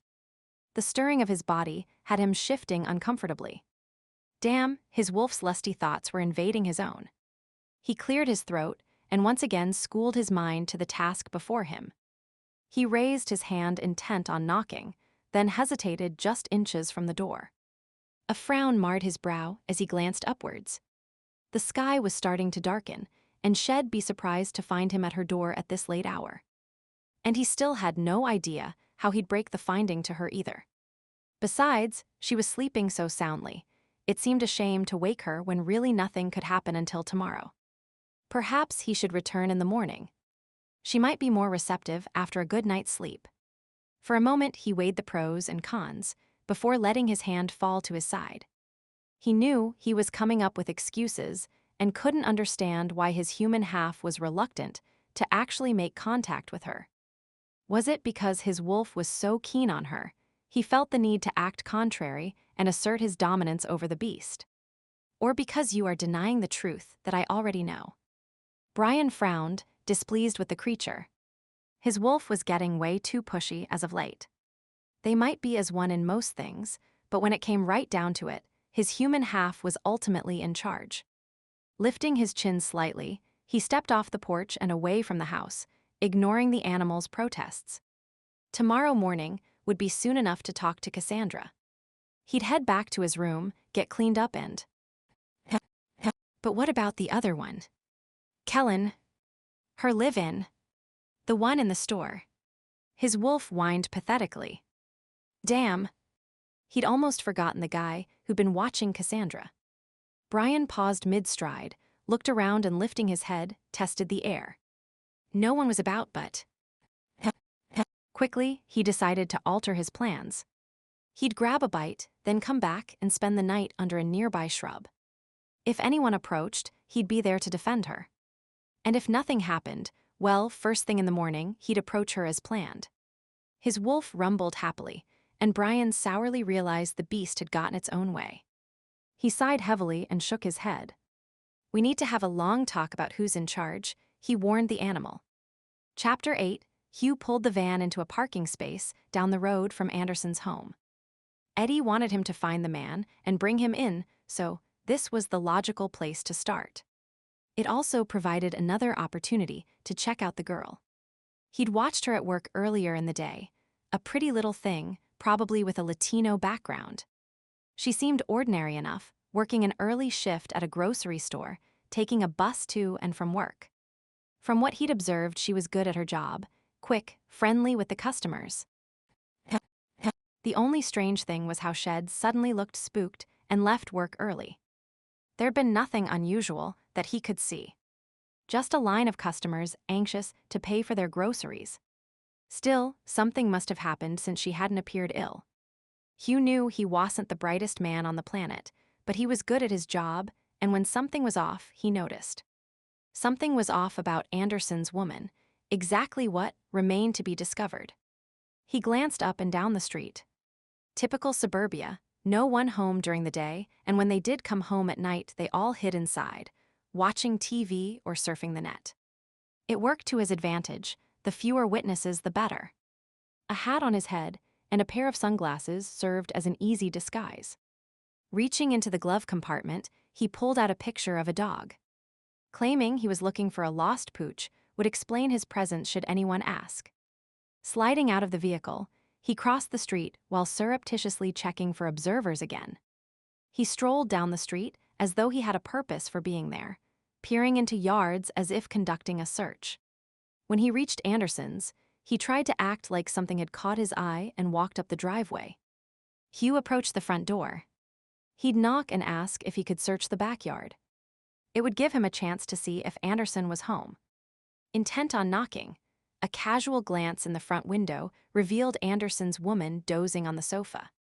Her head tilted onto the backrest, her arms were folded, and a frown marred her brow even in sleep. Definitely not a happy homemaker, she looked ready to chew someone out. Anderson. Perhaps. Searching the interior, he saw no sign of movement. The house seemed quiet. Instinct told him Anderson wasn't home. He sighed. Now he'd have to go searching out the man's other haunts. He eased backwards off the step, keeping one eye on the woman inside. She didn't stir, and he quietly breathed a sigh of relief. Good. No awkward explanations needed as to why he was looking in her front window. For a moment he hesitated, wondering if he should circle around the house, go in the back way, and persuade her to reveal Anderson's whereabouts. It sounded like fun, but... A glance over his shoulder showed someone coming down the street. It was an elderly woman walking a dog. Damn. He'd better not chance it. Besides, Eddie hadn't sanctioned any action against the girl. Yet, maintaining his cover, he continued down the block, moving away from the dog-walking woman and then back up the other side, as if searching for his own pet. When he reached his van, he got back in and removed his hat. Okay, no Anderson, so now what? He checked the brief file he'd compiled on the man to see where he should next look. Since Hugh had started at Dollar Niche, he'd made a point of checking out quite a few of the clients who owed larger amounts. Eddie never bothered, but Hugh firmly believed in knowing who he was up against. In Anderson's case, his research revealed a simple gambler in over his head, nothing else. Hugh drummed his fingers on the steering wheel for a moment, then gave a nod. Anderson had been referred to Dollar Niche by a fellow named Scott. Scott's address was on file, he'd go there next. Starting the engine, he eased away from the curb. Anderson had a meeting to attend, and Hugh intended that he'd keep the appointment. Kellen stood in the depressing hallway, his fists shoved into his coat pockets and his shoulders hunched. It had to be at least 2 in the morning, and the chill of the desert air had crept into the building, making him shiver slightly. He hadn't planned on being here, but Hugh, he shot a glance at the muscle-bound man who stood a few feet away, had been insistent that he meet with the boss. When Hugh insisted, Kellen suspected few declined. He rolled his shoulder, still able to feel the impression of Hugh's fingers there. He'd been at a poker game, just as he had been every day for the past 3 days, trying to win enough to pay off the huge debt he'd accumulated, when Hugh appeared. How the man had found him, he didn't know, but Hugh claimed to be a representative of Dollar Niche, and that Kellen Anderson's presence was requested immediately at the office. So here he was, waiting to talk to Eddie Perroni about the considerable debt he'd run up. Dollar Niche was basically a loan sharking business that asked no questions and charged exorbitant interest rates. He hadn't set out to borrow money from them, but when a winning streak suddenly cooled, he'd been desperate for funds so he could stay in the game. His new friend, Scott, had made a phone call to Dollar Niche and got him a small loan, and that's when the trouble had started. The game had continued to sour. He'd borrowed more, hoping to recoup his losses, but the downward slide wouldn't stop.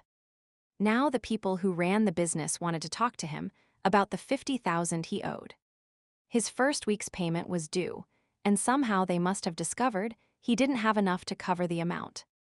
Well, it was just his first installment, he thought hopefully. They wouldn't be too rough on him, and from what he'd heard, Dollar Niche was one of the easier establishments to deal with. He thanked his lucky stars over that one. Kellen eased his weight onto his other leg, wondering how long he'd have to wait. It was getting late, and he'd already missed his shift at work, again. That wouldn't go over well with Sandy or Mr. Bartlett. He hoped he could talk the man into giving him another chance. Sandy would kill him if he lost that job. Trying to distract himself, he began reading the various flyers posted on the wall across from him. Free kittens, religious revivals, used furniture for sale. It was an eclectic mix. One in particular caught his attention. It was half hidden under another page that was advertising cleaning services, but something about the partially covered color photograph niggled at him. He stepped away from the wall, intent on getting a closer look. "Where are you going?" Hugh stood up straight and grumbled at him, thick arms crossed over his chest. Kellen gave a lopsided grin and nodded his head towards the wall. "Just looking at the flyers posted over there. You never know when you might find something you need. My carpets need cleaning, and this seems like a good deal." Hugh grunted and returned to leaning against the wall in a half-dozing state. Doing his best to ignore the man, Kellen lifted the cleaning ad out of the way and then inhaled sharply. He was staring a picture of Sandy. Blinking, he studied it carefully, thinking he must be mistaken, but he wasn't. It was her, a few years younger possibly, but definitely her. Careful to not attract Hugh's attention, he scanned the page. Cassandra Greyson. Missing heiress. Apparently Shed disappeared about 3 years ago, and there was a $100,000 reward for information leading to her whereabouts. There was a number to contact, too. He gulped. Sandy was an heiress, and whoever was looking for her was willing to pay $100,000 for information about her. Wow. She must be worth a fortune if they were offering that kind of money. But if she was rich, why was she hiding in the Las Vegas suburbs and working in a grocery store? Kellen recalled how he'd found her standing at the edge of an alley looking confused and utterly lost. She'd been disheveled and hungry. They'd had breakfast together, and on a whim he'd offered his apartment as a temporary crash pad. Surprisingly enough, Shed accepted. That night, Shed awoken screaming, and once he'd calmed her down, Shed slowly told him a bit of her story. How Shed'd seen her uncle killed and another man murdered. How one of the killers might still be looking for her. He'd suggested going to the police, and Shed been adamant that she couldn't. Supposing Shed witnessed some illegal deal, maybe drugs or arms, and just wanted to start a new life away from a seedy past, he hadn't pressed the issue. Furrowing his brow, he realized that if she was indeed an heiress, it would explain why she hadn't known how to complete even the simplest of daily tasks. That part had always puzzled him. She hadn't been able to cook or clean, had no idea how to do laundry or use public transit. Now it all made sense. Sandy Cassandra, he corrected himself, had likely been raised like a princess in an ivory tower. He chuckled to himself, thinking of how the princess had cleaned his toilet and washed his socks.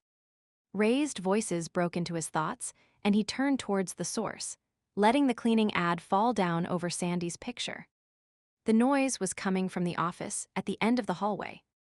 The door swung open, banging loudly against the wall, and a middle-aged man stumbled out, his face ashen. "And you better have the money next week if you know what's good for you. Dollar Niche is tired of carrying you along. Pay up or else." An angry voice blared out of the office, and the man nodded as he backed away. Turning, he cast a nervous glance at Hugh, then gave Kellen a sympathetic nod, before hurrying around the corner out of sight. Kellen inhaled deeply and straightened his shoulders. Okay. Yelling and verbal threats. He could handle that. Hugh grunted. Your turn. Thanks. Kellen nodded as he walked past, but Hugh didn't respond, which wasn't surprising. Stepping into the office, he looked around briefly before settling his gaze on the man who was walking around the desk. The fellow was breathing deeply, as if trying to calm himself down, which Kellen supposed he was. Yelling that loudly would tend to work a body up. Running his hands through his hair, the man eased down into his chair and negligently waved a hand at him. Mr. Anderson, I am Eddie Perroni. Please take a seat. Slowly, Kellen walked towards the chair indicated and sat down, not sure what to expect. The man before him didn't look like a mobster. He was average size, had dull brown hair, wore a rumpled shirt, and needed a shave. In fact, it was hard to believe this mild-mannered man was the person who'd been yelling just a minute ago. Forgive the unpleasantness you overheard just now. Frank, the man who was here before you, just needed a pep talk to keep him motivated. Eddie chuckled and looked pleased with himself. Kellen nodded and eyed Eddie warily. I am sure you're wondering why I've brought you here. The thought did cross my mind. Kellen shifted in his seat, not at all sure what the protocol for this situation might be and not trusting the calm facade the man was presenting. Eddie Perroni smiled slightly. I am sure it did. You owe us quite a large sum, Mr. Anderson. Kellen winced and licked his lips nervously before replying. I know. The first payment is due tomorrow. There was no point in denying the truth. It might make the fellow angry, and he'd prefer to remain on the man's good side. After all, Eddie did control the blonde gorilla in the hallway known as Hugh. And will you be able to make the required payment? Well, Kellen hesitated. The man raised his brows. As I suspected. He steepled his fingers and peered at Kellen for a moment before speaking. Mr. Anderson, I am not a violent man. I am a businessman. I lend money for a fee and then await payment. When payment is made on time, I am happy and my boss is happy. When payments are late, well, it causes distress. Not sure what to say, Kellen gave a slight nod. Eddie continued. Normally, I believe in giving my clients the benefit of the doubt. Most people are honest and try to pay me back as soon as possible, but not everyone has the same philosophy as me. My boss, for example. He is displeased with the rate of return we are getting on our investments. As you just heard with Frank, I've upped my usual level of incentives. However, Leon, my boss, doesn't feel that is sufficient. He wants me to make an example of someone. An example. Kellen didn't like the turn this conversation seemed to be taking. He'd watched enough movies to know that examples could have their legs broken, fingers removed, or even be killed. A cold sweat broke out on his body. Bravery was never one of the qualities he'd claimed to have. Whenever possible, he avoided unpleasantness. This couldn't be happening to him. Correct. It upsets me to tell you this, but you've been chosen as the example. Me? Kellen gripped the arms of the chair, his stomach feeling as if it had dropped to the floor. Yes, unfortunately yours is the name that was picked. But the first payment isn't even due until tomorrow. Kellen leaned forward, pleading his case. Even as he spoke, there was a buzzing sound in his ears, and the room seemed to grow darker. There wasn't enough air either. He hoped he wouldn't pass out. Technically, it's already tomorrow, but let's not split hairs. I have a proposal for you. If you can make your payment on time, I'd have no reason to use you as my example. Instead, I could report to my boss that the mere threat was enough to bring you to heel. All right. I can do that. Kellen swallowed dryly and nodded in agreement, not sure how he'd make the payment, but willing to promise anything. The darkness that had been encroaching on his vision started to fade, and the tightness in his chest eased. I was hoping you'd say that. As you might have guessed, I'm a civilized man. Carrying out my boss' instructions with respect to this matter has little appeal to me, but I will if necessary. Might I ask how you plan to get the needed funds? He racked his brain. A friend of mine. She has a lot of money. And this friend is willing to lend you money now, but she wouldn't earlier on. Kellen nodded, vaguely thinking that his head must be going up and down like one of those bobble-headed ornaments on the dashboard of a car. I didn't want to bother her. He prayed Sandy would come through for him one last time, even though Shed said she wouldn't bail him out again. Shed threatened that before, but always caved in if he begged hard enough. Hopefully, she had sufficient savings in her bank account. Wait. She was an heiress. Of course Shed have enough money. A wave of relief washed over him. Why was he worrying? He relaxed his tense muscles, a slight smile forming on his lips. Standing up, he cocked his head to the side and raised a brow, feeling more confident than he had just a moment ago. Can I go now? Of course. Eddie eyed him with a curious expression. And Mr. Anderson. I'll be sending Hugh to your house around noon. Kellen started to nod, but then stopped himself. Reaching back, he grasped the doorknob. Sure. That won't be a problem. Good. Could you ask Hugh to come in as you leave? Kellen gave Eddie Perroni a quick salute and exited the room. As he walked down the hallway, he paused near the poster that claimed Sandy was an heiress.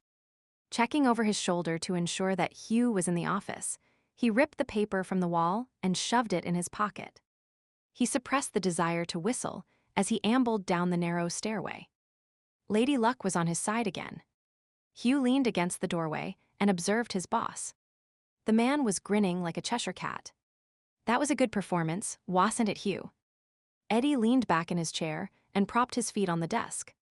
Anderson really believed I was some big crime lord. The way I yelled at poor Frank and then was so overly polite with him. And I loved the way I said late payments cause distress in that cool, detached way. Anderson will be running home and finding some cash, I am sure of it. Grunting, Hugh sat down, not nearly as gleeful as Eddie. He'd overheard the whole conversation, and Anderson had seemed too certain he could find the needed money in time. Something was off about that. Further investigating was definitely in order. Perhaps. But what if he doesn't? Eddie dropped his feet to the floor, his expression sobering. For his sake, I hope he manages. Aldrich really wants results, greedy old bastard. Ignoring the latter comment, Hugh gave an update on Anderson, unsolicited though it was. I've checked out Anderson. He lives with a girl and they both work at a grocery store, both low-income jobs. They rent a small house, but Anderson does own a motorcycle. It's old, but some might call it a classic, though you'd need to find the right buyer. He shrugged. If you want money from him, the best bet is to go after the girl. She leaves for work pretty early in the morning, usually no one's around. I can grab her easily. Anderson will find a way to cough up some money for her sake. Eddie rubbed his chin. No. Hold off on that. He said his friend has some money. Let's give the guy a chance. If Anderson doesn't come through with a substantial payment tomorrow, we can still try Aldrich's way. No harm done in waiting. Aldrich isn't here. He has no idea what's really going on. Hugh stared at Eddie thoughtfully. Sure, you're the boss. He managed to keep his voice neutral. Eddie burped loudly and grimaced. This sort of stuff is bad for my digestion. I am heading home. Can you lock up? Hugh nodded, and Eddie grabbed his jacket, swinging it over his shoulder as if he hadn't a care in the world. He didn't even bother to lock the filing cabinets. Such negligence could prove deadly in this business, Hugh thought as he stared around the tired room. The decor reflected Eddie's careless attitude. Worn furniture, papers strewn about, file drawers left partially open. Giving a derisive smile, he went to the small window and pulled the blind slightly aside so he could see the dimly lit alley below. After a few minutes, a door opened and a shadowy figure stepped out. A security light briefly illuminated the individual and revealed that Eddie was heading for his car. Satisfied that he was alone, Hugh let the blind fall back into place and wandered over to the filing cabinet.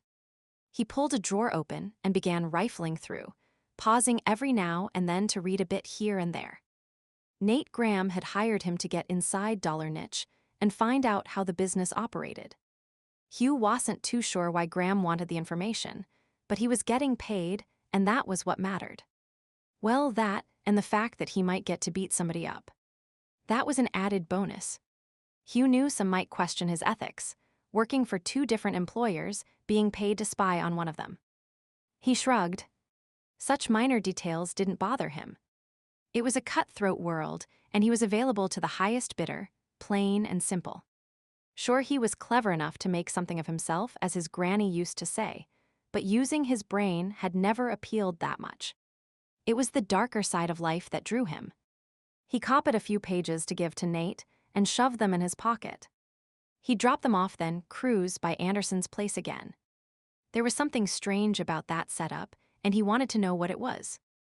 Bryan shivered and bit back a sneeze. It had been drizzling for almost an hour now. Vegas wasn't known for its rainfall, but given his luck, he wasn't surprised that it was happening tonight when he was sleeping outside. Between the dampness and the cool night temperatures, he was miserable. The local vegetation provided minimal shelter. Cassandra's yard was a typical desert garden with cacti and... He frowned up at the plant he was huddled near, wondering what it was called. An agave. Or maybe a yucca. Whatever it was, he'd give almost anything for a good old broadleaf maple that would keep the water from dripping on his head.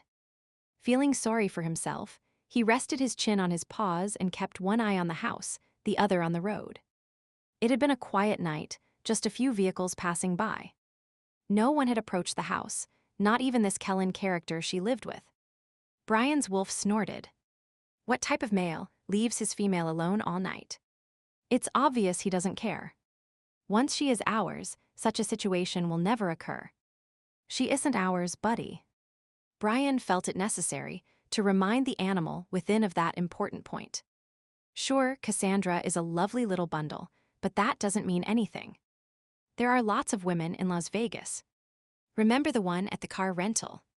He paused expectantly, but his wolf wasn't impressed and retreated to mope. Grimacing, he conceded the animal had a point. Cassandra was much more alluring than the redhead.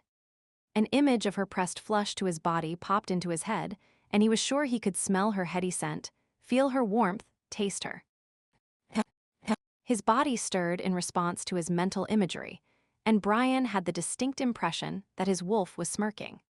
Sighing at the contrary creature, Bryan lifted an eyebrow and watched with casual interest as a white van come down the street. It slowed as it approached, and he raised his head to watch more closely. This van, or a similar one, had been by before. He squinted trying to see the driver, but could only make out a silhouetted figure. Sitting up completely, he tested the air for a scent. It was vaguely familiar. Hadn't he detected it around the house when he returned after eating? He'd assumed a friend or neighbor had stopped by, but this wasn't the usual time for social calls. When the van came to a complete stop, he got to his feet, ready for action if need be. He sensed the driver was hesitating, wondering if he should stay in the vehicle or get out and take a closer look at the house. Just as the van's door began to creak open, a figure appeared strolling down the sidewalk. Someone was out, walking their dog in the rain. Bryan scowled, but stepped back and shifted into his human self. While his wolf form was better for sneaking up on the individual in the van, it would attract the dog's attention more. He pressed himself back into the shadows and watched. Whoever was in the van noticed the dog walker as well, for the door slammed shut and the van started. It pulled away sedately, and Bryan narrowed his eyes. Whoever was driving knew how not to attract attention. Stepping out of his hiding place, he quickly walked to the road, trying to catch a glimpse of the license plate, but the van was already turning the corner. Wasn't it the same van he'd seen in the grocery store parking lot the previous day? If so, he already had the plates committed to memory. Now he just needed time to send them to Daniel to be traced. He cursed himself for not taking care of that little job earlier. Questions bounced about in his brain. Why was this guy watching Cassandra Greyson? He'd been observing her at work and then snooping around the house earlier this evening. Was the man a stalker or a rejected boyfriend? Or was there some other reason for his interest? A frustrated growl sounded low in Bryan's throat. No one had the right to be watching Cassandra except himself. He turned abruptly, intending to return to his hiding place and resume his guard duties. "Hello." A voice, elderly and female, called out and Bryan swiveled his head towards it. Mrs. Mitchell, the elderly lady from the grocery store, was approaching, with an overweight dachshund trotting beside her. Mrs. Mitchell, nice to see you again. He nodded and tried to look casual, as if he belonged in the neighborhood. She beamed up at him. You like walks in the rain, too, I see. He opened his mouth to answer, but she continued on without waiting for a reply. We don't get much rain, so when we have the chance, Nettie and I head out, no matter what time it might be. Bryan glanced at the fat dog that he assumed was Nettie. It didn't appear to be enjoying the rain at all. Instead, it was staring woefully at him, its eyes begging for an appeal from the damp, early morning outing. I know how you feel. He muttered under his breath as he wiped a raindrop from his eye, then pulled at the damp shirt that stuck to his chest. Mrs. Mitchell didn't seem to notice. You must have just moved here. I know all the neighbors. You're in the Thompsons' old house, I bet. She patted his arm and nodded towards Cassandra's house. That's where Sandy lives. You remember her, the girl from the grocery store. You're almost next-door neighbors now. If I were you, I'd take lots of walks down this street. You might bump into her, and I think you might be just what she needs. The older woman glanced towards the horizon. The sun will be rising soon. It's going to be a beautiful day, you know. The desert always blooms after a rain. Well, we'd better be on our way. Come along, Nettie. I'm sure I'll see you around, mister. What was your name again? Mr. Bryan. Of course. I'll have to try to remember that. She smiled at him, then jiggled Netta's leash and headed on her way. He shook his head as he watched her disappear around the corner. Strange woman, he thought. There was something off about her, though. Was it just old age or? Cocking his head to the side, he considered their exchange. She hadn't told any lies, he was sure of it. Humans gave off a number of signals when they were being deceptive, but she hadn't been completely honest either. Pursing his lips, he considered the situation, then decided to forget about it. Mrs. Mitchell was an interesting old lady, but in the grand scheme of things, had little impact on him and his dealings with Cassandra. Using his sleeve to wipe the rain from his face, he glanced down and frowned at the damp material that clung to his body. Going back to the motel and changing sounded eminently appealing, but even as the idea came to him, a light flicked on inside the house. Cassandra was awake. He couldn't just stand around on the sidewalk, staring at the house. One of the neighbors might notice. Perhaps he'd just wait beside her house. When she came out, he'd walk up to her casually and introduce himself. Cassie awoke to a vague feeling of discomfort in her neck and back. Gingerly, she stretched and tried to roll over, moaning as pain shot through her body. She grimaced and opened her eyes, slowly coming to realize that she was in the living room. No wonder she was stiff. Shed spent the night sleeping on the couch. She yawned and stood up, more aches and pains making themselves known. Glancing at her watch, she saw that it was still early, barely 5:30. A faint brightness was just appearing in the sky outside her window. Stumbling into the kitchen, she prepared the coffee maker, then made her way to the bathroom, functioning on autopilot. It wasn't until Shed stood under the hot shower spray for a few minutes that her brain suddenly registered the fact that Shed been waiting up for Kellen. Had he come home last night? Scrunching up her brow, she tried to recall if Shed heard him or not, but her mind was a blank. Shed slept soundly last night, which was strange given her uncomfortable location. For some reason, a feeling of security had wrapped itself around her, as if all was right with the world and a guardian angel was watching over her. A foolish idea, though. No doubt, Shed finally been overtaken by sheer exhaustion. Thankfully, it appeared the animal inside her had slept too. Quickly, she finished her morning ablutions, wrapped herself in her bathrobe, and hurried down the hall in search of Kellen. They really needed to talk. She stood outside his bedroom, listening intently for a moment, but heard nothing. Giving the door a soft knock, she called his name and turned the handle. A peek inside showed her that his bed hadn't been slept in, and his work uniform was still lying on the chair beside his bed. Exhaling loudly, she ran her hands through her damp hair in exasperation. He hadn't gone to work, and he hadn't come home. That could mean only one thing: he'd spent his night gambling again. Damn him! Wasn't he deeply enough in debt? He owed $50,000. Was he trying to make it up to 100?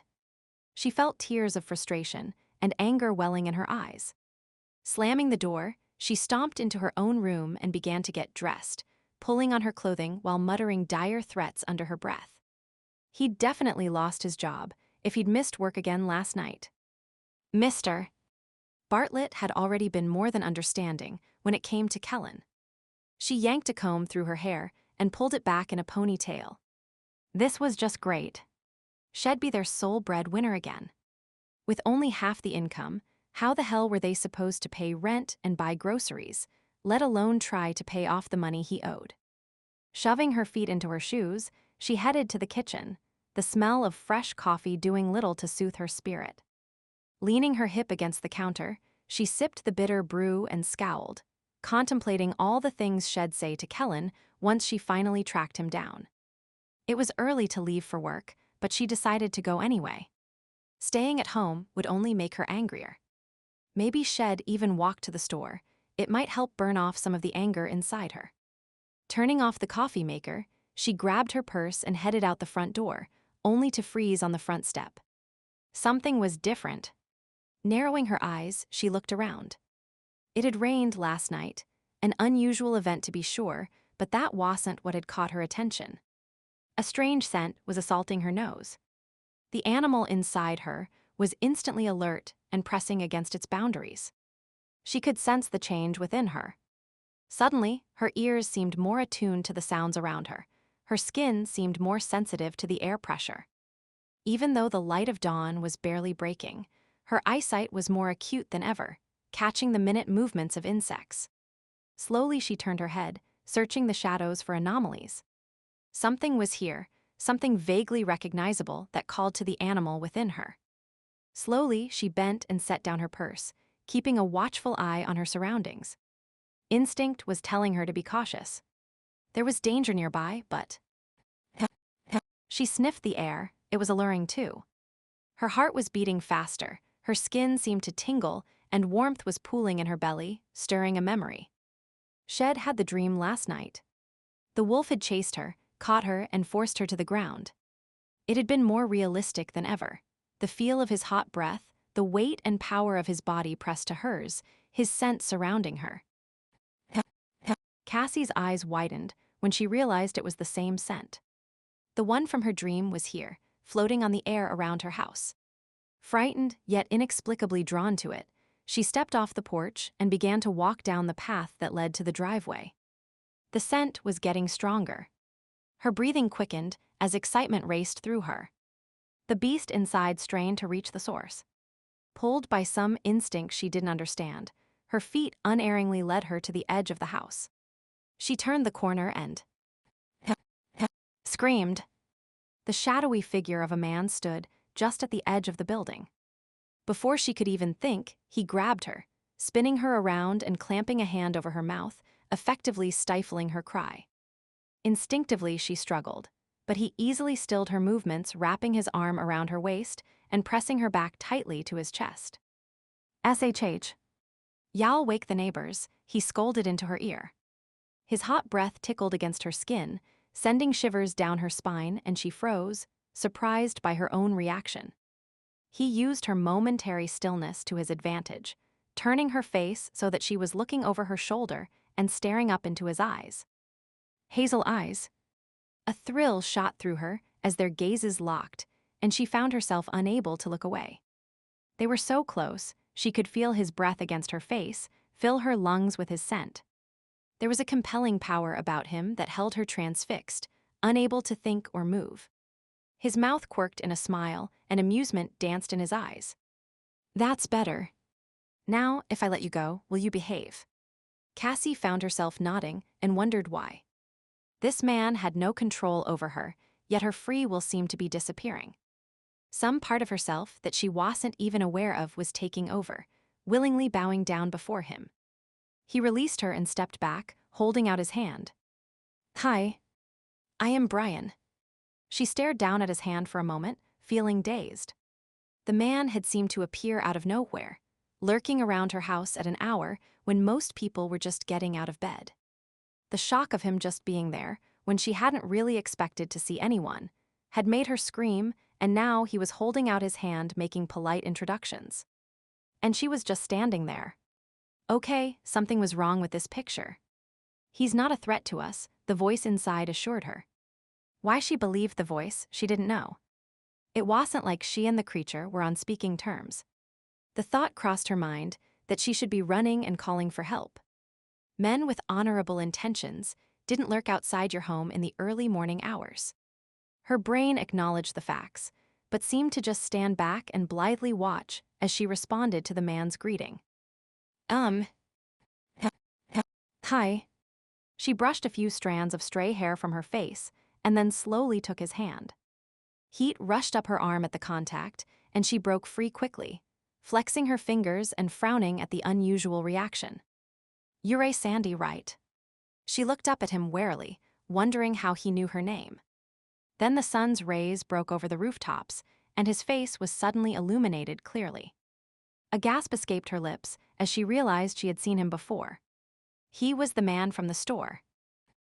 Fear rushed through her, breaking through the strange calm that had washed over her. Her mind raced as she stared at him with increasing trepidation.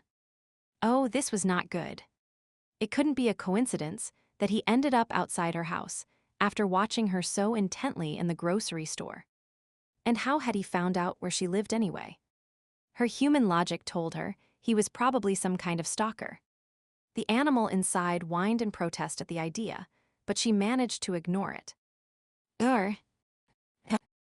Nice to meet you, but I have to go now.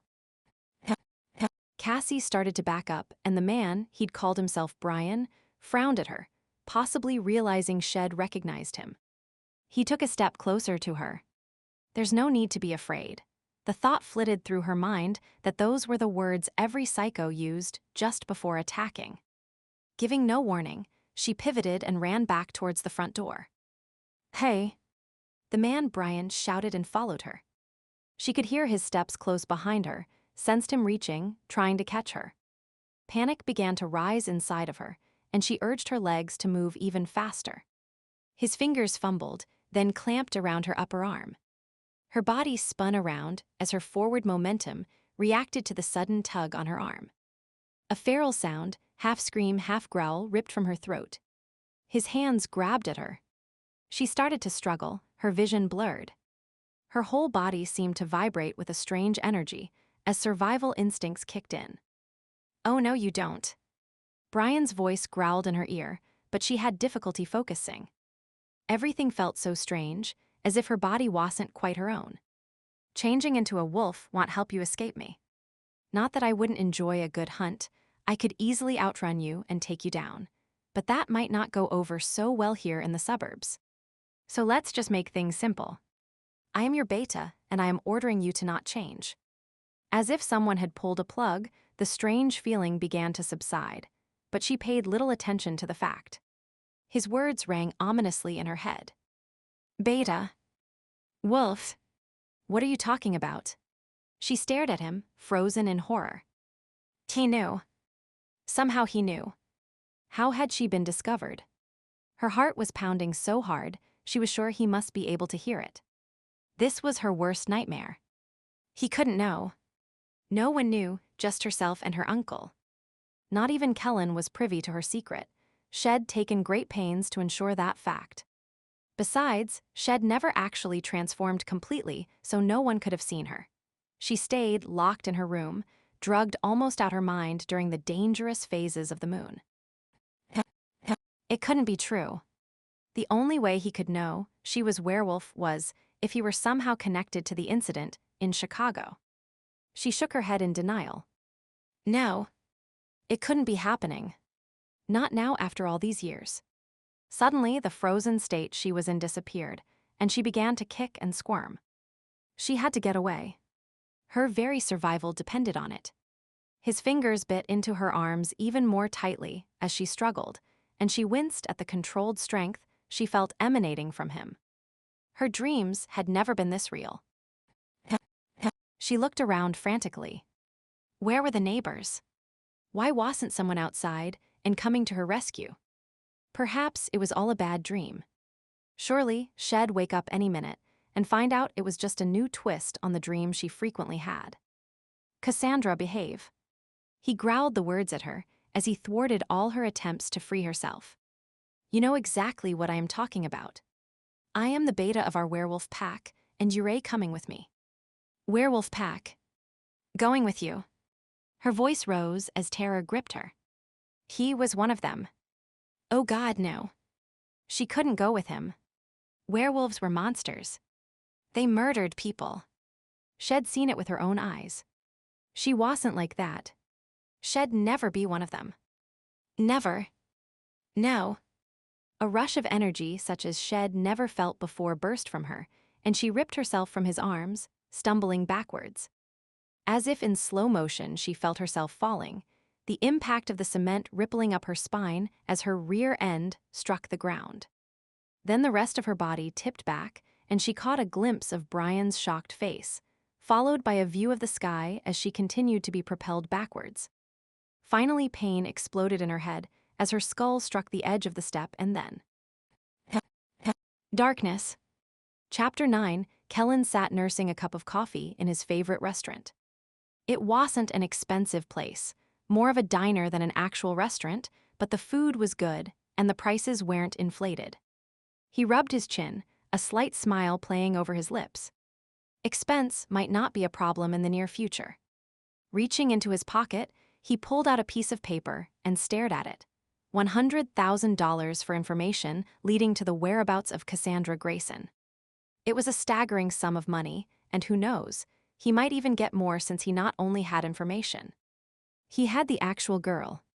This was a turn of fortune that he'd never foreseen.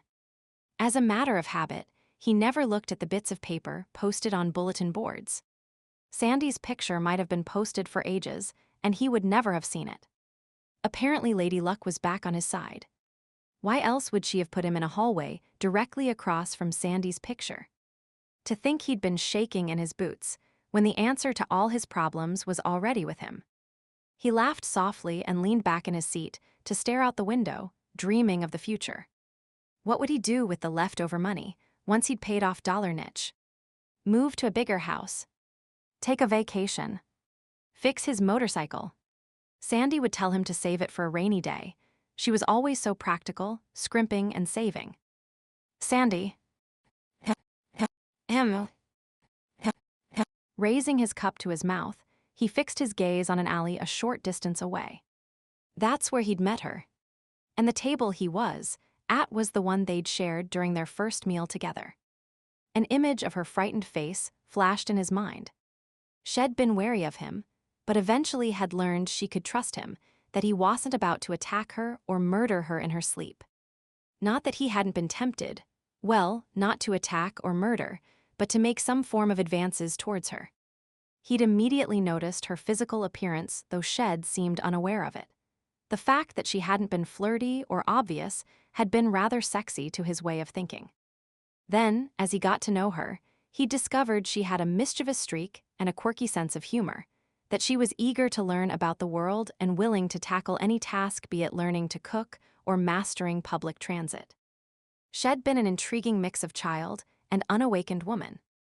Often he'd find himself staring at her, looking for some hint that she was aware of him as a man, that she returned his interest, but it never happened. Well, there'd been that one inexplicable, yet amazing time when Shed crawled into his bed, but beyond that, nothing. Instead, he'd had to content himself with her friendship and the vague hope that maybe someday Shed change her mind. It was foolish, of course. Obviously, the spark wasn't there for her, and now, perhaps he knew why. Given the size of the reward, it was obvious she came from a wealthy background and probably was used to rubbing elbows with the rich and famous. Why would she be interested in him? Kellen Anderson was a nobody, kicked out of home and forsaken by his family because of his gambling.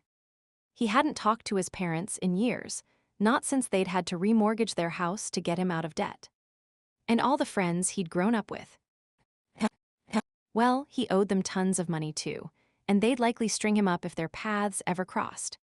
A wry chuckle escaped his lips. Here he was, right back where he started, in debt up to his ears with threats being made against his personal safety. At least this time, he'd be able to get out of the mess on his own. The ticket was right here in his hand, or more exactly in his house. Kellen stroked a finger over Sandy's image. She was laughing in the photo, and he smiled in response. It would be good for her to be back where she belonged. Life here wasn't caviar and silver spoons.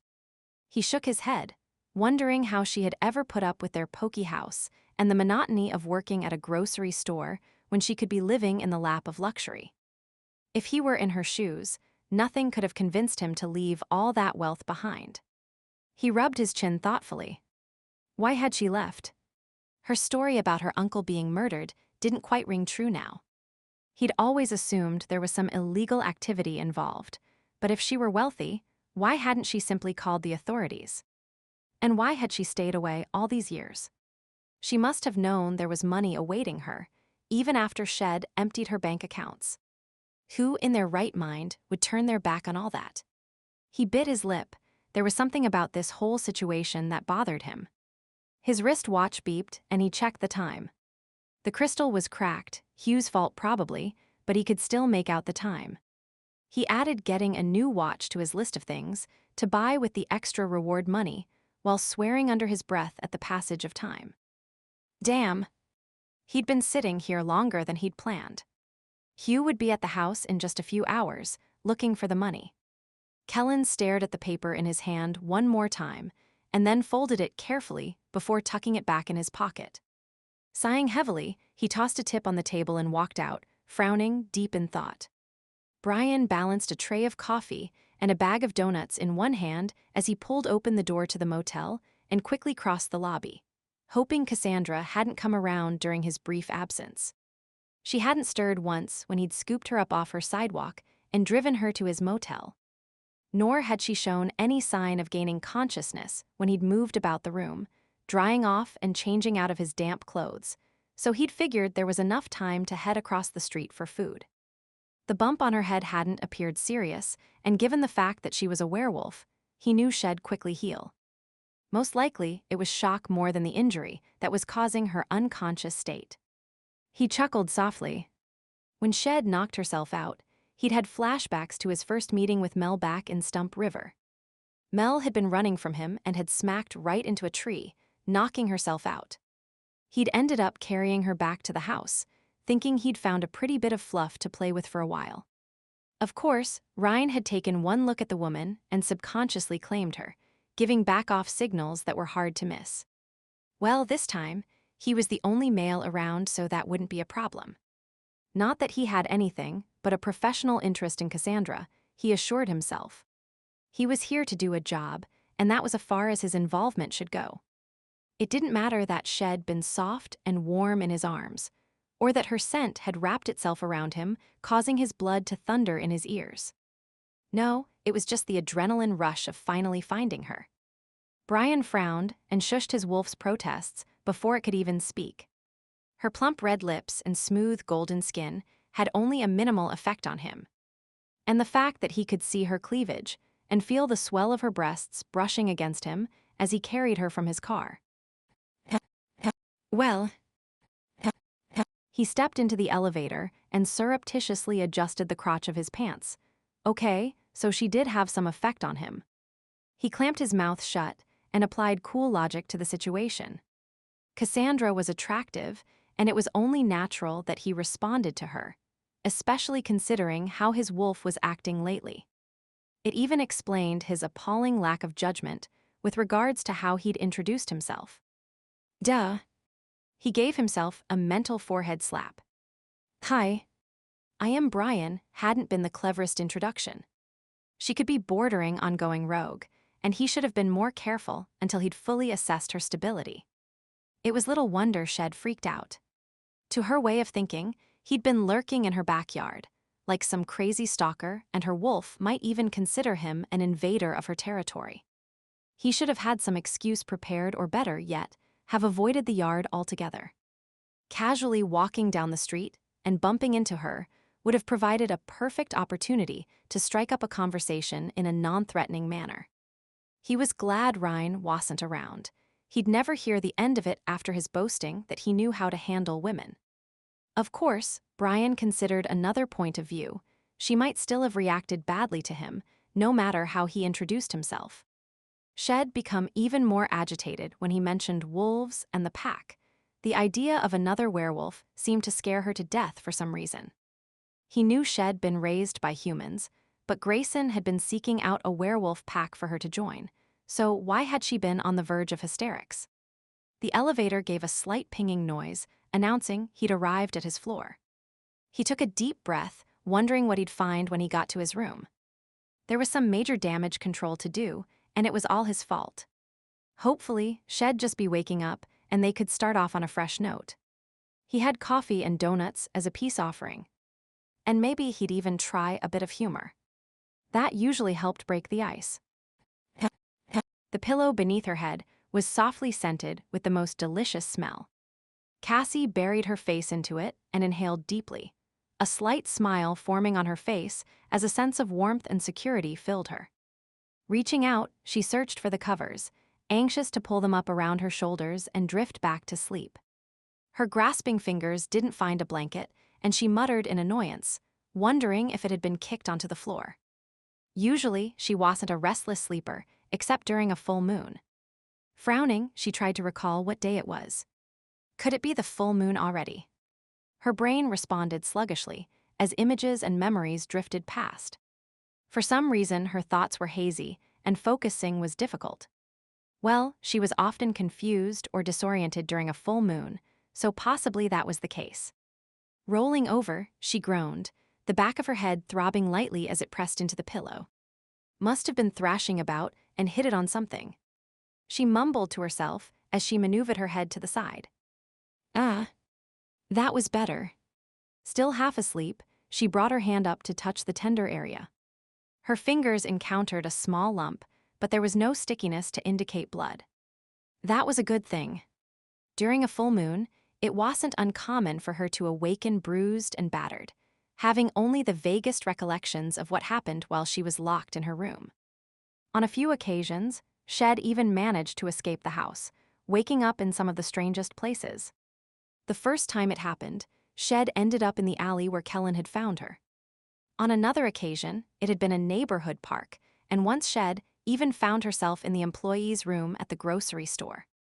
Luckily, she'd always been able to make her own way home or find a means of contacting Kellen. A smile drifted over her face as she thought of Kellen. He always came to get her, scooping her up, lecturing her about her drug habit. The smile faded as she thought about all the lies she'd told him over the years. She wished she could share the truth with him, but it was too dangerous. No one could ever know what she really was. It seemed amazing that no one had ever discovered her wandering about in a semi-conscious state. At least to the best of her knowledge, no one had. She always scoured the news after the fact, praying that there would be no reports of strange, inexplicable attacks by wild dogs. There never were, but she always worried, just in case. The animal inside her wasn't to be trusted. Cassie shifted back onto her side, keeping her eyes closed as she hovered on the edge of sleep. It was puzzling how she ended up in those places. They were usually locations she was thinking about just before the pills took effect. She never had any recollection of how she got there. And when she returned home, the door to her room was still locked, so how had she managed to escape? Over the past 3 years, she'd done her share of research on werewolves, trying to understand this mysterious other half of herself.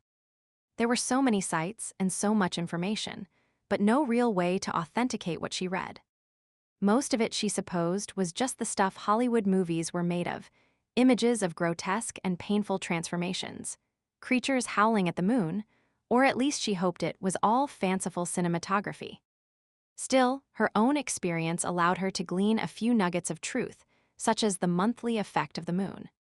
One site had talked about supposedly royal or blue-blooded wolves being able to teleport, or move from place to place, simply by thinking of a location, though apparently it was a skill that was hard to master. She wasn't sure if that was what she did or not, though it was a possible explanation. The main flaw in the theory was the whole idea of being werewolf royalty. It was almost farcical to her to suppose that savage beasts could ever organize themselves into an aristocracy. Yet again, she shook her head in disbelief of the very idea, wincing as the movement reminded her that her head hurt. She sighed, supposing she should get up and put some ice on the lump. Slowly stretching, she reluctantly opened her eyes and then froze her arms still extended at her sides. A gasp escaped her lips as she took in the unfamiliar curtains and furniture. This wasn't her bedroom. She bolted upright, and everything seemed to spin wildly for a moment before slowly righting itself. Her heart pounding, she looked around, finding herself in a totally unfamiliar room. Something about the decor led her to believe she was in a motel, but where? She half fell off the bed and rushed to the window to peer outside. A partially filled parking lot and the back of a building met her inquiring gaze.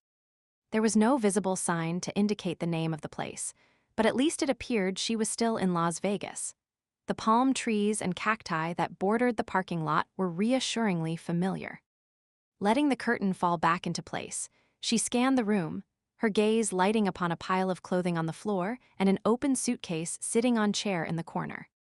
She approached it hesitantly, almost fearful of what she'd find. The clothing was damp to the touch, and she found a previously unnoticed towel folded across the arm of the chair. Biting her lip nervously, she began to rifle through the contents of the suitcase. Men's shirts, pants, underwear. She quickly dropped them, wiping her hands on her pants in disgust. Dear heaven, they weren't even Kellen's. He wore boxers, not briefs. A horrid thought suddenly popped into her head, and she looked down, running her hands over her body, relieved to find she was fully dressed except for her shoes. For a moment, she'd feared she'd gone into an early heat and ended up with some strange man. Sighing in relief that at least she hadn't done something totally inappropriate, she rubbed her forehead, trying to recall who owned the suitcase and how she'd come to be here. Before any answers came to mind, a sound behind her alerted her someone was coming. Swinging around, she faced the door and watched with trepidation as it swung open. A tall, well-built man walked in, and that's when it all came rushing back to her. Oh God, it was Bryan, the stalker guy from the grocery store. Somehow, he'd followed her to her house and had been waiting for her when she left for work this morning. And worse still, he claimed to not only know about werewolves, he said he was one, the pack beta no less. Warily, she backed away from him, her legs hitting the bed and causing her to sit down on the mattress with an undignified bounce. He chuckled, seeming to find her retreat funny. Just the sight of me already has you falling into bed, eh? Stay back. Don't come any closer. Cassie issued the warning while managing to right herself and then skittered across the bed, pressing herself to the headboard. The beast inside her was bouncing up and down like a puppy, presented with a juicy bone. Its obvious pleasure in seeing the man was in stark contrast to her own horror. Did the creature have no sense at all? Sure, the man was drop-dead gorgeous, his eyes an intriguing hazel, his lips curved in a smile that begged to be tasted. The man stepped even closer, and her breath caught in her throat. Was that a leering expression on his face? Her skin tingled with expectant awareness, waiting for the touch of his fingers, the brush of his lips. A mental image of his mouth on her flesh, his body pressing hers to the bed popped into her head, and how embarrassing. An ache began low in her belly at the idea of being ravished. No. These couldn't be her thoughts. The creature was taking over, that had to be it. Her eyes fixated on his gleaming white teeth, the slightly longer than normal canines. She took in his broad shoulders and muscular forearms, part of her longing to run her hands over their surface, while another piece of her acknowledged she'd never stand a chance against him in a real fight. A distressed whimper escaped her lips, and she snatched up a pillow, clutching it to her chest even though it would provide no protection. The man had claimed to be a werewolf, and she knew what werewolves could do. Marla finished the electronic transfer that deposited money into Nick Grant's bank account as per Aldrich's instructions. then sighed heavily and finger-combed her hair away from her face. Wrinkling her nose in distaste, she mentally went over the tasks she still had to complete. Double-checking the other employees had been paid, dealing with the utilities, setting up an appointment with Swanson for a security check of the estate. She hated this part of her job. Traveling about in the limo was one thing, sitting at a desk was sheer drudgery. Trapped inside, always trapped inside. When will it end? Where's the freedom to roam, to run? Her inner wolf paced back and forth in the cage she had imposed upon it. A real mate, a real pack, our own kind. Rubbing her forehead, Marla tried to ignore the relentless questions, the inner agitation. Whining and complaining will do you no good, she scolded. This is the best course for us. We never did fit into a pack, nor enjoyed our packmates, remember. You didn't, the wolf scolded back, but then again you never tried. Always out for yourself. Pack is everything, our family, our reason for being. Family, she scoffed. I have no family.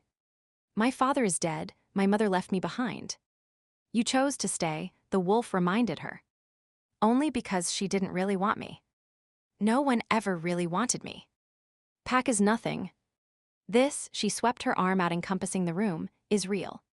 Clawing and scraping your way ahead, finding a secure source of money. Then well be independent and need no one. No one. The wolf answered sadly. How lonely. Shaking her head, Marla stood up and paced the room, trying to calm down from the argument Shed just had with herself. Thankfully, no one had come in. She ran her fingers through her hair again and straightened her dress. Then, chin lifted, she sat down, tucking her chair in near the desk, once more the image of an efficient personal assistant. Her job had evolved over the past few years, moving from simply being a temporary secretary to that of personal assistant. Aldrich seldom visited his offices anymore, conducting most of his business over the phone or the internet, so she spent a great deal of time stuck in his penthouse. At least if she was in an office building, she'd be able to ogle the men that worked there. Instead, here she was surrounded by the same boring people day after day, dealing with Aldrich's personal bills, consulting with his housekeeper over menus, and generally overseeing almost every aspect of his life. At first, she'd been pleased, seeing her work here as a stepping stone to gaining his confidence and becoming more intimately involved. She'd envisioned accompanying him on business trips and to social functions where she'd be required to wear designer gowns and drink champagne. Instead, Aldrich had become increasingly reclusive, and, while the man allowed her to balance his household accounts, he was proving to be annoyingly immune to her charms. Oh, he appreciated her physical attributes, but she never got a sense that he truly trusted her. It was frustrating, considering all the time and effort Shed put into this project. See, it isn't worth it. We need to leave, find one who suits us better. Marla chuckled dryly, for once agreeing with her inner wolf. She really didn't want to marry the old man, but he was in line to receive a considerable sum of money, and some sacrifices were to be expected if she was to get her hands on the main prize. However, she hadn't expected the sacrifices to be quite so mundane. When Shed first begun working for Aldrich, he'd been in the hospital and dependent on her to carry out his wishes. It had seemed a perfect opportunity to worm herself into his life, and Shed succeeded to some extent. In the beginning, he'd relied heavily on her, but lately the plan was losing its momentum. She frowned, wondering what she was doing wrong, then smoothed her forehead so as to not cause any wrinkles. A wrinkled brow wouldn't help her win over Aldrich, or any other man for that matter. A knock on the door had her looking up, and a middle-aged woman popped her head in, smiling cheerfully. Marla, I am just making a pot of tea, if you'd care to have some. Thank you, Sylvia, but you can start without me. I need to clear my desk first. Marla returned the smile, and Aldrich's nurse left with a nod and a wave. As soon as the woman was out of sight, the pleasant expression fell from her face. Annoying old cow. The nurse was unfailingly friendly and appeared happy to go about her job of caring for Aldrich's tracheotomy, claiming how lucky she was to have landed such an easy, yet satisfying job. Marla shuddered, wondering how suctioning mucus could be viewed as satisfying. The woman's affable presence was grating on the nerves, though Aldrich actually seemed to like the old biddy. They even called each other by their first names. Marla tightened her lips as she recalled that not once in the 3 years Shed worked for him had Aldrich ever called her Marla. She was still Miss Matthews to his Mr. Aldrich. In fact, the few times Shed tried to use his name and called him Leon, he stared at her, as if Shed taken leave of her senses. Briefly, she wondered if Sylvia could be a rival for the man's affections, but the idea seemed too preposterous to even consider. The woman was actually dowdy, whereas she, with her werewolf metabolism, had the luxury of always looking sleek and fit. Plus, she aged more slowly, so sags and wrinkles were still years in her future. Sylvia had crow's feet by her eyes, an overly round figure, and gray at her temples. Marla grinned. The other woman's shortcomings made her feel quite happy suddenly. She bent over her desk, intent on getting the menial tasks done as quickly as possible, only to look up sharply when the sound of raspy laughter drifted down the hallway. Tuning in her acute hearing, she heard her employer joking with the nurse. Marla's fingers tightened on her pen until the plastic casing cracked. Laughter was not a good sign, not good at all. Leon Aldrich never laughed. The man didn't even know the meaning of the word humor, and yet he is interested in the woman. She is for him in a way we never will be. Compressing her mouth into a straight line, Marla fumed in her small, stale office. Despite all logical arguments to the contrary, Nurse Robinson was somehow getting under Aldrich's guard. And if Aldrich let the woman in, she could very well ruin all of Marla's plans to get her hands on the money from the Greyson estate. Tapping the desk with the broken pen, she narrowed her eyes, annoyed that this new obstacle had popped up. Well, there was only one way to deal with a situation such as this. Leave. Give up this ridiculous plan. The wolf perked up, its spirit soaring at the possibility. No. Sylvia Robinson would have to go. Hopefully, she'd be as easy to get rid of as the other nurses had been. If not... Marla curled her lips. There were ways to make even the most unwillingly person leave. Mel paced across the room, her arms wrapped around her waist as if she could ward off the trouble headed her way. Nervously, she nibbled her lower lip, not sure what to do or who to turn to. The email Shed just printed was clutched in her hand, the only remaining evidence of the message Shed received. Shed double-checked the computer to ensure it was truly deleted from memory, even dumping the recycle bin and checking the temp files. In other circumstances, she might have found her actions a humorous reenactment of Ryan's some 3 years ago. At the time, they'd just met, and he'd been suspicious of her motives. When she accidentally downloaded pictures from his camera onto her computer, he'd been furious at her invasion of his privacy. He deleted the file, but neglected to dump the recycle bin, a fact that Shed hesitated to use until circumstances forced her hand. Shed ended up using the supposedly erased photos to create a report on him for her employer, Anthony Greyson. That report had unwittingly precipitating a series of life-changing events. In the end, her snooping in the recycle bin had led to a greater good, or at least that's what she liked to think. If she hadn't found the pictures Ryan had deleted, he might not have felt compelled to track her down, and he wouldn't have been there to rescue her from the evil clutches of Leon Aldrich. Ryan argued otherwise, but that was her version of the story, and she was sticking to it. A faint smile crossed her mouth at the memory of how the whole episode had ended, her real heritage being revealed, she and Ryan becoming mates. The smile faded quickly from her face. If only Shed known, then what she knew now. This past week, Shed felt as if her happy world was being ripped apart. Her fingers clenched into fists, causing the note in her hand to crinkle. She read the message again, and a wave of nausea washed over her. Rushing down the hall, she made it to the bathroom just in time before starting to heave. Once the ghastly experience was over, she splashed cold water on her face, then leaned against the cool tiled wall and sniffled sadly. Her life had been going so well. The pack was her new extended family, Ryan her loving mate, and now a baby. Why did this have to happen? She poked the note that had fallen on the floor with her toe. A knock on the door had her lifting her head. Mel, are you all right? It was Olivia, Marco's mate. Just a minute.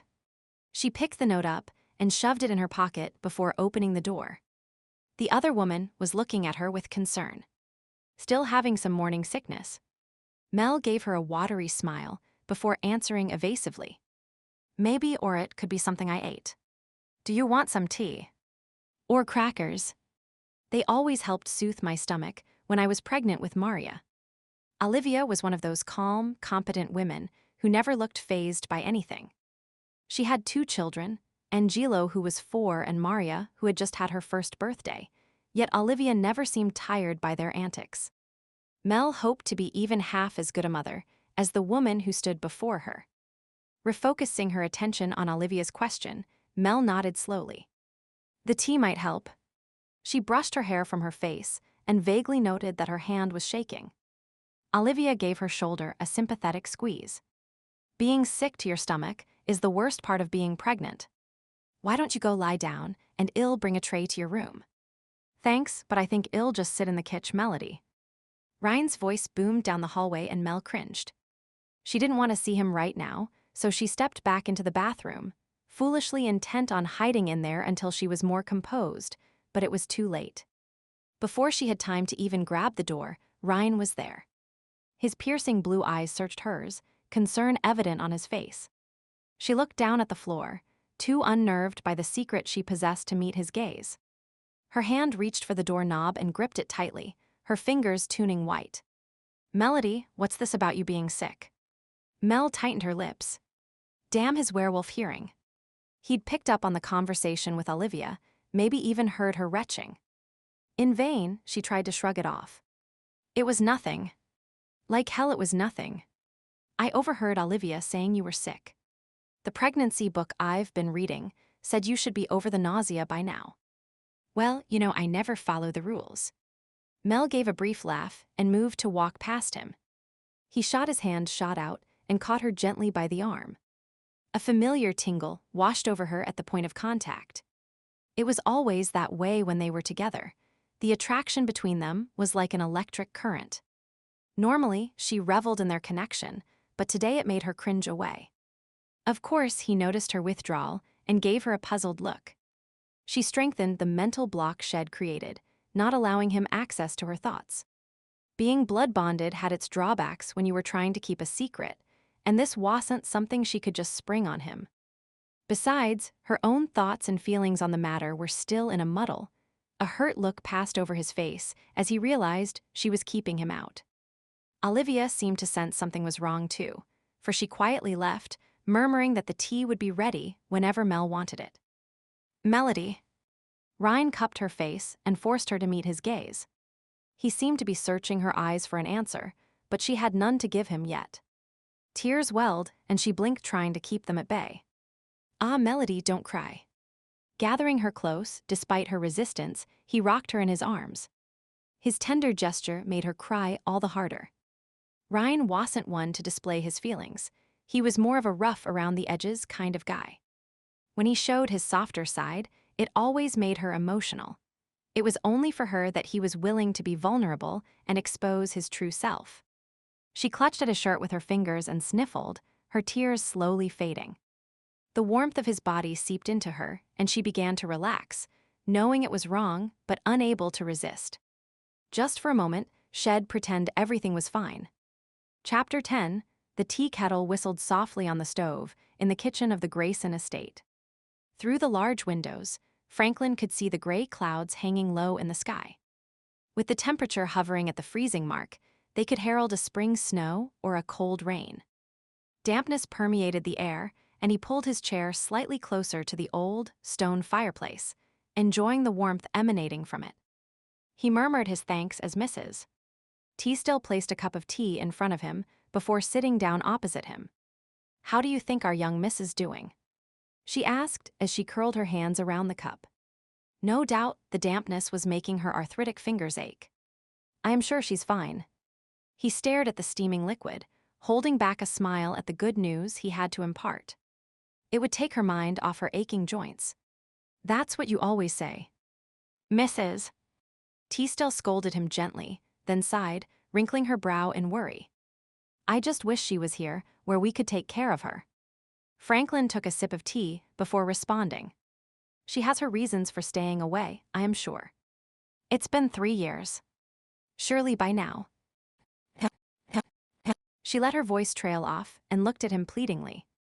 Cassie's special, we both know that. When the time is right, but what if we wait too long? The elderly cook leaned forward, setting her cup down. There was an urgent expression on her face.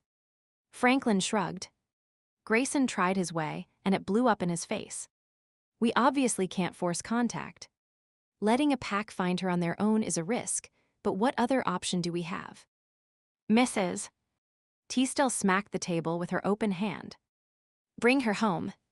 We'll take care of her, and when we're gone, she'll be alone again, and all the money in the world will be of no use to her. It was an old argument, one they had every few months.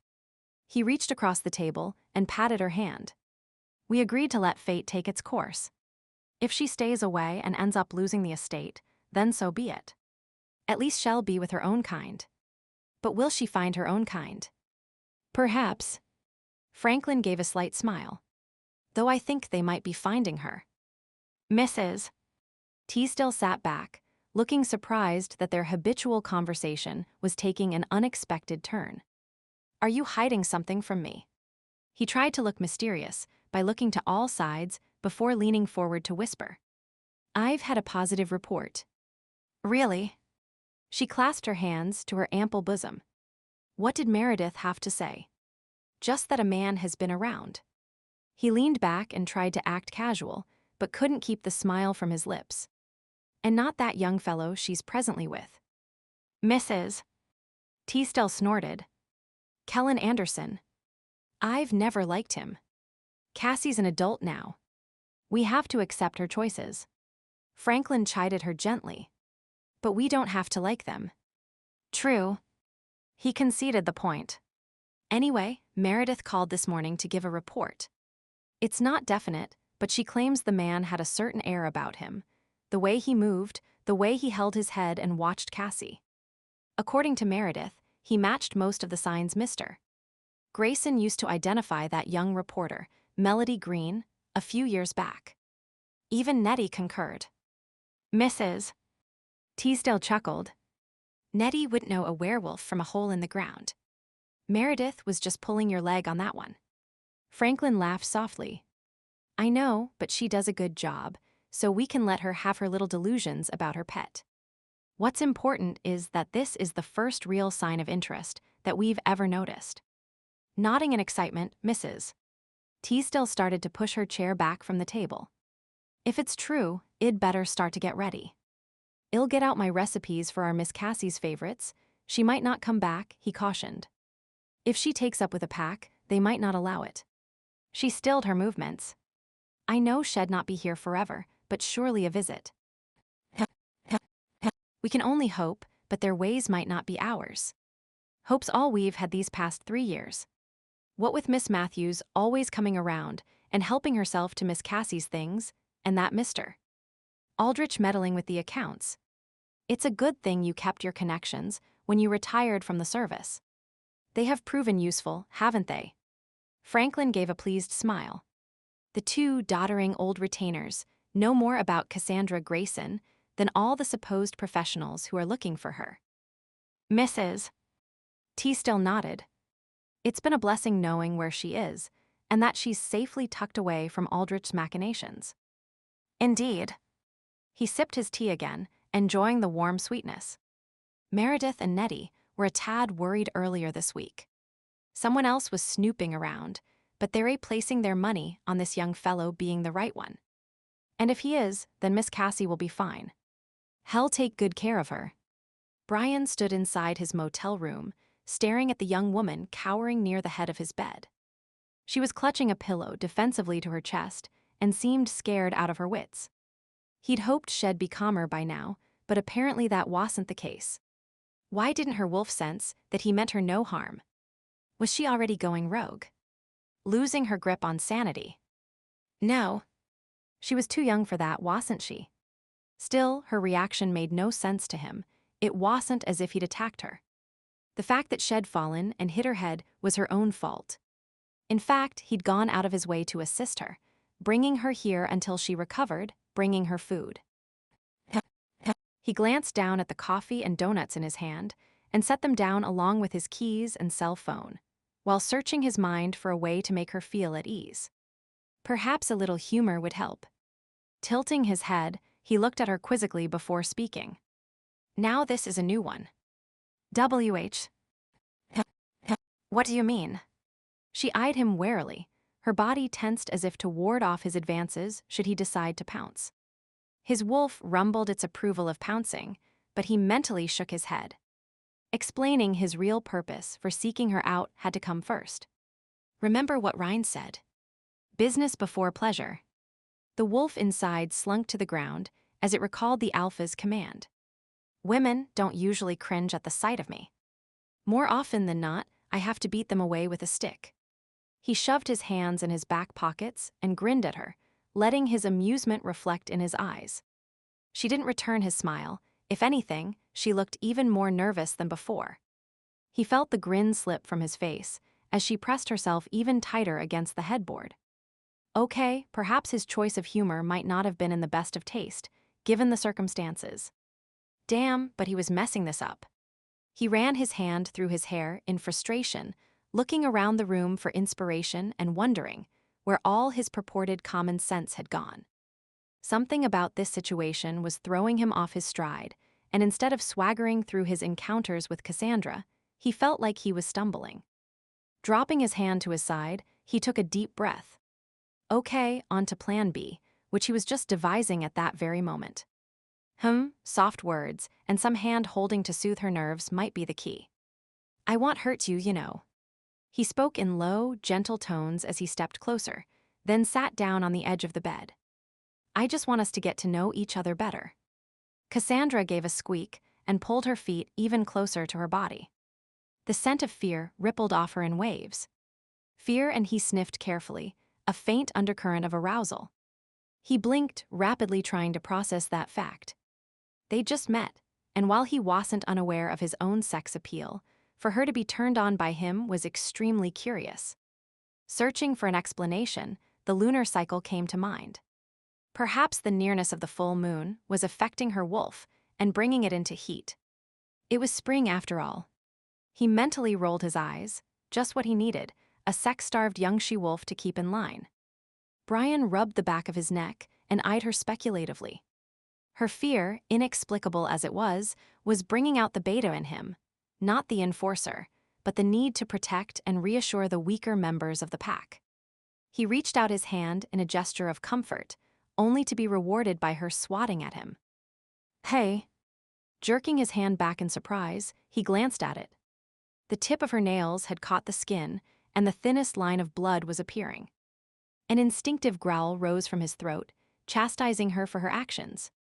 Another beta characteristic was coming to the fore, demanding respect from the pack members and enforcing the rules, one of which was not striking out at superiors unless you were trying for a coup.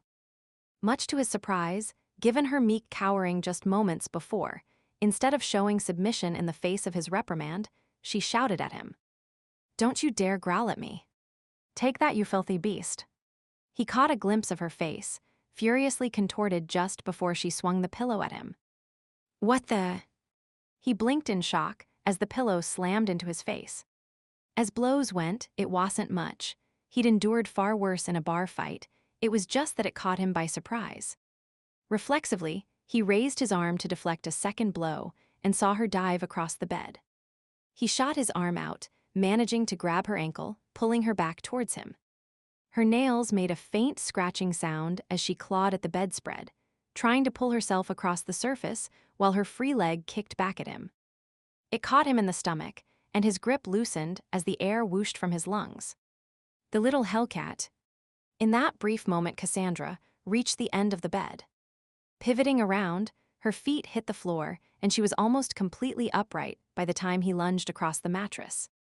Wrapping his arms around her waist, he yanked her against his chest, intent in holding her in a bear hug. With impressive speed, she reacted to his move, jerking her head backwards. If he hadn't anticipated her actions and swung his head to the side, Shed likely have broken his nose with her move. Some part of his mind registered the fact that whoever had taught her to fight had done a damned fine job. Unfortunately, that meant he had his work cut out, trying to subdue her without causing any actual injury.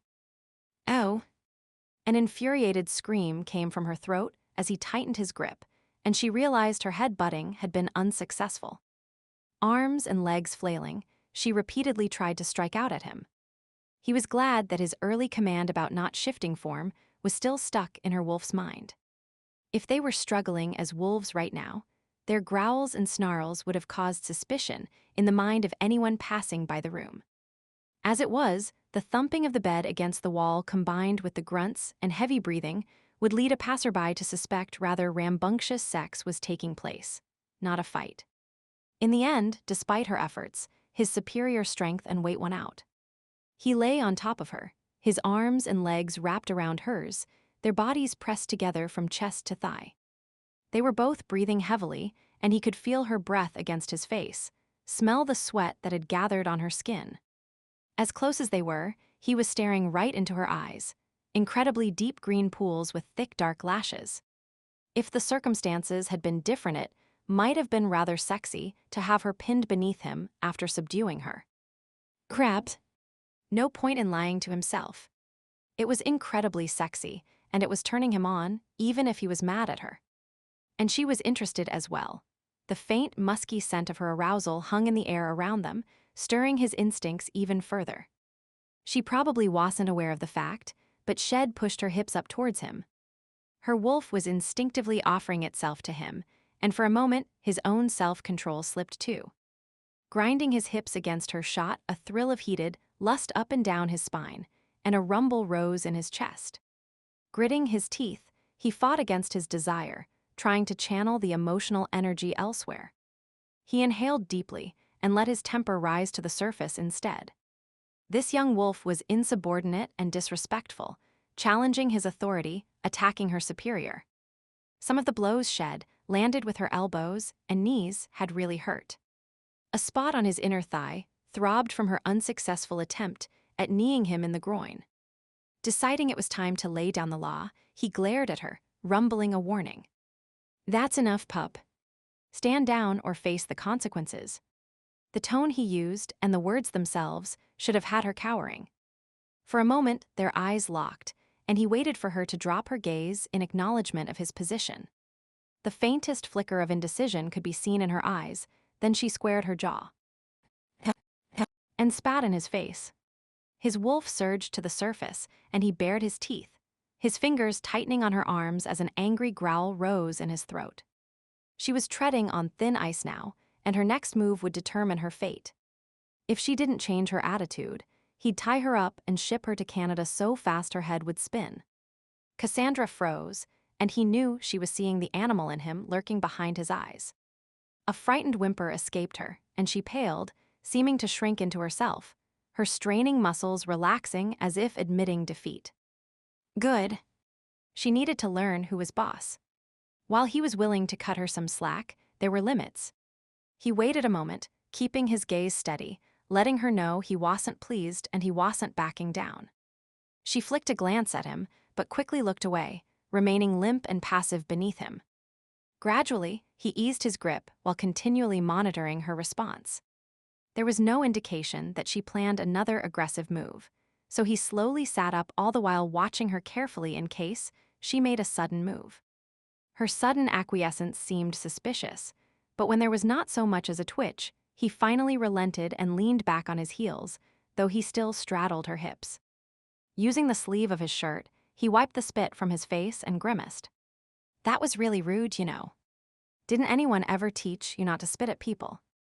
She didn't answer, but he was sure he saw a flash of regret in her eyes before she hit it with a defiant thrust of her chin. Oh, she was feisty one, he thought to himself, forcing a smile of appreciation. But even though he liked some spirit in his women, Shed have to learn respect if she was going to survive in the pack. Ryan wouldn't put up with that sort of crap. Deciding to capitalize on the situation, he pressed his point, keeping his voice deep and implacable. Your attitude had better change once we get back to Canada. Our alpha will be taking you to task himself if you even try a stunt like that on him. Canada. Her voice squeaked as she spoke the word. He nodded, pleased she was at least talking now, rather than cowering in fear. That's where the pack is located. Under the finding clause, you're now a member. We'll be heading back just as soon as I can finalize the arrangements. Finding clause. Arrangements. The words came out as little more than a bewildered whisper. Yep. Rogue or lone, werewolves such as yourselves can cause a lot of trouble, so when one is found, we usually hunt them down. His cell phone rang at that moment, interrupting his explanation. He patted his pocket before realizing it was on the dresser. Leaning forward, he found he couldn't quite reach and grunted in frustration. For a moment he hesitated, eyeing the woman beneath him. The phone rang again, and he sighed heavily, then issued a warning in his sternest voice before climbing off her. Don't do anything stupid like trying to leave, because if you do, it'll just track you down again, and the consequences won't be pleasant. Stay right here while I get my phone. She didn't move when he stood up. Only her eyes followed his progress as he backed towards the phone, reluctant to let her out of his sight. For some reason, he didn't trust her sudden acquiescence. He picked up the phone without even looking to see who was calling. Hello? Mel's voice sounded in his ear. Bryan. Yeah. What's the matter? I am sort of busy right now. He answered her absent-mindedly, his thoughts more on the girl before him than his alpha's mate. Cassandra Greyson was a bit of a puzzle, scared yet defiant. How had she survived for 3 years on her own? Keeping her wolf in check, with no one around to guide her, couldn't have been easy. Oh, I am sorry. I'll call back later. Mel's voice sounded wobbly, as if she were on the verge of tears. That grabbed his attention and snapped him back into focus. No. Don't hang up. What can I do for you, Mel? Oh, Bryan, She paused and sniffled. A sound from the bed caught Bryan's attention, and he looked up to see Cassandra was now sitting on the edge of the bed. She had her arms wrapped around herself and was staring at the floor. Her whole demeanor projected a feeling of defeat. He grimaced, thinking he'd been too harsh with her. The girl had had a rough go of it, no doubt. Being a lone wolf was no fun. Bryan, are you still there? I am here, Mel. I just got distracted for a minute. What's upsetting you? He turned his body slightly away from the bed in an attempt to help himself concentrate on Mel. You know how you saw me at the computer the other day, and I was acting sort of strange? I remember. A quick glance over his shoulder revealed that the Greyson girl hadn't moved. He relaxed a bit and listened intently to Mel, trying to think of what the problem could possibly be. Mel wasn't the sort to fall apart over nothing, though since she'd gotten pregnant her moods were a bit unpredictable. Well, I've been getting some correspondence from. A sound behind him had Bryan starting to turn towards the spot he'd left Cassandra when pain exploded in his head. He gave a brief cry, felt his knees buckle, and then the carpeted floor seemed to rush up to meet him. Cassie stood frozen, staring at the results of her actions. Bryan was lying on the floor, a thin trickle of blood seeping from a cut on his cheek. She couldn't believe she'd actually knocked the man out. Sure, it always worked in the movies, but this was real life. Using the lamp had been an act of desperation, and now that she'd been successful, a queasy feeling was filling her stomach. She swallowed hard, forcing herself to look around for her shoes. Her purse was by the door, and she breathed a sigh of relief, thankful that Bryan had brought it along. All her ID was in there, and even though it was technically all fake, they were the only documents she had at the moment. The irony of her thanking her kidnapper for not losing her purse struck her, and she gave a derisive snort before resuming the search for her shoes. Even though he was unconscious now, she didn't hold out much hope that he'd stay that way for long. After all, he'd admitted he was a werewolf, and they were purported to be quick healers. Heck, who was she kidding? She'd seen the phenomenon herself. Her own minor cuts and bruises always faded much faster than would be considered normal. The memory of watching her skin knit itself back together before her very eyes made her uneasy. She didn't want to be a werewolf, and anything that reminded her of the fact was upsetting. Bryan. Bryan. A female voice, could be heard over the phone, and Cassie paused in her search for her shoes. Bryan had indicated he was popular with women. Was this one of his girlfriends? He'd called her Mel. Was that short for Melissa or Melanie? Not that it mattered. Cassie bit her lip, wondering if Mel was a human or another werewolf. If the other woman was human, maybe she should warn her about her boyfriend. She quickly dismissed the idea. Escaping was her priority at the moment. Besides, the person on the other end likely wouldn't even believe her. Hello? Hello? Is anyone there? Ignoring the frantic-sounding voice, Cassie peered under the bed, grunting happily when her shoes came into view. Pulling them on, she stood and stared at Bryan again. He was breathing steadily, so no real damage had been done. Perhaps she should tie him up. Eyeing the bed sheets, she decided against it. It would take too long, and probably wouldn't slow him down significantly. The power of his body had been more than revealed to her when he'd had her pinned to the bed. Muscles seemed to cover every inch of the man. Muscles and... Her gaze drifted to his crotch. Their struggle had aroused him. She'd felt the evidence pressing against her, and the beast inside her had responded, her panties growing moist. The smell of his body, heated from their exertions, had filled her nostrils, and She'd had an overwhelming desire to nuzzle against him and lick the strong column of his throat. Thankfully, he hadn't noticed, and She'd been able to project a defiant facade. But a facade was exactly what it was. The creature inside her was fighting to get out like never before. Hot, wild thoughts kept racing through her mind, images of naked, sweaty bodies twisting and writhing together. Even now, she could almost imagine what it would be like to have her legs wrapped around his hips, to feel his hands gripping hers. The man on the floor gave a light moan, and Cassie jerked back to reality. Her breathing was rapid, and there was an ache between her thighs. Oh God, this was crazy. Here she was contemplating sex with a werewolf. With a cry of self-disgust, she turned and fled the room, anxious to put as much distance between them as possible. Once she was outside the motel room, she looked around, getting her bearings, trying to calm herself enough to think logically. Luckily, the place he'd taken her wasn't that far from her house, and it was on a public transit route. And there came a bus. She sprinted across the parking lot, arriving just in time to climb on. Settling in her seat, she breathed a sigh of relief.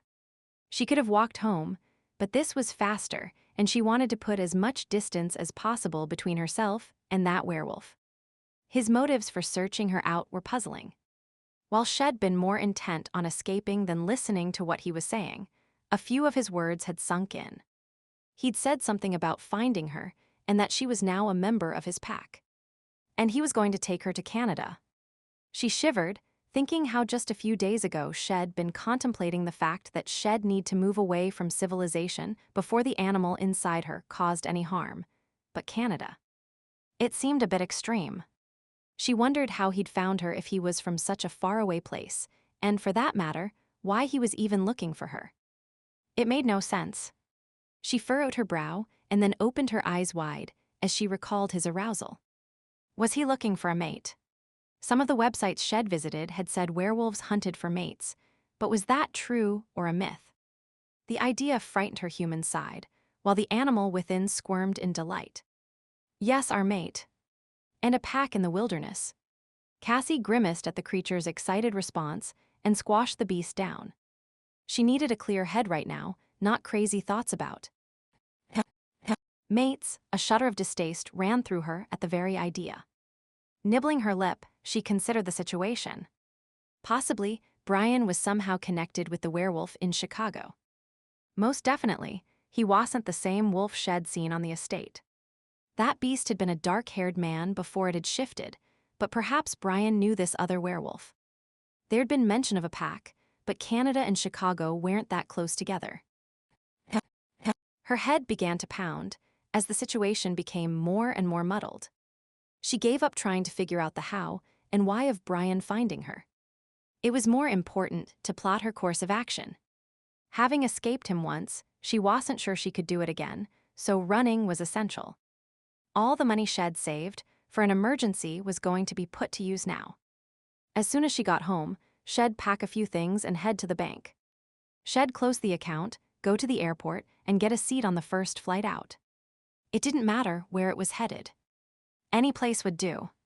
But what about Kellen? Cassie clenched her hands in her lap. She couldn't leave him behind, despite her earlier anger over his gambling. It was too dangerous, and Kellen was her family. The werewolf knew where she lived. He'd find Kellen and most likely kill him, assuming Shed shared the secret of werewolf existence. Well, Shed take Kellen with her. Hopefully, he'd be willing to go. Given the debt he'd run up locally, she didn't believe he'd protest too much. A fresh start would be good for him. Cassie crossed her fingers, hoping Kellen wouldn't question her impulsive desire to relocate. He liked adventure, so maybe it would appeal to him. The bus was approaching her stop, so she gathered her purse and made her way to the door. It only took a few minutes to reach her house. Vaguely, she noted the day was clear and hot, much warmer than was typical for Las Vegas at this time of year. The sun was high in the sky, so it must be about noon. Kellen should be home from wherever he'd spent the night. If he wasn't, she didn't know what Shed do. She couldn't just leave him behind to face Bryan's wrath, yet how would she find him? As quickly as she could, she walked down the street, not wanting to draw attention to herself by running, but eager to get home so her escape plan could be set in motion. Over the years, Shed played out a scenario similar to this so Shed be prepared if the time ever came, of course. She hadn't expected to be kidnapped by a sexy werewolf, nor thought of Kellen possibly not being home. Her house was before her. She trotted up the walk, grabbed the front door, and breathed a sigh of relief as the doorknob turned under her hand. Kellen was home. There'd be no need to try to track him down. The door swung open and she stepped inside. Kellen, where are you? I've got something to tell you. Cassie dropped her purse on the coffee table, peeked into the kitchen, then hurried down the hall towards the bedrooms. Kellen's door was ajar and she could see him standing by the dresser, staring at a piece of paper. She ignored it and looked at him instead. Kellen, I have a surprise for you. Shed decided to tell him they were going on a vacation, that one of the women at work had to back out of a trip, and Shed taken over the tickets. It wasn't a very strong story, but she hoped he'd be too excited to question her. Once they got to wherever they ended up, Shed probably have a better story concocted. Right now getting away was the most important thing. He looked up at her distractedly. Oh. Sandy. Good. I was hoping you'd be home early from work. I need to ask you something. Damn. Shed forgotten all about work. Mr. Bartlett wouldn't be happy that Shed missed her shift and not called in. Oh well, if she was leaving town, she supposed it didn't really matter. You can ask me later, Kellen. I've got great news. We're going on a vacation today. I got tickets really cheap, but we need to get to the airport right away. Just grab the bare essentials and we'll head out. Cassie infused her voice with an excitement she didn't feel, talking quickly and giving him no chance to ask questions. She saw a duffel bag on the floor and tossed it at him. You start packing and I'll gather up a few of my things. Want this be exciting? She left the room and hurried to her own, a sense of urgency coming over her. There was danger coming, she just knew it and they needed to leave quickly. All but running into her room, she pulled a small carryall from her closet and moved to the dresser. A movement near the door caught her attention. Kellen was standing there. Cassie smiled at him brightly, trying to hide her exasperation. Why wasn't he cooperating? Are you packed already? Sandy, a corner of her mind, noted that Kellen seemed to find saying her name awkward. That was strange. I need to talk to you. Kellen looked sober, like there was bad news in the offing. A sinking feeling formed in her stomach. She tried to push it away and began shoving underwear into her bag. "We can talk on the plane, now go pack." Kellen stepped into the room and grabbed her wrist, pulling her around to face him. She froze, a handful of lacy bras dangling between them. "Kellen." His face was unreadable, but she sensed something was seriously wrong. Damn and double damn. They didn't have time for this right now. "Sandy, you need to stop and listen to me." He paused and flattened his lips, his eyes appearing tormented with some inner struggle. "Tell me about your life before we met." The question shocked her and she blinked at him, not sure what to say. In all their time together, he'd never asked. It was like an unwritten rule between them. They didn't delve into each other's past. Here and now was what mattered. "Why do you want to know that now?"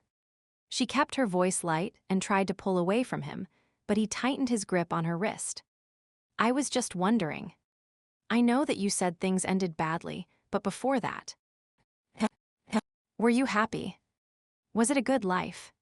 His question unsettled her. She didn't think about her life with her uncle anymore. It was too painful. Twisting her arm, she managed to break free and drop the bras in her bag. "Maybe. I don't think about it a lot. Does it really matter?" Cassie turned her back and picked up some items off the top of her dresser. Behind her, she could hear a paper rattling. "Yeah, it matters. I wouldn't want you to be unhappy." "That's silly. How could I be unhappy? We're leaving on a vacation any minute. That is, if you get your act together and start packing." She turned, a teasing smile pasted firmly on her face. Kellen wasn't looking at her. He was staring at a piece of paper again.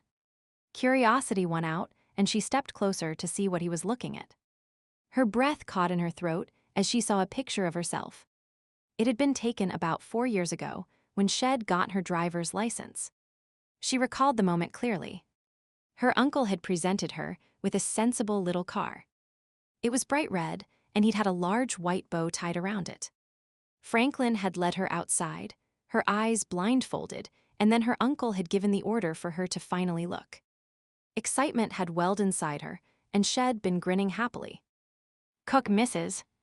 Teasdale had been there as well and snapped a picture of the event. Her uncle had seldom allowed pictures of her to be taken. A wave of sadness washed over her as she wondered what had become of Franklin and Cook. They'd always seemed old to her. Were they even still alive? Or had the werewolf attacked them as well? Not for the first time was she filled with guilt. Why had she only thought of herself? Why hadn't she taken Franklin and Cook with her? If the werewolf had killed them, it was her fault. Instead of warning them of the danger that was lurking in the woods, Shed just fled. There'd been no mention of their fate in the papers. Shed checked the obituaries, but would anyone have even bothered to write one for them? Their fate was a mystery to her, yet Shed never dared make inquiries for fear of her own location being discovered. The memories brought a wave of pain as she recalled all Shed lost: her uncle, the 2 servants who'd been more like family to her. "Where did you get this?" Her voice sounded harsher than she intended, but she didn't apologize. "I found it posted on a wall, along with a lot of other advertisements." "Sandy." "Cassandra, I guess that's your real name. You're an heiress. You're probably worth millions of dollars." She blinked. On some level, she supposed Shed always known her uncle was rich, but Shed never really thought of what had happened to the money once he died. Her eyes drifted to the flyer in Kellen's hand. It called her an heiress. Apparently, her uncle left at least some of his money to her. A short, dark laugh escaped her. All these years of struggling to make ends meet, and she was rich. Not that she cared. The money meant nothing. She'd much rather have her uncle back and be free of the threat of werewolves. Werewolves. That brought her up short. Bryan had to be conscious by now, and was probably on his way here at this very moment. She returned to packing, talking to Kellen over her shoulder. "I'd never thought about it, but yeah, I guess I am worth a bit of money. Not that it matters. I don't want to go back to that life." She compressed her lips and blinked back tears, thinking of how empty all the fine homes around the world would be without her uncle, Franklin, and Cook. Look, we'll talk about it later. Right now, we need to get packed and get out of here before it's too late. His protest was cut off by a knock on the door. A feeling of horror washed over her. They were too late. Bryan was already here. She turned towards Kellen, who was looking at her with an equally stricken look about him, though she wasn't sure why. Don't answer the door. They both said simultaneously. Chapter 11, Kellen gulped as a knock sounded on the front door again. For some reason, Sandy. Cassandra, he'd have trouble calling her that after all this time, looked frightened as well. He wondered why, but didn't have time to ponder the fact as the sound of cracking wood came from the general area of the front door. Damn! He spat the word out angrily. The goon from Dollar Niche was early and obviously not feeling patient. The strength of his knocking was splintering their old front door. He turned to go head the fellow off, not wanting Hugh to get a glimpse of Sandy. The guy had slimeball written all over him. Kellen didn't trust the man to behave himself. Sandy, you stay here. I'll see what's going on. He didn't even manage to take one step when she grabbed his arm and tried to thrust herself in front of him. No. It's too dangerous. You don't know what you're dealing with. Her fingers clutched his arm tightly, and her obvious concern warmed him. It was good to know she still cared. Anderson. Get your ass out here. A deep voice called from the living room. Obviously, the door hadn't been latched, or perhaps it had given way. Kellen winced. Hugh appeared to be in a bad mood. I'll be fine. He pried her fingers from his arm. They weren't as tight as they had been, and she looked rather surprised, as if she'd expected to hear someone else. He didn't have time to consider the point, though. Stay here. I'll deal with the guy in the other room. Kellen took a deep breath and walked to meet the beefy blonde giant he knew was waiting for him. Anderson. Hugh nodded at him as he stepped into the room. Eddie sent me to make sure the money is delivered on time. You're early. It's not due for a few more hours. Hugh grinned and cracked his knuckles. I am just here to help you get it and to make sure you don't skip town. Kellen laughed, all the while thinking that Cassie was busy packing her bags in the next room. He hoped Hugh didn't take it into his head to go snooping through the house. Me? Leave town. I wouldn't think of it. He leaned casually against the wall and crossed his legs. You wouldn't be the first guy to try and get out of paying up. Not that I'd mind exactly. Tracking you down and reminding you of your obligations would be kind of fun. I haven't broken any kneecaps in ages. Taking in the guy's thick arms, broken nose, and scarred knuckles, Kellen could only imagine the kind of fun he was referring to and gulped. The paper in his hand crinkled as his fingers twitched. He'd forgotten he was still holding it. Damn. He bit his lip, wondering what to do. The reward money for revealing where Sandy was would pay off his debt to Dollar Niche, and there'd be a tidy sum left over. But Sandy hadn't seemed overly happy when talking about her former life. He wished he'd had more time to discuss this with her, to see if she wanted to go back. This had seemed like such a good idea at 2 a.m, but now. Maybe he shouldn't. Hugh settled his large body in a chair and folded his hands behind his head. His legs stuck out halfway across the small room. Shifting into a more comfortable position, the furniture creaked under the man's weight. So where's all this money suddenly coming from? Kellen frowned. Suddenly, Hugh seemed a lot more intelligent than he had a few minutes ago. There was a calculating gleam in his eye. Was the tough guy act just that? An act to throw him off? But if so, why? About that, he wasn't sure what he was going to say, but a voice behind him made it a moot point anyway. Money. What money? Sandy's voice suddenly spoke from behind him, and Kellen swore under his breath. I thought I told you to stay in the bedroom. He whispered harshly, glaring at her and trying to block her entrance into the room. Of course, it had no effect. Sandy could be quite headstrong when she had a bee in her bonnet. What money is he talking about, Kellen? She stepped into the room, a strained look about her face, and her voice seemed higher pitched than normal. A knot formed in Kellen's stomach, knowing Sandy must be drawing some of her own conclusions. She wasn't slow. She'd have seen the reward printed on the flyer and connected it to Hugh's talk of sudden money. Hugh took Sandy's appearance in the room in his stride, answering her question before Kellen could think of what to say. Your friend here claims to have some quick cash coming his way.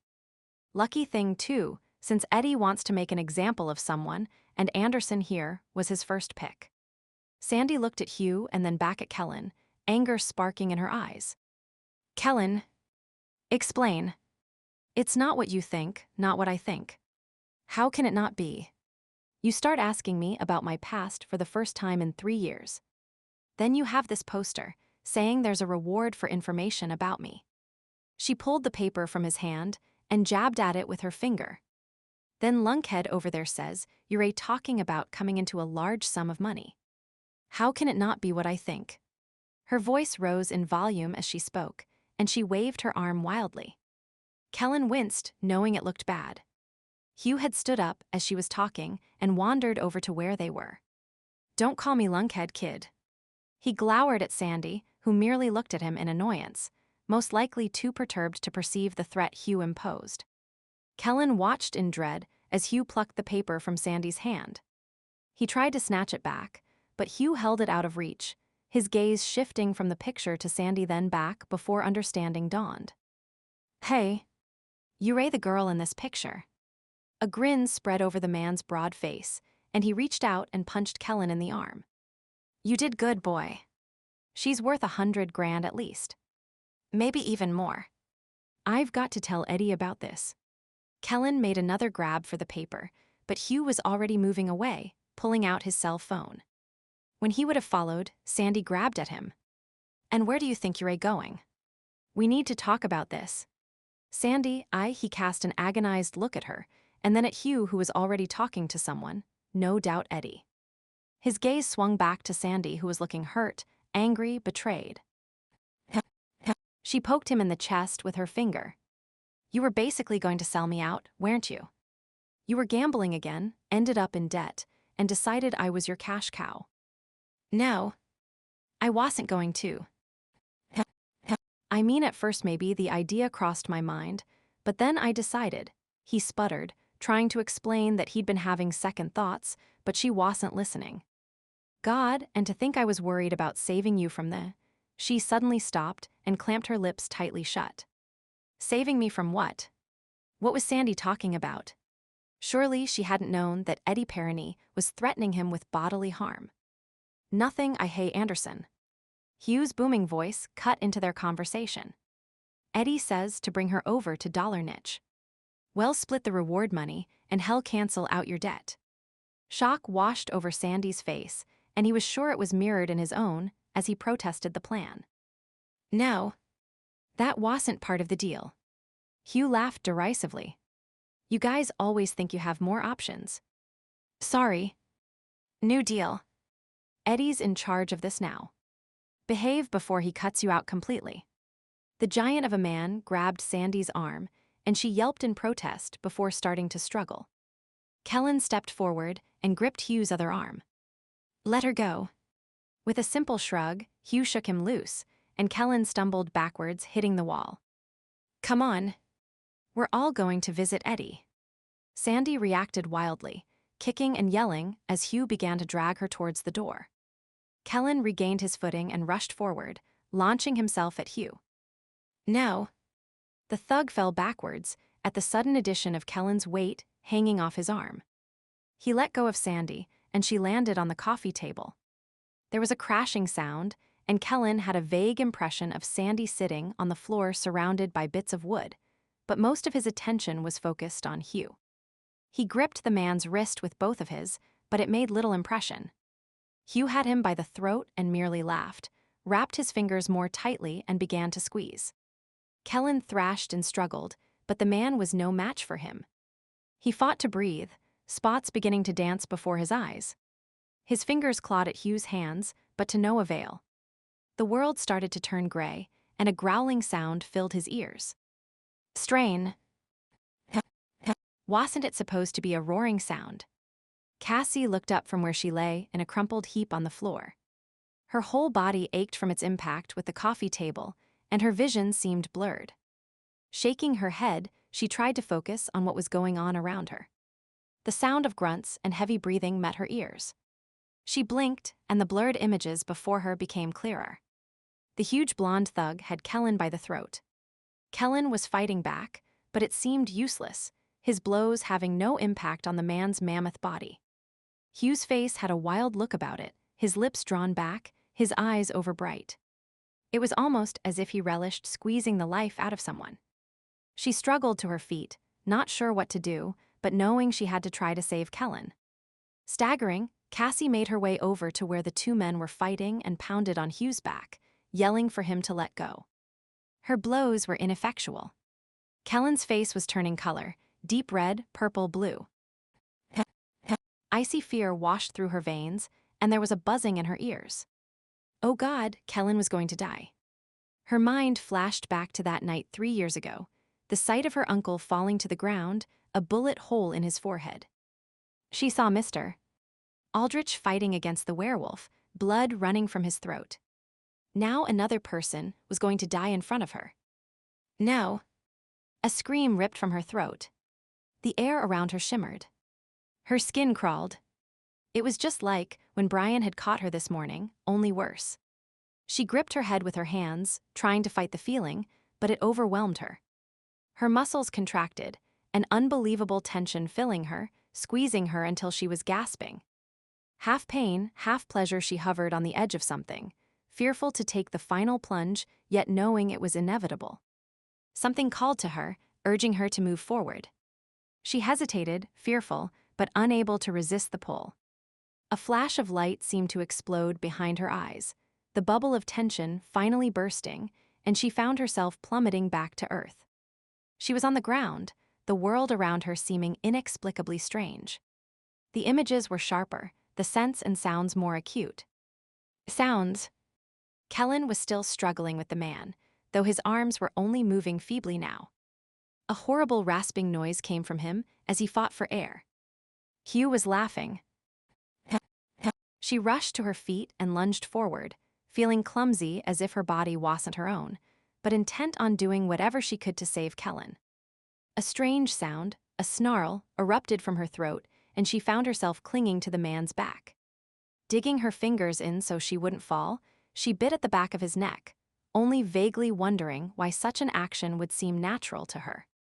Hugh screamed and released Kellen.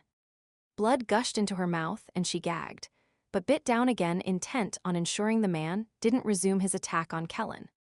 Vaguely, she was aware that Kellen was free now, lying on the ground, gasping for air. The man hit and kicked at her. She yelped in pain. Yelped? What? Looking down, she saw that she wasn't on her hands and knees, as she supposed. Thin legs covered in brown fur were where her arms should be. Panic washed over her.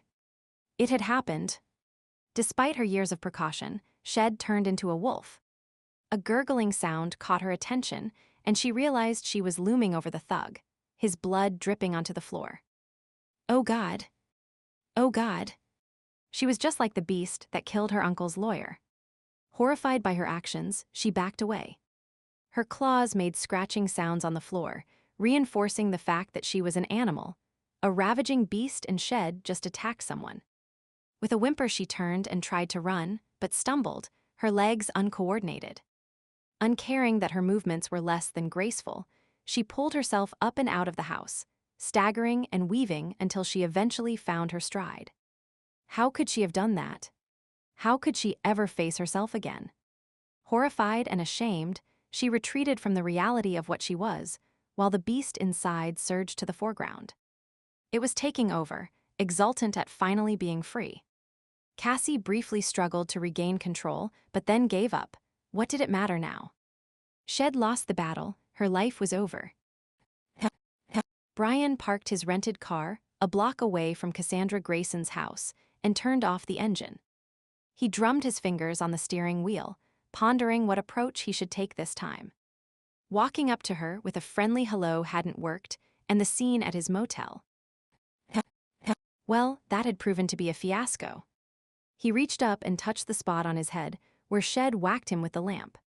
It was a bit tender, but healing rapidly. Feisty little rogue. If he wasn't so exasperated with the girl, he'd applaud her ingenuity. Shed played her cards perfectly, allowing him to think she was subdued by his authority and then attacking when he turned his back. No, it wasn't the accepted way to treat your beta. But then again, she didn't seem to recognize that he was her beta. Her inner wolf was aware of the fact, but as for her human half, there was some sort of block there, though he couldn't put his finger on it. It was as if the two halves of her weren't communicating. They were aware of each other, but functioning at cross purposes. Well, from the little he had gleaned of her early life, Shed been raised exclusively among humans, so it wouldn't be surprising if she had a few quirks. Rubbing his chin, he considered the situation. It could prove interesting, trying to integrate her into a pack. Mel would be of some help, having only discovered her own werewolf heritage a few years ago. Shed be able to relate to the girl and offer some tips on pack life. That is provided she ever forgave Cassandra for scaring her half to death in the middle of that phone call. When he'd come to on the floor of the motel room, Mel had been shouting into the phone, wondering what had happened to him. Upon learning that the Greyson girl had knocked him out when he turned his back, Mel had been both furious and remorseful, mad at the girl for hurting him and angry with herself for interrupting. Finally, Shed calmed down, and he discovered why Shed called. The news had come as a shock, and he hadn't been able to offer as much help as he'd like to. Something was off with the situation, and he'd told her as much, which seemed to assuage the worst of her fears. Further investigation was definitely needed before she did anything drastic. He pointed out that Bryan was the one she should really be talking to, but Shed protested that, until she knew more, she didn't feel able to broach the subject with her mate. Bryan could understand her point of view, even if he didn't totally agree. And after all, who knew what he'd do in a similar situation? Not that it could ever happen, of course. Finally, he'd suggested talking to Daniel, since he'd have more background knowledge about the subject. Reluctantly, Mel had agreed to involve another pack member, and they'd ended the conversation with her promising to keep him abreast of the situation as more information became available.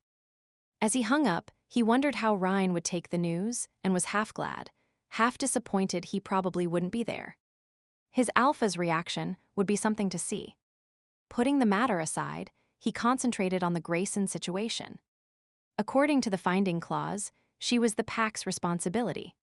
Should she ever reveal herself to a human or attack someone, the blame would be directly on their heads for not controlling her. Left alone, who knew how long Shed managed to control her wolf before a situation arose? If one did, all hell could break loose. An untrained werewolf could unknowingly do a lot of damage in a short period of time. With a weary sigh, he got out of the car and began walking towards her house, idly noticing the changes wrought by last night's rain. The smell of the soil was different, richer and more pervasive, and splashes of color were starting to appear as the desert plants that dotted the front yards sent out blooms. If he wasn't so busy thinking about Cassandra, it would have been interesting to study the changes a rain could bring about. However, he had more important things on his mind than desert flora. This whole situation wasn't turning out at all the way he'd planned. He'd been enticed by the idea of the thrill of the hunt, but instead it was turning out to be more of a pain in the rear. She was afraid of him, but somehow he had to make her listen. Maybe if he approached her at her own house, in broad daylight. A blur of chocolate-brown fur ran past him, and he spun around, stunned at the sight. Was that a... Damn it, it was. A quick glance around revealed that there was no one on the street, but just in case, he ducked down behind a car to shift into his wolf form. Once he transformed, he took off after the little female werewolf. She was running as if the demons of hell were chasing her. He sent up a quick prayer that no animal control officers were around, and that she didn't run across the road and get hit by a car. He raced after her, his longer legs quickly eating up the distance between them. They were coming to the end of the road. A playground was straight ahead. Bryan scanned the area, thankful no children were about, then put on a burst of speed. He was almost upon her when she started to veer to the left. Quickly calculating her path, he cut across at an angle and leapt, slamming into her as she ran in front of him. The impact sent them both rolling across the ground in a tangle of legs and tails. A cloud of dust billowed around them, and Bryan sensed rather than saw her turning around, preparing to bite her attacker. Agilely, he twisted away, the sound of teeth clicking together letting him know he'd had a near miss. Before she could make another attempt, he hip-checked her, knocking her off balance and then scrambled around to straddle her. Gripping the scruff of her neck firmly in his teeth, he issued a low, warning growl. Instantly, she froze in response, only her heaving sides moving as she struggled to breathe after her headlong flight. His wolf was excited to have her pinned beneath him, and he flashed back to his recurring dream. This wasn't a forest, but in every other way, the circumstances were the same. We've chased the female down, and now she is ours. Cautiously, Bryan released the scruff of her neck and nuzzled her ear. She whined in response, tilting her head and exposing her throat. A rumble of pleasure sounded deep in his chest. She is submitting to us. We should stake our claim and mark her. He got up and circled around, sniffing her thoroughly. The scent of arousal was becoming stronger, and the wolf in him fairly danced in excitement. Moving so they were nose to nose, he nipped and licked at her face, rubbing against her, marking her with his scent. She returned the favor, her breathing turning into excited pants. Her scent was intoxicating, and he couldn't wait to get closer. She seemed to feel the same way, standing and bumping her body into his. Licking her muzzle, his human side wondered what it would be like to kiss her full, plump lips. No sooner had the thought crossed his mind than he shimmered and changed forms, using the power of his own transformation to pull her along with him. Before he knew it, Cassandra Greyson was in his arms, kissing him passionately. He sighed contentedly. It was just as he'd thought it would be. Her mouth was soft and responsive, her tongue grazing over his, teasing, then retreating while little sounds of pleasure emitted from her throat. He gathered her closer, gently pushing his hips against her. She responded in kind, and his arousal throbbed heavily between his legs. Cassandra threaded her fingers through his hair, her nails grazing his scalp. A shiver of excitement raced down his spine. Inhaling deeply, her exotic spicy scent overwhelmed his senses, seeping into his every pore, filling him with her presence. He wanted her, desired her, needed her like he'd never needed anyone before. Bryan slid his hands up and down her back, marveling at the feel of her warm, silky skin. His questing hands reached the flare of her hips and he paused, but she made no protest. In fact, she moaned softly and nestled in closer. His wolf's elation at her nearness meshed with his own, his heart pounding, his blood racing. He slid his fingers over the smooth curves of her butt, lightly tracing the cleft between her cheeks before cupping her bottom and pulling her more tightly to his aching erection. She felt so good in his arms, he couldn't wait until he too was naked, and whoa. Go back and repeat that thought. Naked. She was naked. He stilled his hands, shock running through his system. Damn, but she'd forgotten to think clothes when she shifted. Either that or she was a half-breed. Whatever the case, they were in a public park, and Cassandra being arrested for public nudity was the last thing he needed to deal with at the moment. He hastily removed his hands from her oh-so-tempting rear and grasped her upper arms, pushing her away. She mewed in discontent, straining forward, trying to reconnect. Bryan ignored her protests and looked around. Thank heaven there was still no one about. Cassandra. Hey, Cassandra. Bryan gave her shoulders a quick shake. She gave him a dazed look, and he realized that her wolf side was still foremost in her mind. Cassandra, snap out of it. He tapped her cheek lightly and watched as her eyes lost their unfocused appearance. Blinking, she gave her head a shake, and he noted that the human half of her seemed to be regaining the upper hand. Bryan made a mental note that he'd really have to work with her on integrating the two parts of herself. Right now, it was as if she were two different beings. He'd never encountered a case like that. It reinforced his suspicions that she was probably completely uninformed about their species. Most werewolves conversed with their wolf as if it were a friend that was constantly with them. They shared thoughts and feelings, but the human half never completely submerged even when they shifted. The wolf within recognized and accepted that its human held the superior position in the relationship. Only a totally repressed wolf would seek to become dominant in order to be heard. Nice to have you back. He gave her a crooked grin and rubbed her arms soothingly, knowing it might be difficult for her to reorient herself. Cassandra stared at him in surprise for a second before trying to escape his hands. Oh no, it's you again. She pressed her hands to his chest, perhaps intent on pushing him away, but something made her glance down at herself instead. Her face flushed red, and an embarrassed squeak emitted from her lips as she realized she was naked. Oh my gosh. What did you do with my clothes, you? You. Pervert. She shot him an accusing glare while quickly removing her hands from his chest and trying to cover herself with her hands in an age-old gesture of modesty. Bryan was tempted to protest that it wasn't his fault, but she backing away from him, and at the moment, hiding her from any prying eyes was more important than defending himself against her accusations. He tightened his grip on her upper arms and pulled her closer despite her resistance. It's better if you stay close to me. Casting a wary glance around the park again, he explained his logic. Less of you is exposed to prying eyes this way. Upon hearing his words, she too flicked a glance around and then froze, a horrified expression on her face as she realized she was outside in full view of anyone who happened to be passing by. He could see the fear and confusion in her eyes as she tried to decide what was the biggest threat, being near him or running naked through a public park. Relax, there's no one about right now, though we don't want to push the situation. If you promise to not run, I'll let go of you and give you my shirt, okay? She stared at him wide-eyed, but gave a quick, jerky nod. Slowly, testing the fact that she wouldn't run, Bryan released his hold on her. He left his hands hovering in the air on either side of her for a moment, thinking back to how Shed duped him earlier in the day. When she didn't move, he quickly unbuttoned his shirt and held it out to her. I guess you forgot to think about clothing when you changed. He cocked his head. Or are you a half? Cassandra snatched the shirt from his hand and turned her back.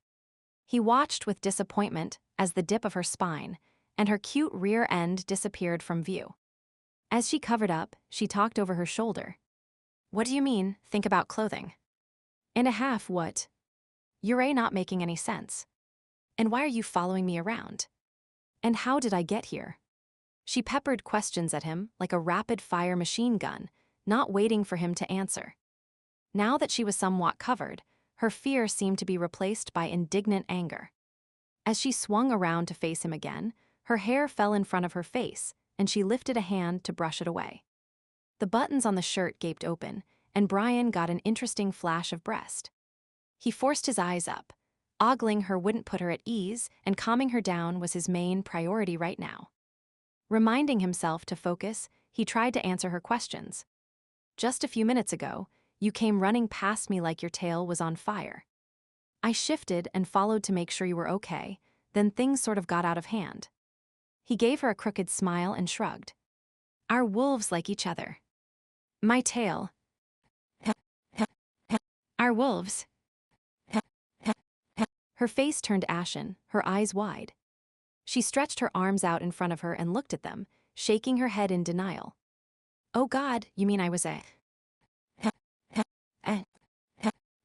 wolf? He nodded, puzzled by her reaction, but her next statement explained it all. No. It can't be.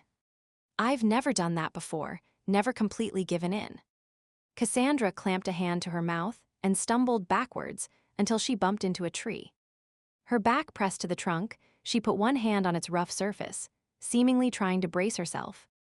Bryan thought she looked as if she might be sick and stepped closer, concerned at her extreme reaction. She held out a hand to stay him. Her eyes were shiny with unshed tears, and she blinked rapidly, probably trying to hold them back. You mean you've never changed before? He lifted his brows in surprise. She bit her lip and shook her head. No. I mean... almost, but... I've always stayed in control. Oh God, I can't believe. She looked around frantically, as if searching for answers before locking eyes with him. But how? It's still a few days until the full moon. I should have still been safe. It must have been because. Her voice trailed off and then she gasped, a look of shock and dawning understanding sweeping over her face. Oh no. Kellen. I left him with that goon, Hugh. She suddenly pushed off from the tree as if to run, and Bryan barely caught her by the arm, stopping her from another headlong flight. Slow down, you can't go running through the streets half naked, not even in Vegas. You have no shoes on, and my shirt barely makes you decent. But I have to get back home. Kellen's there. He might be injured. She pulled against his grip, trying to free herself. Bryan compressed his lips, not at all pleased that she seemed so concerned about this other man. However, he sensed arguing with her would be a waste of time. Okay, well, go back to your house, but y'all have to go as a wolf until we can get you some proper clothes. Shift back. No.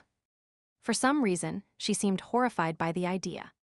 I am not some filthy animal. I don't want to be a werewolf. Her struggles increased, and definite panic was rising in her voice. He pulled Cassandra closer in an effort to subdue her, forcing himself to ignore the way she squirmed against his body, the way the shirt rode up allowing his hand to brush against her bare thigh. Firming his jaw, he focused on his duty. Bringing her under control was his main concern, and he wrapped his arm around her, threading his fingers into her hair to hold her head still. He hoped no one came by. If they did, they'd likely think he was assaulting her. Frowning, he tried to figure the woman out. How could she call her own wolf a filthy animal? And why wouldn't she want to be a werewolf? It made no sense to him. There were definitely some major underlying issues to be dealt with here, but first things first. He hardened his voice. Listen to me. Stop fighting. Well, check on your boyfriend, but we're doing it my way. My shirt isn't that long. It doesn't even completely cover your rear, so there's no way you can parade down the street in it. He gripped her chin and stared into her face, letting the beta in him come to the forefront. There was a stirring in the back of her eyes as the animal within awakened again, recognizing his dominance. Shift. A shocked look flashed across her eyes as the human part of her subsided and the wolf inside responded to his command.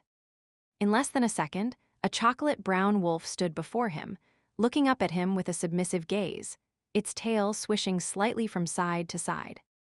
Bryan rocked back on his heels and gave a satisfied smile.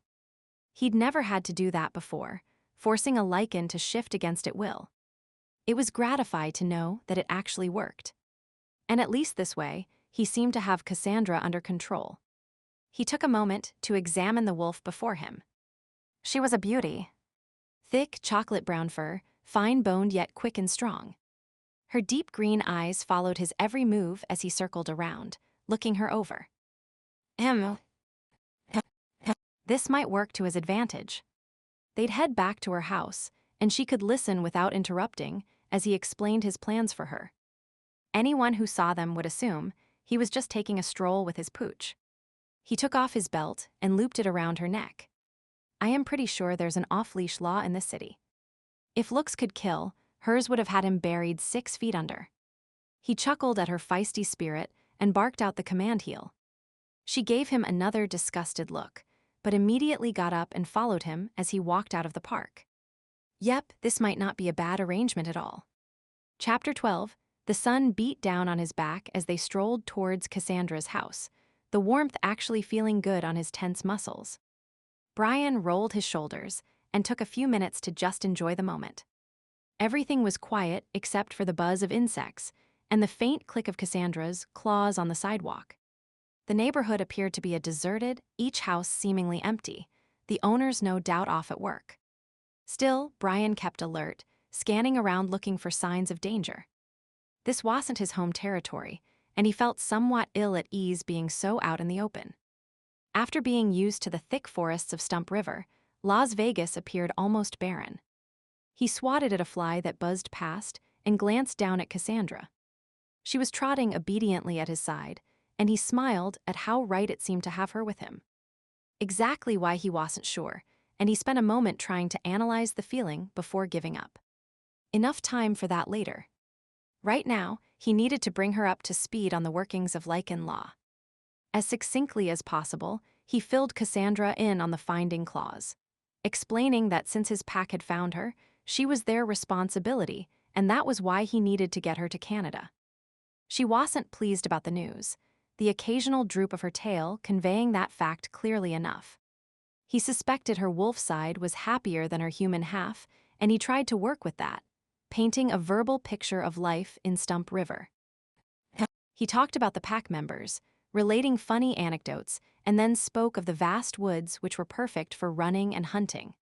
He described the large home Ryan had for them and all the renovations they'd done, but nothing he said seemed to capture her imagination. Finally, he stopped, feeling affronted by her reaction. The pack was his family. What reason could she have to not want to be a part of it?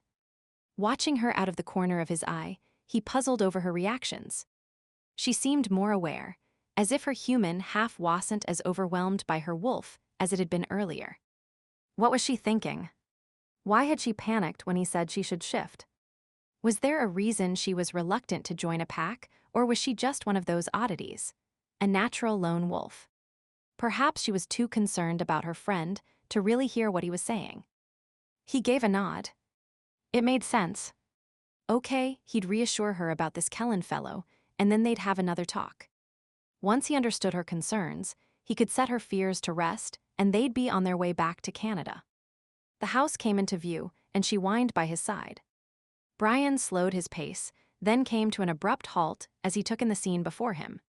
A large blonde-haired man was dragging another man from the house.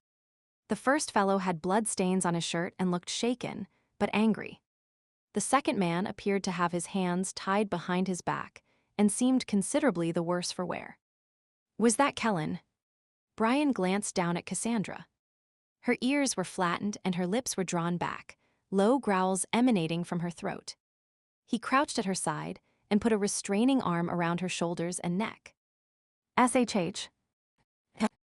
You can't just go rushing in there. Werewolves take great pains to ensure their existence isn't discovered by humans. She whimpered and pranced in place. He rubbed her fur soothingly. Don't worry, we'll find out what's going on and see what we can do to help your friend. Looks like he really pissed that guy off though, drew some blood too.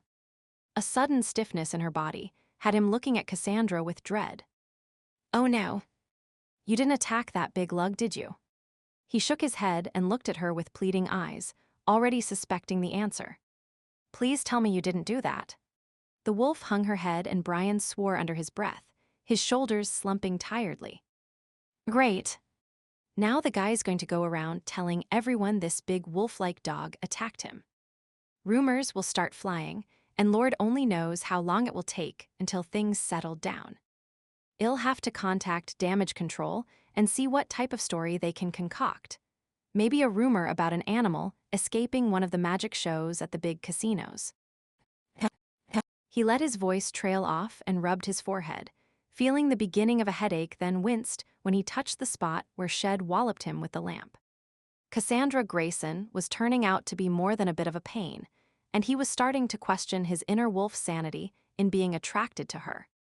Cassandra wiggled in his arms, and he tightened his grip, while looking up to see what the problem was.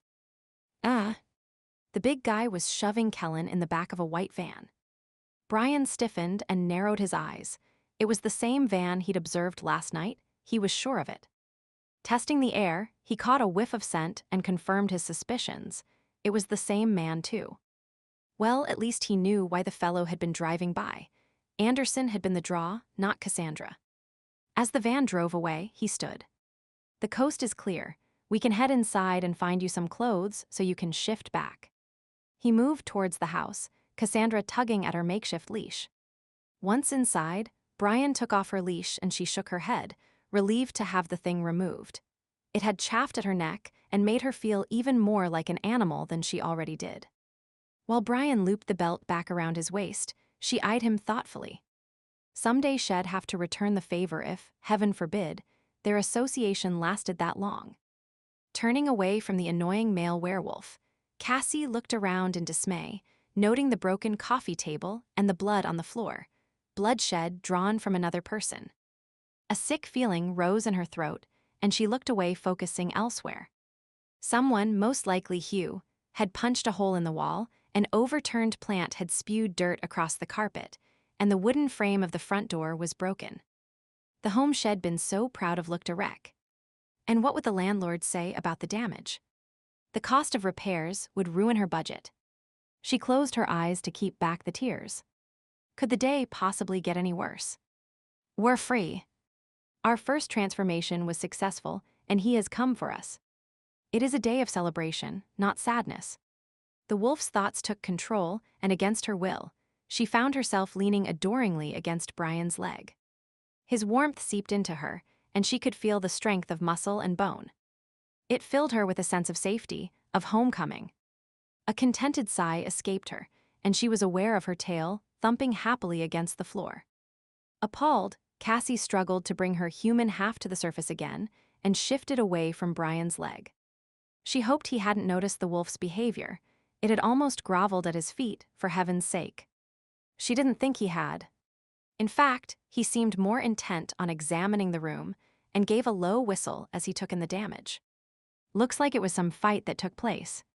He started to ask a question, then paused and looked down at her.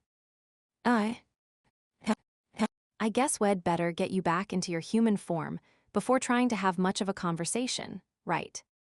He stared at her expectantly, one eyebrow lifted, but she didn't know what to do and shifted her weight from foot to foot while whining uncertainly.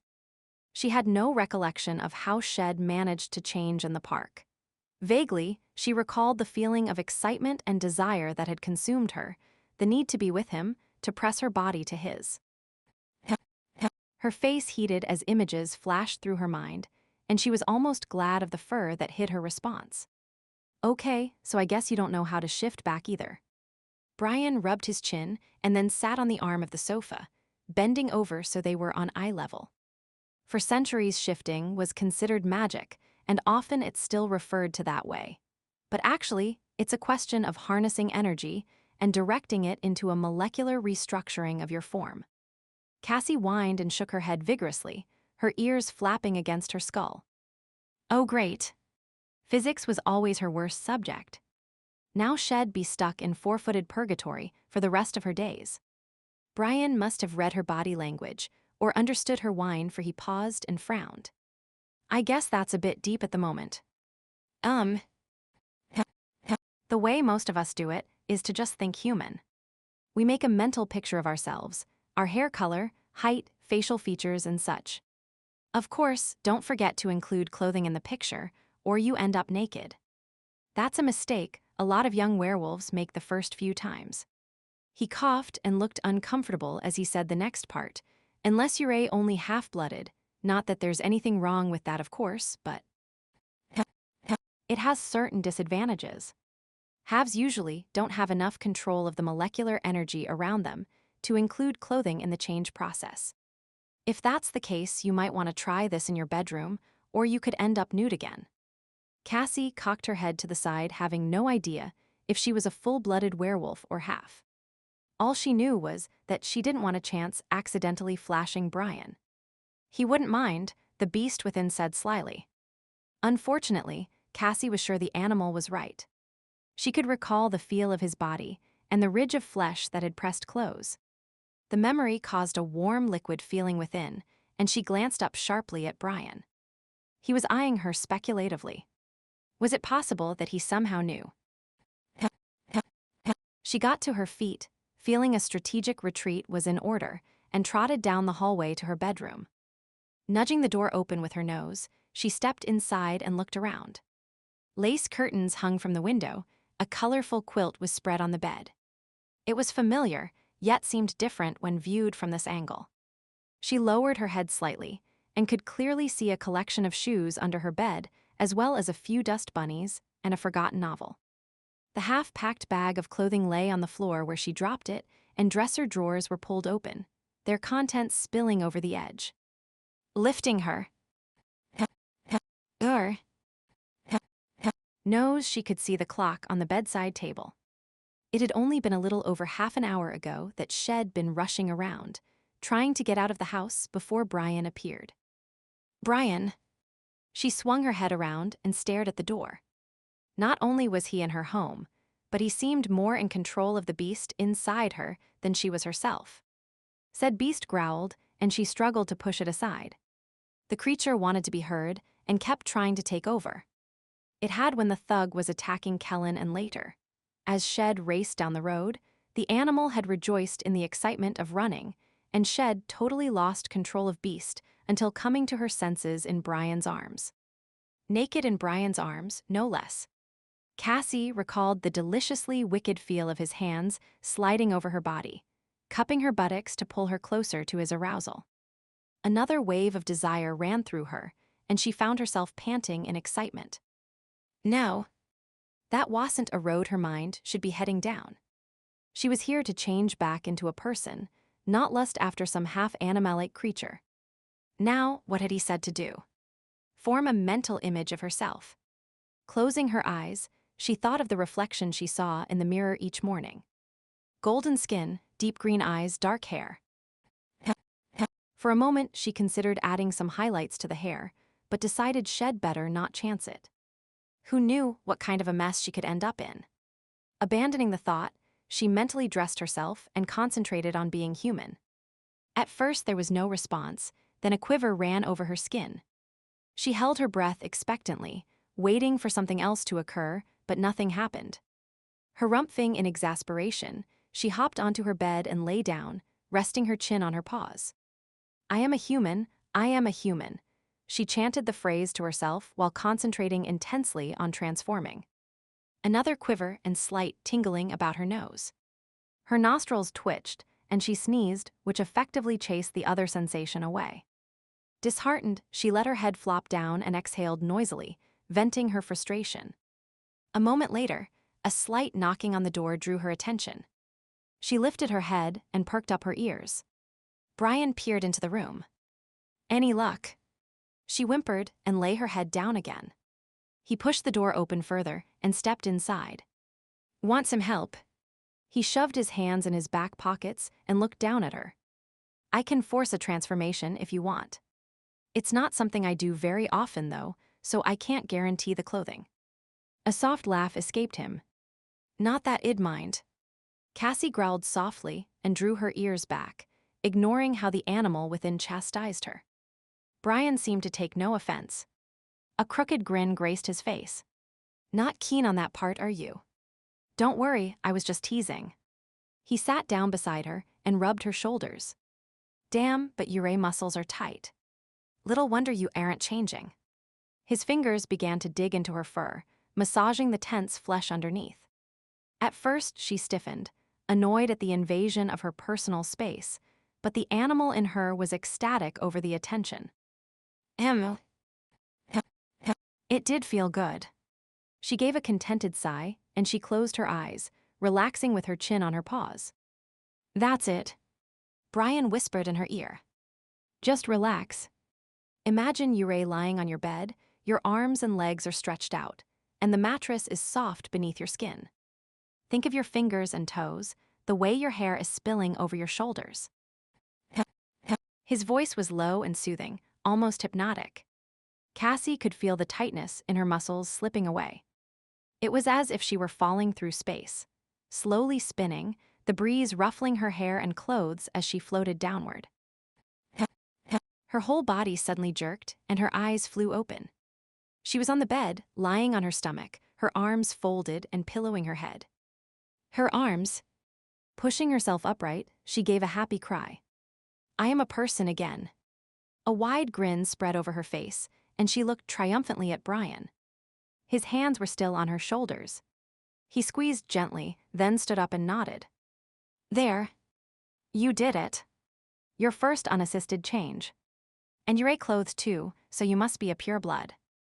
Yeah. My first change. The elated feeling rapidly faded as the true meaning of what just happened sank in. Melancholy rushed in, filling the void left behind. It was happening. For years she'd been fighting against it, and now it seemed like all her efforts had been in vain. Slowly, against her will, she was becoming that which she most hated and feared, a werewolf. And there didn't seem to be anything she could do to stop it. The drugs, her constant vigilance, the sleepless nights, it was all for naught. The animal inside her was winning, its presence constantly on the periphery of her mind, always looking for a chance to make itself known. And now Bryan was here. He seemed to be able to command the beast inside her at will, and she suspected that getting away from him wasn't going to be an easy task. It was like a prison door was slamming shut, trapping her in a world she never wanted to be a part of. All she could do was ineffectually rattle the bars and cry out against fate. She was doomed. Reluctantly, she got up, noting that she was wearing the same outfit Shed put on that morning. Her lip curled into a wry smile, her sense of humor surfacing for a moment as she wished she could have imagined herself back into nicer apparel. Being a werewolf sucked enough as it was. There weren't even any clothing perks. Sighing, she forced herself to look on the bright side. At least she wasn't naked. "Are you okay?" Bryan was looking at her with concern. "Yeah, just a bit shaken up." Cassie nodded and ran her hands through her hair. This wasn't the time to bemoan her fate. She had to try and rescue Kellen. He needed her help. There'd be time for grieving the loss of her humanity later on, for planning where Shed run to, how Shed keep the world safe from herself. Maybe a cave with a large boulder. She took a deep breath and squared her shoulders. One problem at a time. The guy who took Kellen is named Hugh, and he works for someone named Eddie. Kellen owes them money, and from what I could figure out, Hugh came here to make sure Kellen paid up and didn't skip town. Skip town, eh? Looking over at Bryan, she saw he was holding up her half-packed bag. Her lacy underwear was hanging out of it, and she wondered why that embarrassed her. He'd seen her naked already. What did a few bits of satin and lace matter? She snatched the small case from his hand anyway and tossed it in the corner, glaring at him out of the corner of her eye. For a moment, Shed almost forgotten what he was. "Yeah. Apparently we both had people we needed to avoid. Trust me, Cassandra. You can't avoid me. I'll track you down, no matter where you run to." Bryan spoke calmly, but there was assurance in his deep voice. His eyes seemed to see right inside her, and she found she was unable to hold his gaze. Looking at the floor, she shrugged. "It's always worth a try." He muttered something under his breath, but she felt it was prudent to not inquire what. Instead, she sidestepped him and headed towards the living room, talking over her shoulder. When Hugh realized who I was, he called his boss Eddie. "What do you mean?" He realized who you were. That I was Cassandra Greyson, the missing heiress. And he figured this out how. From what I've been able to determine, everyone here knows you as Sandy. She nodded. "Sandy Grant. That's the name I came up with when I first met Kellen. He helped me establish a new identity, and I've used it ever since." So how did Hugh make the connection between Sandy Grant of Las Vegas and Cassandra Greyson of Chicago? He saw a piece of paper in Kellen's hand. It was a flyer saying there was a reward for information leading to my whereabouts. I guess Kellen found it somewhere and was going to use the money to pay off his debt. She was rather proud of how Shed kept her voice steady as she spoke. Kellen's betrayal cut like a knife into her heart. Never would she have believed he'd do something like that to her. Staring up at the ceiling, she swallowed hard, forcing back the tears that pricked at the back of her eyes. God, she was a mess right now. Everything made her want to cry lately. "I am sorry." Bryan spoke from behind her, his breath softly caressing the side of her neck, the weight of his hands comforting on her shoulders. It must have been hard to have a friend turn against you. A part of her wanted to lean back against him and have his arms enfold her, but she couldn't give in to such weak thoughts. Despite what the creature inside her might feel, Bryan was a virtual stranger. She knew nothing about him except that he was a werewolf and wanted to lay claim to her because of some legal clause. Well, his laws had no bearing on her. She refused to acknowledge them, just as she refused to give in to the animal within. Smiling tightly, she stepped away from his comforting hands. From what I overheard, Kellen was being threatened with bodily harm. I guess he didn't know what else to do. Shoving her hands in her pockets, she wondered why she was defending Kellen. Apparently her loyalty ran deeper than his had. Friends don't sell each other out, no matter what. You'd never find a werewolf betraying a pack member like your friend is doing to you. Pack sticks together. He tilted his head towards the front door. Come on. Let's go. Go where? Back to my motel room. I just need to grab my things, and we can head to the airport. If we're lucky, we'll be able to get some standby seats back to Canada. Canada? I am not going to Canada with you. Oh, yes, you are. Lycan law clearly states, I don't give a damn about Lycan law. She stared at him in amazement. Kellen's just been abducted by some goon, and you think I'm going to just fly off to Canada with you? You're crazy. Hell, I don't even know you, and even if I did, I wouldn't abandon a friend. She paused, breathing heavily from the force of her emotion. He's willing to trade you for money. Why waste your time on him? Bryan stood before her, arms folded, looking and sounding annoyingly calm and logical. It irritated her no end. Because he's my friend. Friend. Friend. Haven't you ever come across the word before? He narrowed his eyes, seeming displeased. I have, but I think we have different definitions. She rolled her eyes, not wanting to debate the matter further. Whatever. The thing is, I need to help him, no matter what he may or may not have been planning on doing, and nothing you say is going to make me change my mind. Now, as I see it, Hugh told his boss about me, and they decided to take Kellen, thinking I'll trade myself in for his safety. Bryan cocked his head and looked at her quizzically. And will you? Cassie hesitated, biting her lip. Turning herself in meant going back to Chicago, to her old way of life. Everyone she had cared about back there was gone now, but then again, she had nothing here either. Her relationship with Kellen was severely damaged by this incident. Staying with him, as they were now, didn't seem possible.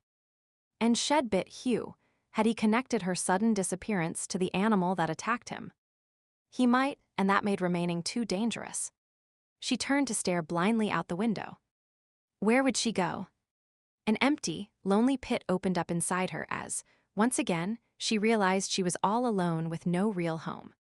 There was just her, a big empty house in Chicago, and the hated creature inside her.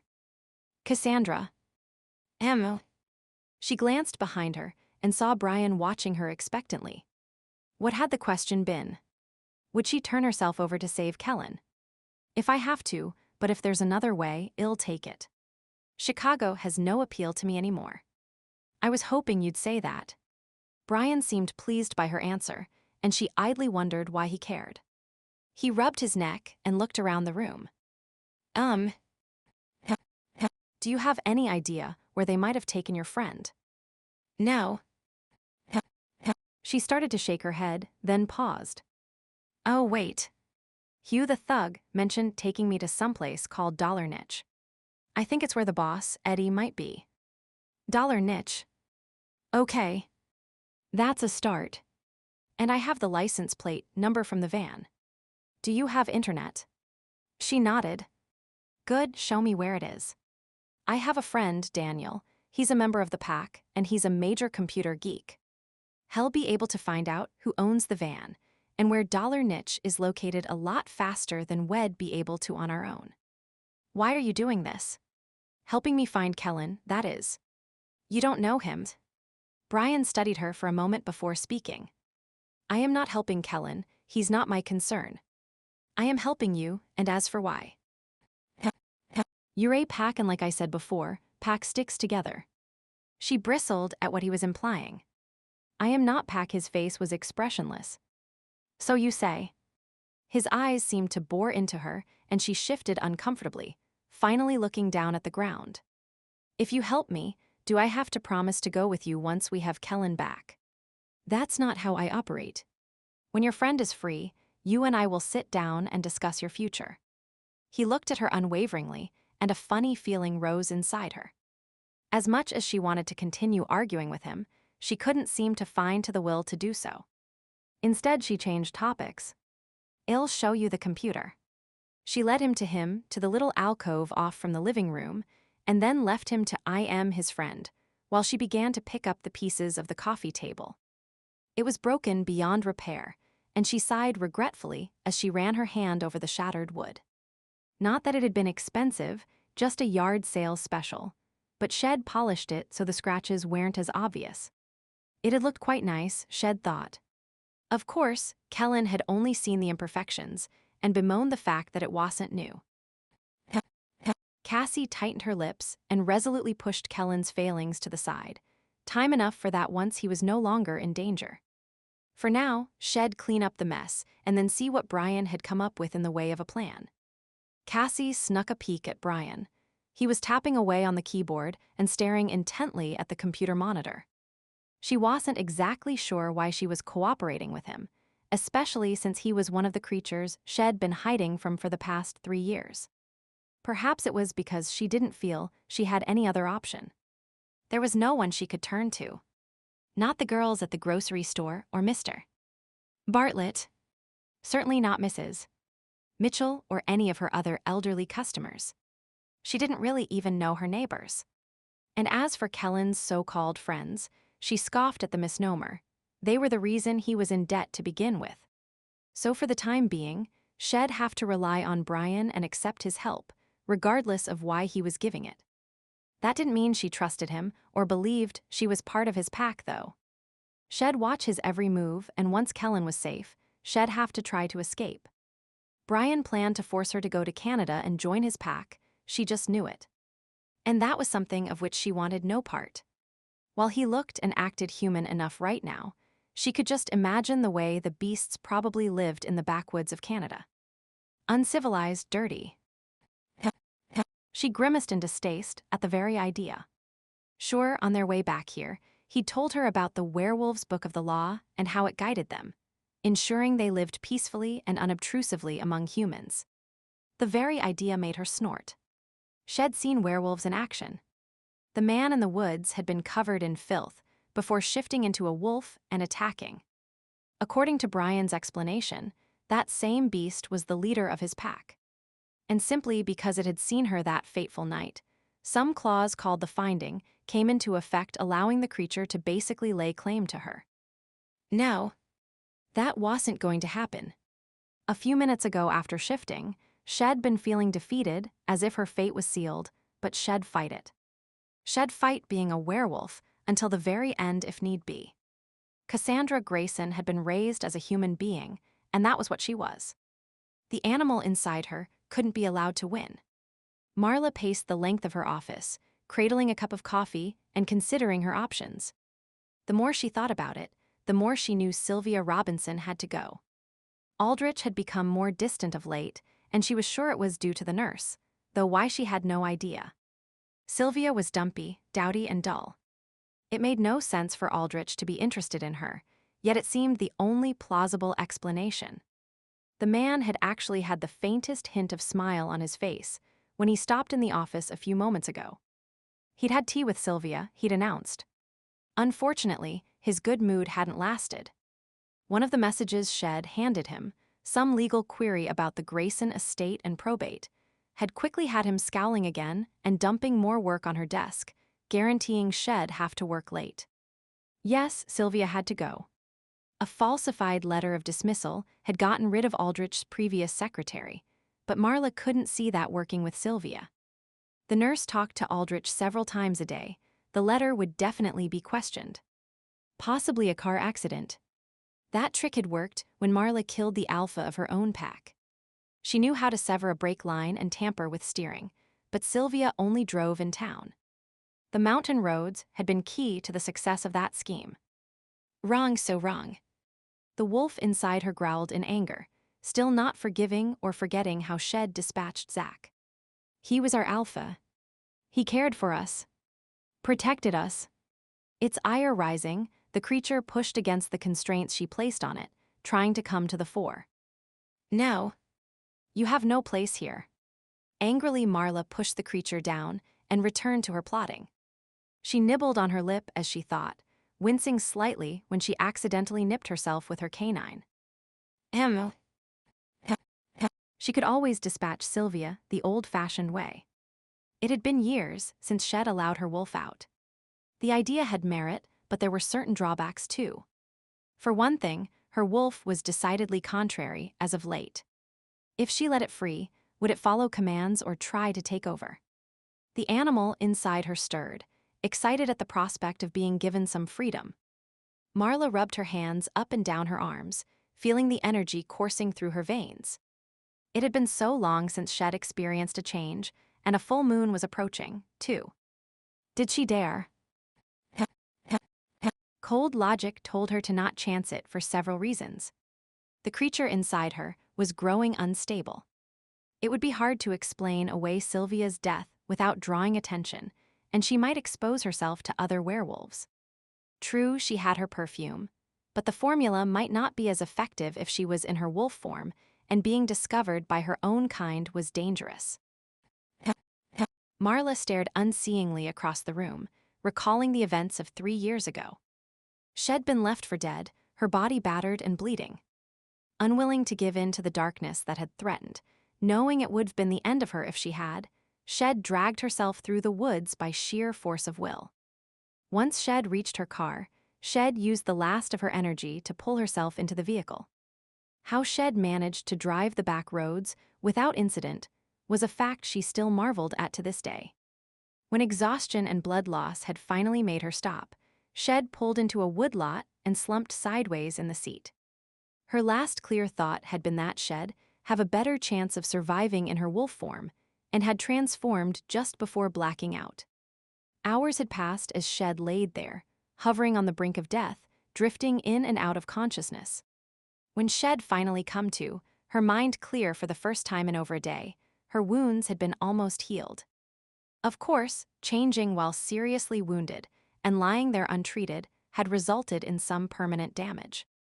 The scar on her side and a slight limp constantly reminded her of what she had survived.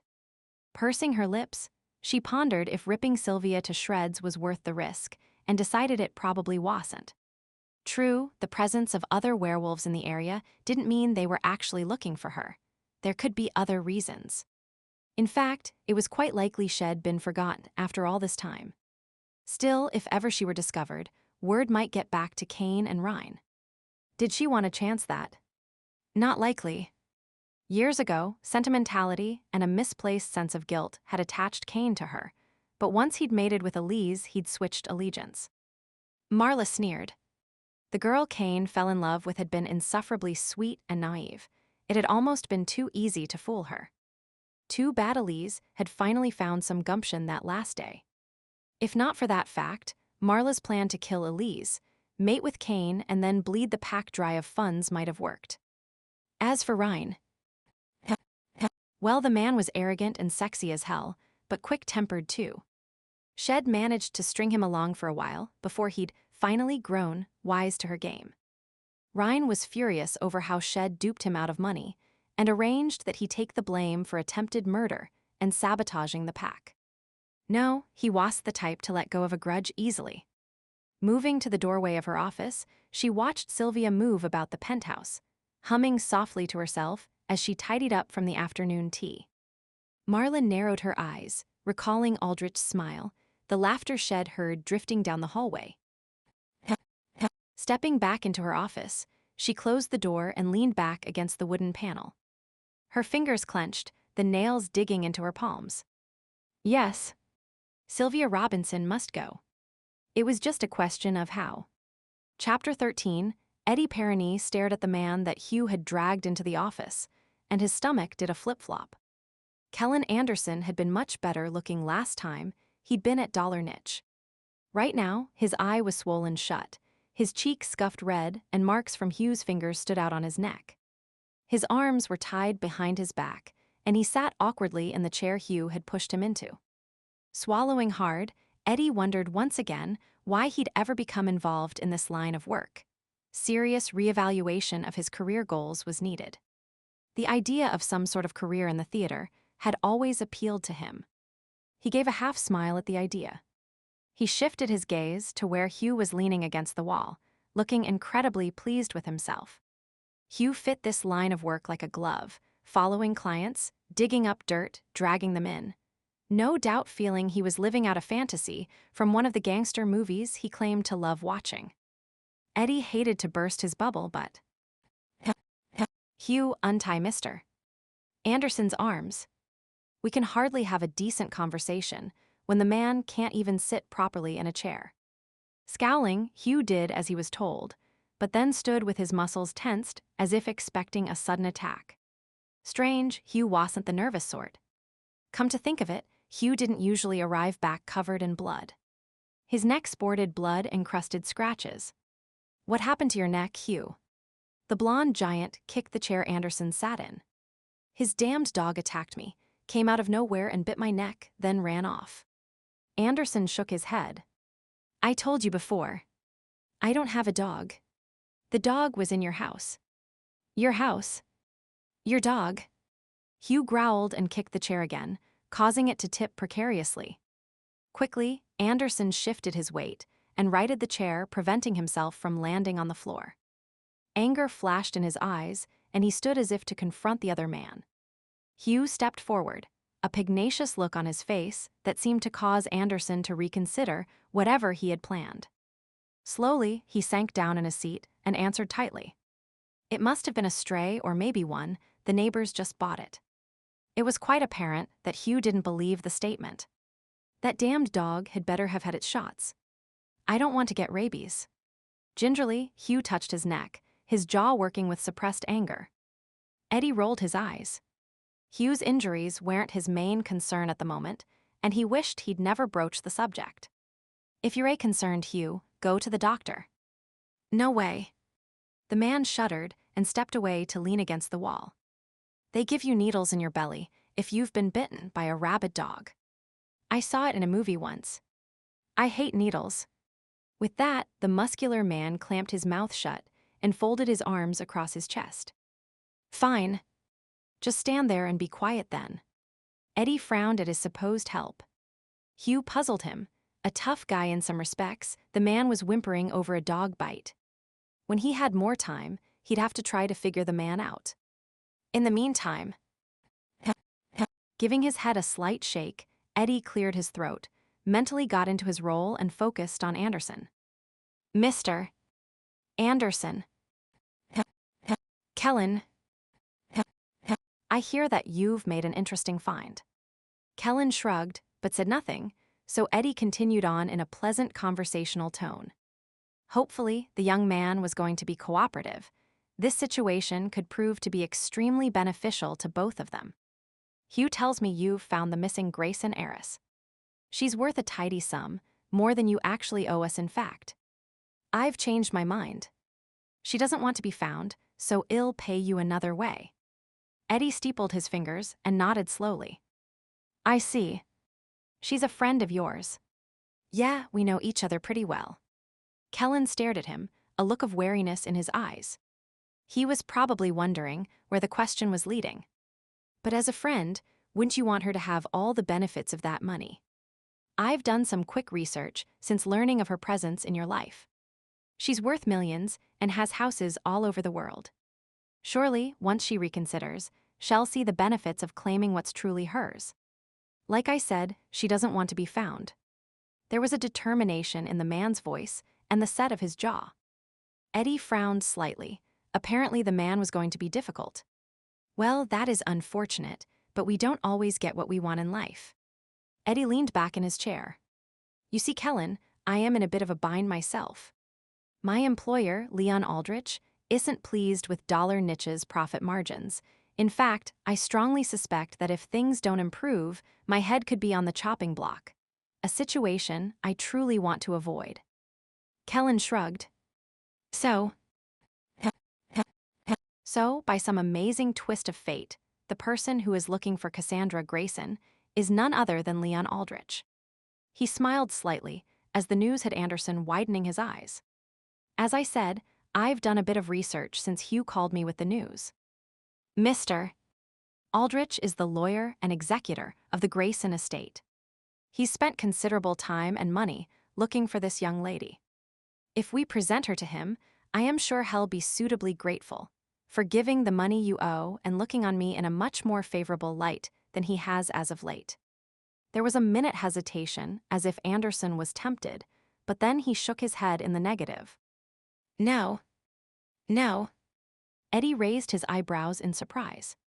It's a win-win situation for all of us, Mr. Anderson. Not for Sandy. She doesn't want to go. When I asked about her past, she looked sad. If she wanted to go back, she would have. Besides, he smirked, looking overly pleased with himself. I've no idea where she is. Just before Bozo broke into the house, she was packing to go on a trip. I'd imagine that he scared her enough that she's running away as fast as she possibly can. Oh dear. Eddie shook his head regretfully. That does make your situation precarious. How so? The smirk disappeared from Kellen's face.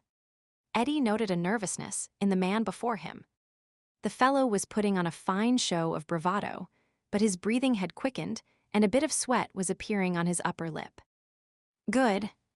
A few threats should be sufficient to change the man's mind. If you don't help us find Cassandra, I'll let Hugh play with you. Eddie chuckled inwardly at his own performance. If Anderson only knew how squeamish he really was. Keeping his face passive, Eddie reminded himself to stay focused on his role.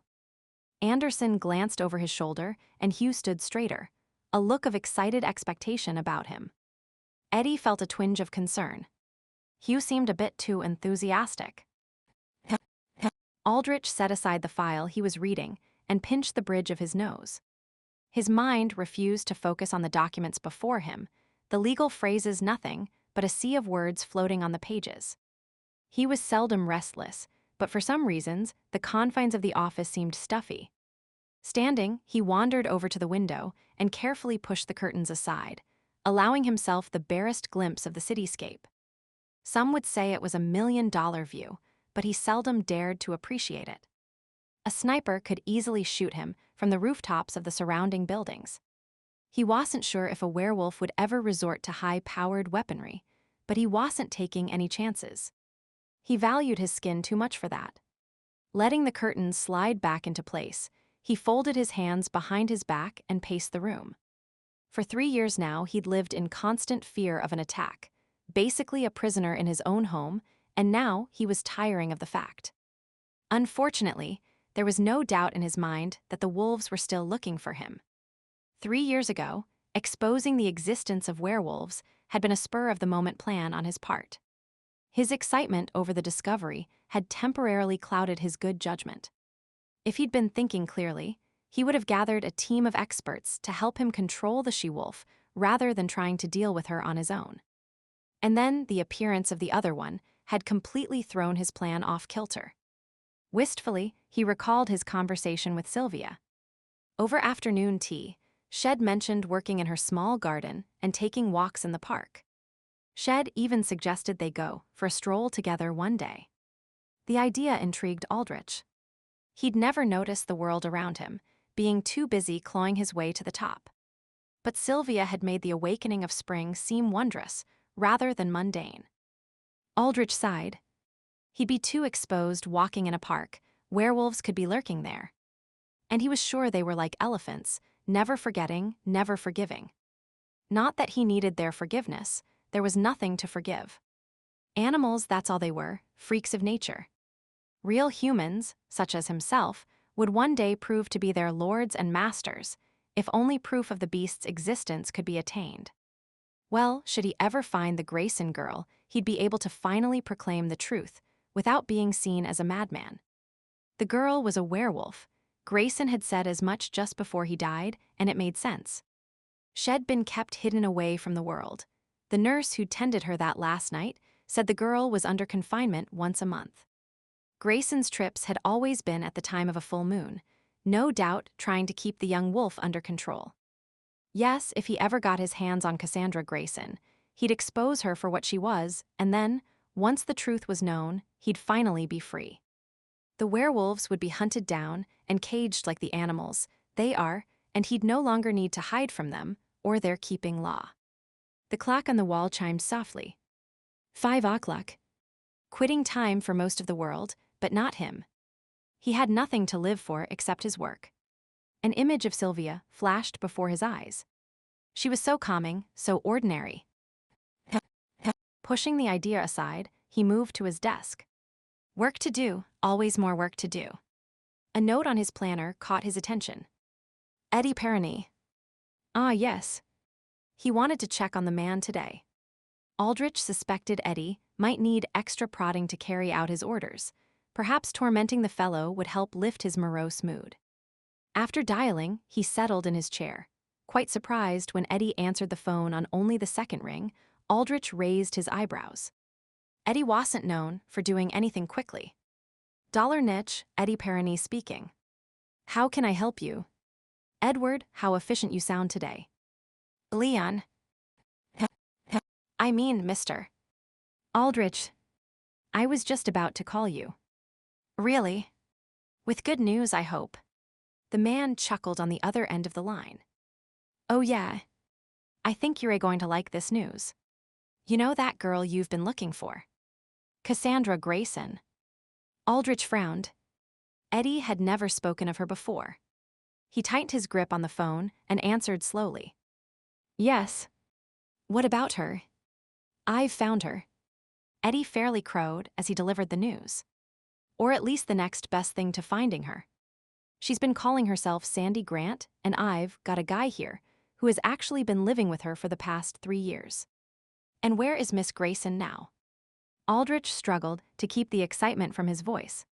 It was never a good idea to let others know you were too interested in what they were saying.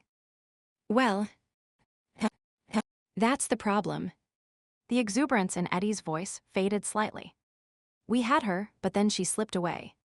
Her boyfriend, Kellen Anderson, is here though. Aldrich slumped in his chair. Damn. Does he know where she is? He says he doesn't, but Hugh, my muscle, will be roughing him up if he doesn't start talking soon. Same old Eddie, Aldrich thought. All threats but no action. Well, he'd take over from here. Anything that had to do with Cassandra Greyson was too important to leave to the likes of Eddie Perroni and his muscle. Aldrich rolled his eyes at the ridiculous term, then began using his free hand to access the computer. Flights. He needed to arrange a flight. Distractedly, he talked to Eddie. I want the man flown to Chicago as soon as possible. To Chicago? But why? The girl is here in Vegas. You say Miss Greyson has lived with the fellow for 3 years, correct? Then there will be a strong bond between them. If he's in Chicago, she'll follow. But... Eddie sputtered on the line. Well, even provide a little incentive. Allow Hugh to rough him up a bit, take a picture, and send it to Miss Greyson. I assume you have the address where she lives. Yes, but... Leave a note as well. Something to the effect that if she wants to spare her boyfriend further damage, she needs to head back to Chicago. But what if she goes to the police? Eddie's voice reflected his discomfort with the plan. Really, the man was definitely in the wrong line of business. Aldrich made a mental note to remove Eddie from the organization once this was over, then focused on the possibility of Cassandra going to the authorities. He considered the point carefully. Would she tell someone? No. Not likely. She was living under an assumed name, and she was a werewolf. Attracting attention to herself would be the last thing she'd want. And even if she did tell someone, they wouldn't believe her because he already had papers drawn up, declaring her mentally incompetent.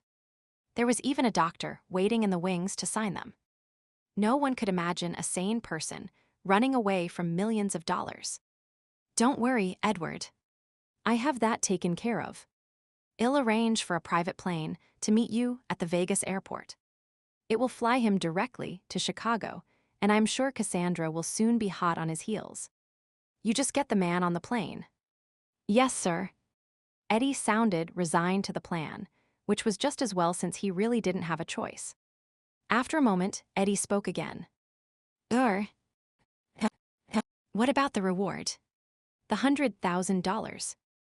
Edward's your future was rather precarious yesterday, wouldn't you say? Aldrich could hear the man gulp before answering. Yes. It isn't now. Surely that's payment enough. The disappointment in the man's voice was audible, but he didn't argue. Yes, it's enough. I thought it would be. He paused, then continued. And Eddie, you might want to start looking for another job before my benevolent mood wears off, and I see the books for the next quarter. I think we should end our business association on this high note, don't you? His comment was met with silence, then the sound of the receiver being hung up. Aldrich chuckled to himself. Talking to Eddie had lifted his mood considerably. He rubbed his hands together. If the Greyson girl took the bait, and he'd bet his last dollar she would, given how foolish young lovers could be, he'd have control of her and her inheritance in the near future. Then, after waiting a suitable length of time, and judiciously rearranging the estate funds in his own favor, he'd reveal her for what she was. When the news broke, it would make him famous and, more importantly, finally free him of the werewolf threat. The beasts would be too busy trying to run and hide to ever bother him again.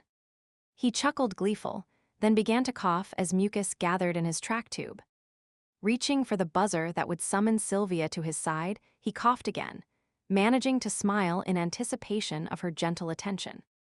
It had certainly been his lucky day when she came to work for him. Bryan watched Cassandra as she moved about the living room, tidying up the evidence of the struggle that had occurred earlier. The scent washing off of her was a veritable smorgasbord of emotions: fear, anger, distrust, confusion, and reluctant arousal. The arousal he could relate to. She was a pretty, curvaceous female, and the male in him reacted to that naturally, but there was something else. It was more than just basic lust. His wolf seemed to know hers even though they'd just met. Sure, he'd caught a faint whiff of her scent all those years ago in a motel room, but it couldn't have been enough to bind the two animals together. Besides, Cassandra had never encountered him before this morning, yet the animal within her had shown no shyness of him. An earlier conversation with Marco came to mind, about how certain select wolves knew their mates in some dream world long before they actually met. The idea seemed a bit far-fetched, and yet. Bryan thought about his recurring dream of chasing a chocolate-brown wolf. Coincidence or something more? With half-closed eyes, he examined each detail of her appearance and compared it to the nebulous female in his dreams. Her breasts were full, her waist narrow. Rounded hips perfect for holding during mating. Long legs that would wrap around his waist, her heels locking in the small of his back as a sound from the computer drew his attention, and the erotic dream images he'd been recalling disintegrated into a million pieces. Damn, just when it had been getting interesting, rather like his dreams he thought morosely. They always faded at the good part, too. He checked the computer screen. A message appeared from Daniel. Bryan shook his head, as always amazed at what his friend could do when armed with a computer and internet access. Leaning forward, he studied the information on the screen. Now that was interesting. The van, which had taken Kellen, belonged to a company known as Dollar Niche. Dollar Niche was run by a fellow named Eddie Perroni, though he wasn't the owner. Daniel was still working on that. He called out the information over his shoulder. Cassandra, my friend just confirmed the van that took your friend belongs to Dollar Niche. She looked up from the pile of dust she was gathering, a thoughtful look on her face. Dollar Niche.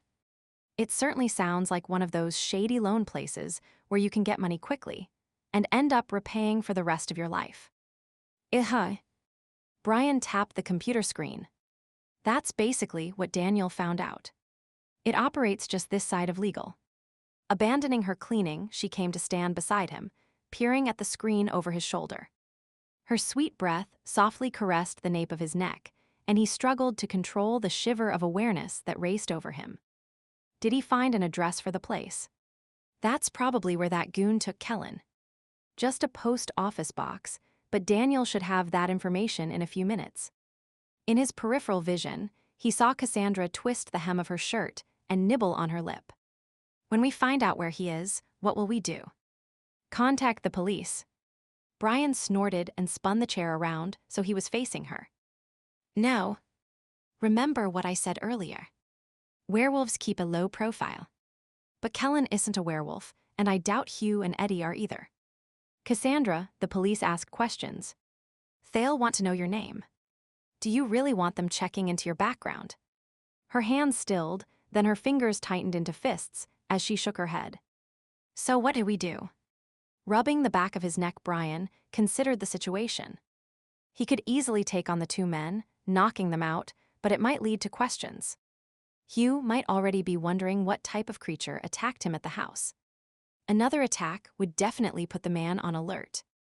Lycan Link had been less than amused when Bryan informed them of Cassandra's attack on the man. The Damage Control Division had been put on alert for any rumors coming out of the Vegas region, and a few Lycans would be deployed to the area just in case. He grimaced as he recalled the tone of the email, which basically said Ryan's pack was on the verge of being considered negligent in carrying out its duties as outlined in the finding clause. If Cassandra wasn't kept in line, there would be serious repercussions.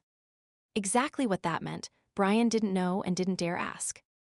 Thankfully, they'd liked his suggested excuse of an animal escaping from one of the shows. Perhaps it would gain him some leniency. He just hoped Cassandra didn't do anything else to upset. A thought popped into his head. Does Kellen know that you're a werewolf? No. She backed away from him, appearing frightened. I never told him, I swear. I said I had migraines once a month. He doesn't know anything, honestly. There's no reason to kill him. Perplexed by her reaction, Bryan stood and took a step towards her, but stopped when she backed up even more, finally running into the wall. He spoke slowly and calmly, as if trying to gentle a wild animal. Relax. I wasn't planning on killing him. As he spoke, his wolf muttered to the contrary, still not pleased that another male had been living with her. Cassandra interrupted. I've heard about the keeping, how you kill anyone who discovers your secret. Kellen knows nothing. I made sure he never found out. Panic laced her voice, and Bryan raised his hands in a placating gesture. It's okay. I believe you. I was just wondering what he knew. What would you have done with him if he did know? Bryan sighed. I don't know exactly, but since he's sort of like a part of your family, he almost choked on the word. We'd work something out, I guess. A look of relief washed over her face, and she visibly relaxed. Bryan wondered about the depth of her relationship with the man, but before he could inquire, another message from Daniel appeared on the screen. He turned and leaned over the computer, bracing his weight on one arm. Way to go, Daniel. We have an address and... Huh? Imagine that. He straightened and rubbed his chin. Now this makes things a bit more interesting. What? She stepped closer, obviously curious. Dollar Niche is an anagram for Leon Aldrich, who is the actual head of the company. And Aldrich is the name of the guy who tried to capture and sell our alpha's mate. Cassandra paled. Leon Aldrich was my uncle's lawyer. I saw a werewolf kill him. Bryan snorted in disgust. Tried to kill him, but the bastard didn't die. What do you mean? I saw the wolf attack. There was blood everywhere. Mister. Aldrich was gasping for air. And then you ran. She froze. How do you know that? He shrugged. The werewolf was Ryan, my alpha. He told us what happened that night. Your alpha killed a man. Shock echoed through her voice. As I said, he tried, but at the same time his mate, Mel, was in danger of dying from an ill-timed transformation. While Ryan was saving her, someone found Aldrich and got him to the hospital. Since then, we've never been able to get close enough to the man to finish the job. Finish the... That's horrible. How can you say something like that as if... She shivered and shook her head, obviously at a loss for words. I can't imagine killing being just a part of daily life. It isn't part of daily life. It's actually very rare, but I'd advise you not to be so quick to judge until you know all the facts. Bryan narrowed his eyes, not liking the way she seemed to view his people. Hell, they were her people too, though she didn't seem to realize the fact. Aldrich had no compunction about kidnapping Mel, attacking her friend Lucy, or holding both Mel and Ryan at gunpoint. The man had been planning on selling Mel to the highest bidder simply for fame and fortune. Aldrich had no respect for her as person. In his mind, she was just an animal to be put in a cage. Some of our laws might seem harsh to an outsider, but rest assured they aren't enacted without careful consideration and full examination of all the facts. Aldrich's plan would have resulted in the deaths of countless men, women, and children. He would have exposed us to the whole world purely for personal gain. There was no consideration for the lives that would be destroyed, the societal changes, the distrust, or even panic that would erupt because of his actions, because of his greed. Man and Lycan coexist peacefully only because our existence is kept secret. To reveal us to the world would have grave repercussions, not only for shifters, but for humans as well. She folded her arms, her disbelief audible in her voice. I don't believe it would be that cataclysmic. History repeats itself, Cassandra. He struggled to keep his voice calm in the face of her attitude, when in reality he'd like to give her a good shaking. Werewolves have kept their existence secret for millennia, and with good cause. In ancient times, we were hunted to near extinction. Only by banding together and following a strict set of rules were we able to save ourselves. The book of the law was our salvation, and we adhere to its tenets.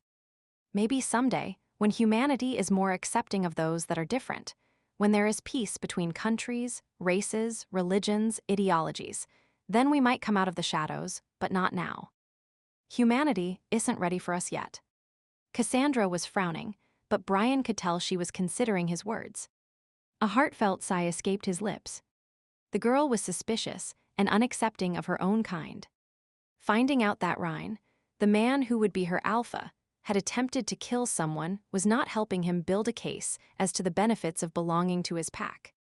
Deciding to leave the philosophical discussions for a more appropriate time, he concentrated on the matter at hand. Aldrich owned Dollar Niche. He was also the lawyer in charge of the Greyson estate and was searching for Cassandra. Cassandra's boyfriend was being held by Dollar Niche because he owed them money and was willing to use Cassandra to get out of debt. He shook his head. It was definitely a tangled web, and he wondered how much was pure chance and how much, if any, had been engineered. When he had more time, he'd try to figure it out, but right now, getting Kellen out of the clutches of Dollar Niche was his main objective. Once the man was safe, he'd stand a better chance of convincing Cassandra to accompany him back to Canada. So, we'd better head over to Dollar Niche and check the place out. If your friend is there, I'll get him out. Then we're having a serious talk about Canada, agreed. Cassandra nodded, but Bryan questioned the look in her eyes. She was plotting something, he was sure of it. Chapter 14, Mel leaned against the doorframe that led to Daniel's room and knocked softly. The man inside was engrossed in his computers, as usual, so she waited patiently for him to acknowledge her. He was aware of her presence. Shed learned long ago that sneaking up on a werewolf was hard to do, but seemed busy with his current task. She amused herself by looking around his bedroom. A few piles of dirty clothes lay on the floor, while various items covered the dresser top and bedside table. The bed was rather haphazardly made as well. In all, the room had an air of casual neglect, as if the occupant had good intentions to keep things tidy, but kept finding more important things to do. In contrast to the scattered appearance of most of the room, one corner was perfectly organized. Several shelves were covered with a sea of electronic gadgets, only half of which Mel had any understanding of. It was strange how all the current fiction showed werewolves as alpha types, but no one ever mentioned the intellectuals of the species. She tucked that fact into the back of her brain. She planned to write a story about werewolves someday. Given that she lived in a pack, surrounded by hunky men, she figured she'd be able to create some kind of plausible tale. But that was for some distant time in the future. Right now, she had a more important problem to deal with. Finally, Daniel rolled his chair back and spun around to face her. Sorry to keep you waiting, Mel. I am working on a job for Bryan and had just hacked into a computer system. I needed to ease my way back out before any alarms started to ring. She nodded, wondering if alarms really rang when a computer system was breached, but decided to not ask. Half the time, Daniel's explanations went way over her head anyway. I didn't mind waiting. Actually, Bryan was the one that suggested I talk to you. Mel walked into the room, perched on the edge of his bed, and rubbed her hands over her denim-clad thighs. Her palms were damp, betraying her nervousness about the topic she was about to broach. Really? He quirked an eyebrow, then glanced at the computer screen and clicked a few buttons before directing his attention back to her. What about? You lived with Ryan and his old pack in Oregon, right? I was raised there, but after that whole incident with Marla and Rose, I felt I needed to make a new start. Rose, she was your girlfriend, right? He shrugged. I guess. We were both kind of quiet and into computers, so naturally drifted together. But then Marla started in on her, filling her head with nonsense, and a flash of regret passed over his face before he shrugged again. It's all old history. Old history? Yeah. Mel exhaled slowly and stared down at her hands. That's sort of what I am interested in, actually. You know, Ryan never talks much about his family or growing up. I really don't know that much about him. She hazarded a peek up at Daniel. He frowned. His childhood was rough.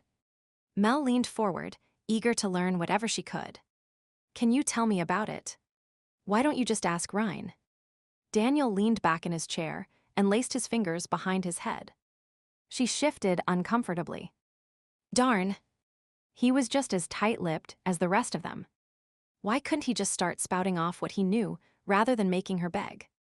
Well, he's not much into reminiscing, and with the baby coming, I guess I'm just curious. Mel let her voice drift off, not willing to give Daniel the real reason until she had her facts straight. Daniel cocked his head and studied her, possibly sensing her reticence. After a moment, he seemed to come to some decision and gave her a half smile. Why not? You have your reasons, I am sure. And Bryan did send you to me, so it must be okay. Reaching to the side, he rifled through a pile of papers and bags to pull out a box of granola bars. He offered her one, but she shook head. Her stomach was too tied up in knots to be interested in food. Shrugging in a more for me manner, Daniel selected one for himself.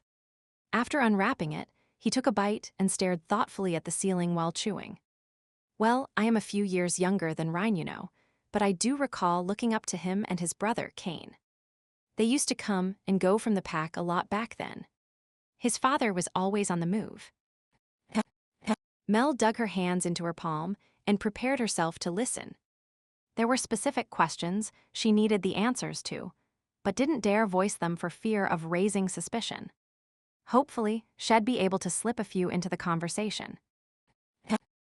Bryan stood in the dingy hallway outside the door to Dollar Niche and listened carefully. The sounds of traffic drifted up from the street below, but from the office there was total silence. All the other doors that led from the hallway were locked and equally quiet. He'd checked them as they'd made their way down the corridor, walking as silently as possible. The old floors had creaked under the weight of each step, the faint noise sounding loud to his sensitive ears. Luckily, any humans that might be about probably wouldn't notice. He inhaled slowly, filtering through the array of scents and wrinkling his nose at the staleness of the air. Smoke, sweat, fried food, perfume. The smells of humanity wafted around him. The only pleasing scent was that of Cassandra. Alluring and spicy, it brought a faint smile to his lips. She stood behind him, pressing close, waiting for him to announce their next move.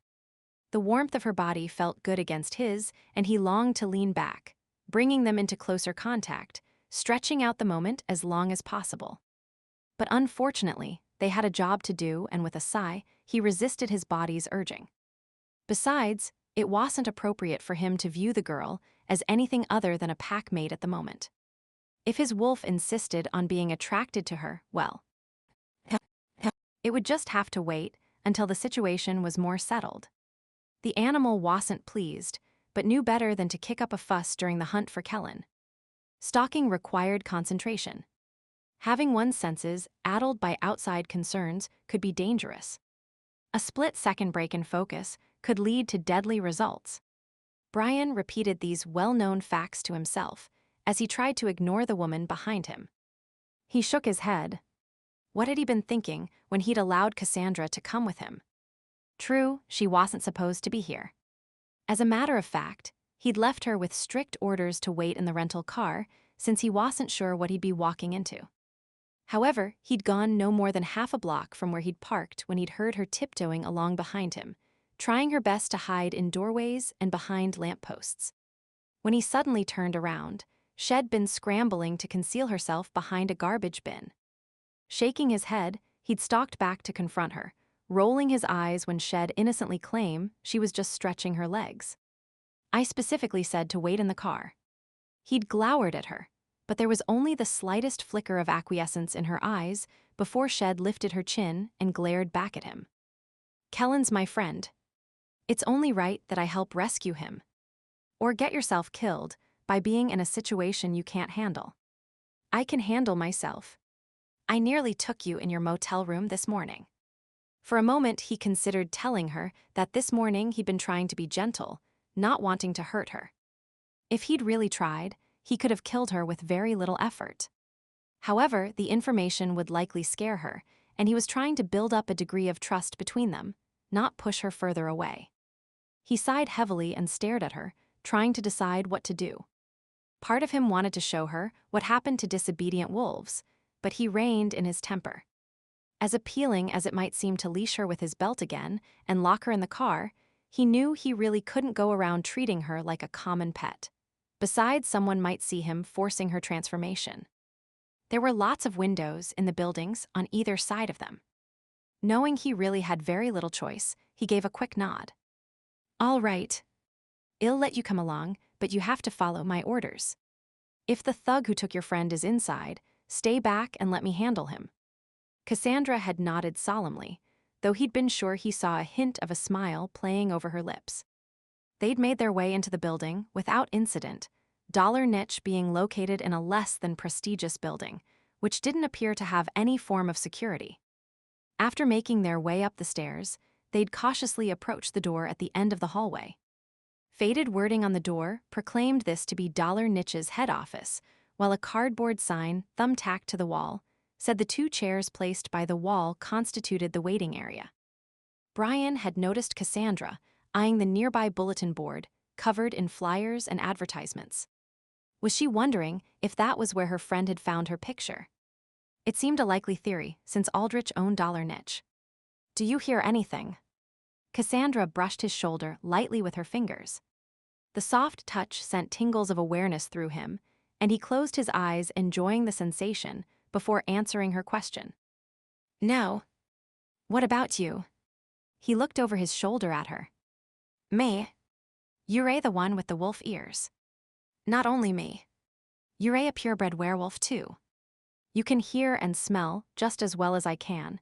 The only difference is that you haven't been trained how to use your senses. Her face clouded as if she wasn't pleased with his pronouncement, but he ignored the fact.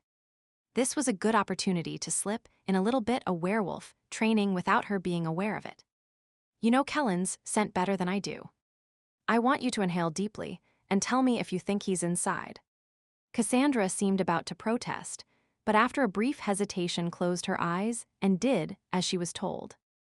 Obviously, her concern for her friend was sufficient to make her override her aversion to using her natural talents. Bryan's dislike of Kellen was growing by leaps and bounds. He bit back a nasty comment about the man not deserving her and focused instead on the rise and fall of her chest as she checked the scents drifting on the air. The sight of the curving flesh had his fingers twitching, and he wondered what it would feel like to cup the soft weight. He gave his head a little shake when he realized the direction his thoughts were taking and forced his gaze up to Cassandra's face. Her brow was furrowed in concentration. Unaware that he'd been ogling her, she opened her eyes and shook her head. He's not there now.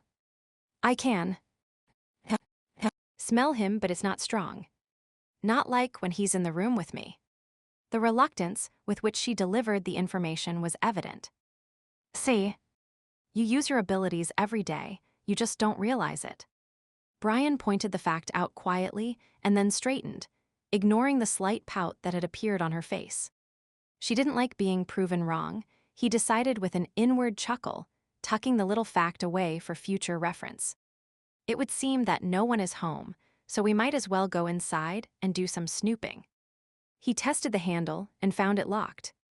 After double-checking that no one was about, he hit the wooden panel with his shoulder, and it popped open. Cheap construction, he thought to himself, recalling all the renovations he'd completed on the pack house over the past 3 years. None of the doors he'd installed would have given in this easily. Easing the door open a crack, he did a visual check for any sign of alarms or sensors. Finding none, he rolled his eyes. Dollar Niche was definitely a 2-bit operation. Now why would a man of Leon Aldrich's purported power keep his fingers in this particular pie? Shrugging, he stepped inside. Cassandra followed, quietly closing the door behind her. Should I turn on the lights?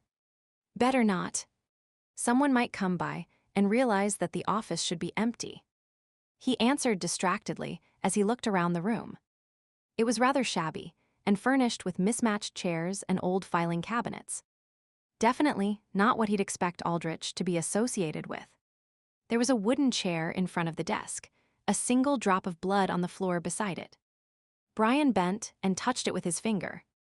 It was still wet, so whoever it had spilled from had been here recently.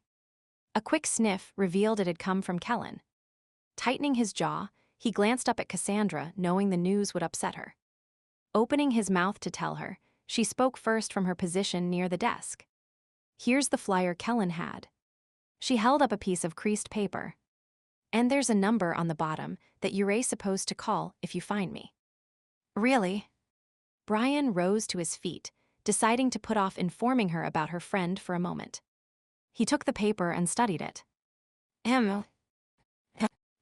Maybe we should call the number and see who answers. Taking out his cell phone, he ensured his number was blocked from display and then dialed. After a few rings, a woman answered. Hello. You've reached the office of Leon Aldrich. How may I help you? Bryan froze, shock washing over him. He knew that voice, even though he'd only heard it once or twice before. Hello. Hello. The woman's voice sounded irritated as it echoed from the receiver. He ended the call and flipped the phone shut, his mind swirling with memories, past betrayals. Bryan. What's wrong? Who did you end up calling? Cassandra looked at him, no doubt puzzled by his stillness. It was Aldrich's office. My uncle's lawyer. Cassandra raised her brows in surprise. I suppose it makes sense that he'd be looking for me. My uncle relied on him heavily, so he's probably in charge of the estate. She frowned and shook her head. I still can't believe he's alive. He is. We, the werewolf community, keep close tabs on all his activities, though this particular one, Dollar Niche, somehow escaped our notice.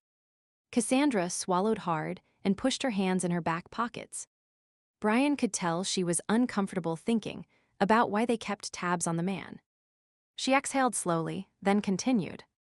Do you think, Mr. Aldrich knows that Eddie and Hugh have Kellen? Bryan shrugged. Perhaps. Or maybe they intend to collect the reward money anonymously. She nodded and looked around. I guess there's nothing else to be gained by staying here. Kellen's obviously not here. I wonder where they might have taken him. We haven't checked the phone yet. Bryan picked up the handset off the desk and had it redial the last number called. He listened intently, then hung up. It was the airport. Airport. But why? My guess is that they're anticipating capturing you and booked a flight back to Chicago. A bit premature on their part, though, seeing as they don't have you yet. Cassandra scuffed the floor with her toe. I guess they know I want to abandon Kellen. And they're right. I might be angry with him over the stunt he tried to pull, but he's still my friend and he did a lot for me over the years. I don't want to go back to Chicago, but I will if it's the only way he'll be safe. She shrugged one shoulder and gave a wobbly laugh. Besides, there are probably a lot worse fates than being an heiress. Her voice belied her mocking words, and Bryan cautiously put an arm around her shoulder.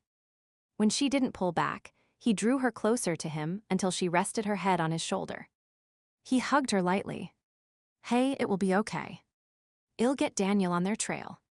He'll be able to check the airport records and find out what the plan is on that front. I am sure he can also find out where Eddie and Hugh live as well as any other buildings they might rent. Then we can go searching for Kellen." He pulled her away a little and lifted her chin with a finger, ducking his head a bit so he could make eye contact as he teased her gently. "We're not giving up and send you off to a life of luxury without a fight." She laughed softly just as he'd hoped and pulled away. "Thanks. Being rich would be too hard for me after 3 years of living on minimum wages. I don't know if I could fall back into my old ways or not." Bryan dropped his arm to his side, returning her laugh. "Yeah, being rich must be tough. It's a fate I've often had nightmares about." She sighed and then shoved her hands in her back pocket, looking around the room. "So what do we do now?" He cleared his throat and rubbed the back of his neck, thinking of a call he had to make, one he didn't want her to overhear. "Listen, I am going to call Daniel and get him working on the airport records. That way he might have some news for us by the time we're back to your house. Why don't you head down to the car and get it started? I'll be there in a minute." "Sure." She nodded and left the office. Once Bryan was sure she was out of hearing range, he called home. "Daniel, I've got another job for you. Check all the flights out of Vegas, even the private planes. Look for the names Eddie Perroni or Kellen Anderson. There's also a bozo named Hugh, but I don't have a last name for him. Oh, and Leon Aldrich's name too." "Yeah, it's the same guy. Thanks, let me know as soon as you have anything." He ended the call and then dialed Ryan's cell phone. "Ryan.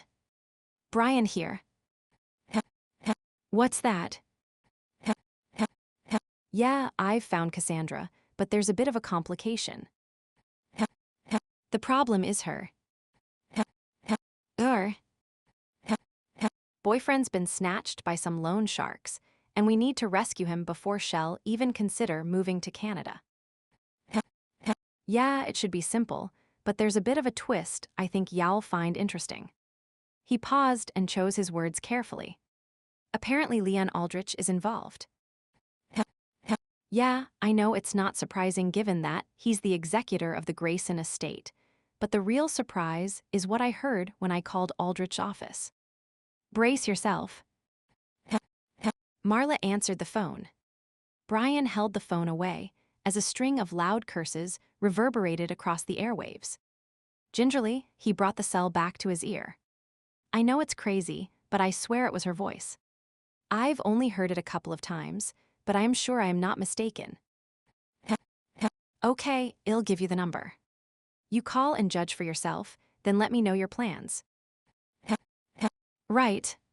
I'll talk to you later." Slipping the phone back into his pocket, Bryan exited Dollar Niche, pondering what steps Ryan might take if it was indeed Marla. "It's her." Ryan barked the words down the phone line. "You're sure?" Kane glared out the window, not really seeing his mate and children as they walked across the yard, examining the spring bulbs that were poking their heads up. "Yeah. I called the number twice, just to be sure. Marla is definitely working in Aldrich offices."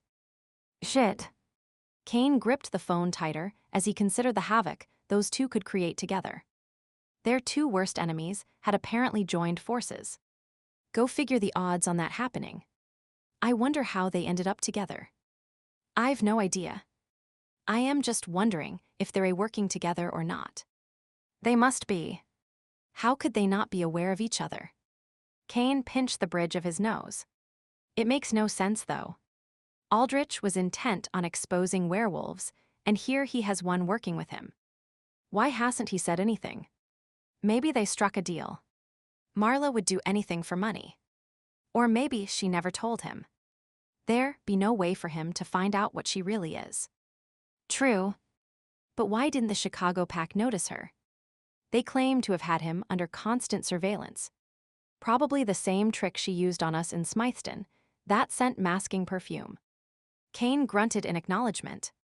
Well, now that we know, we need to do something. Inform Chicago. Hell no.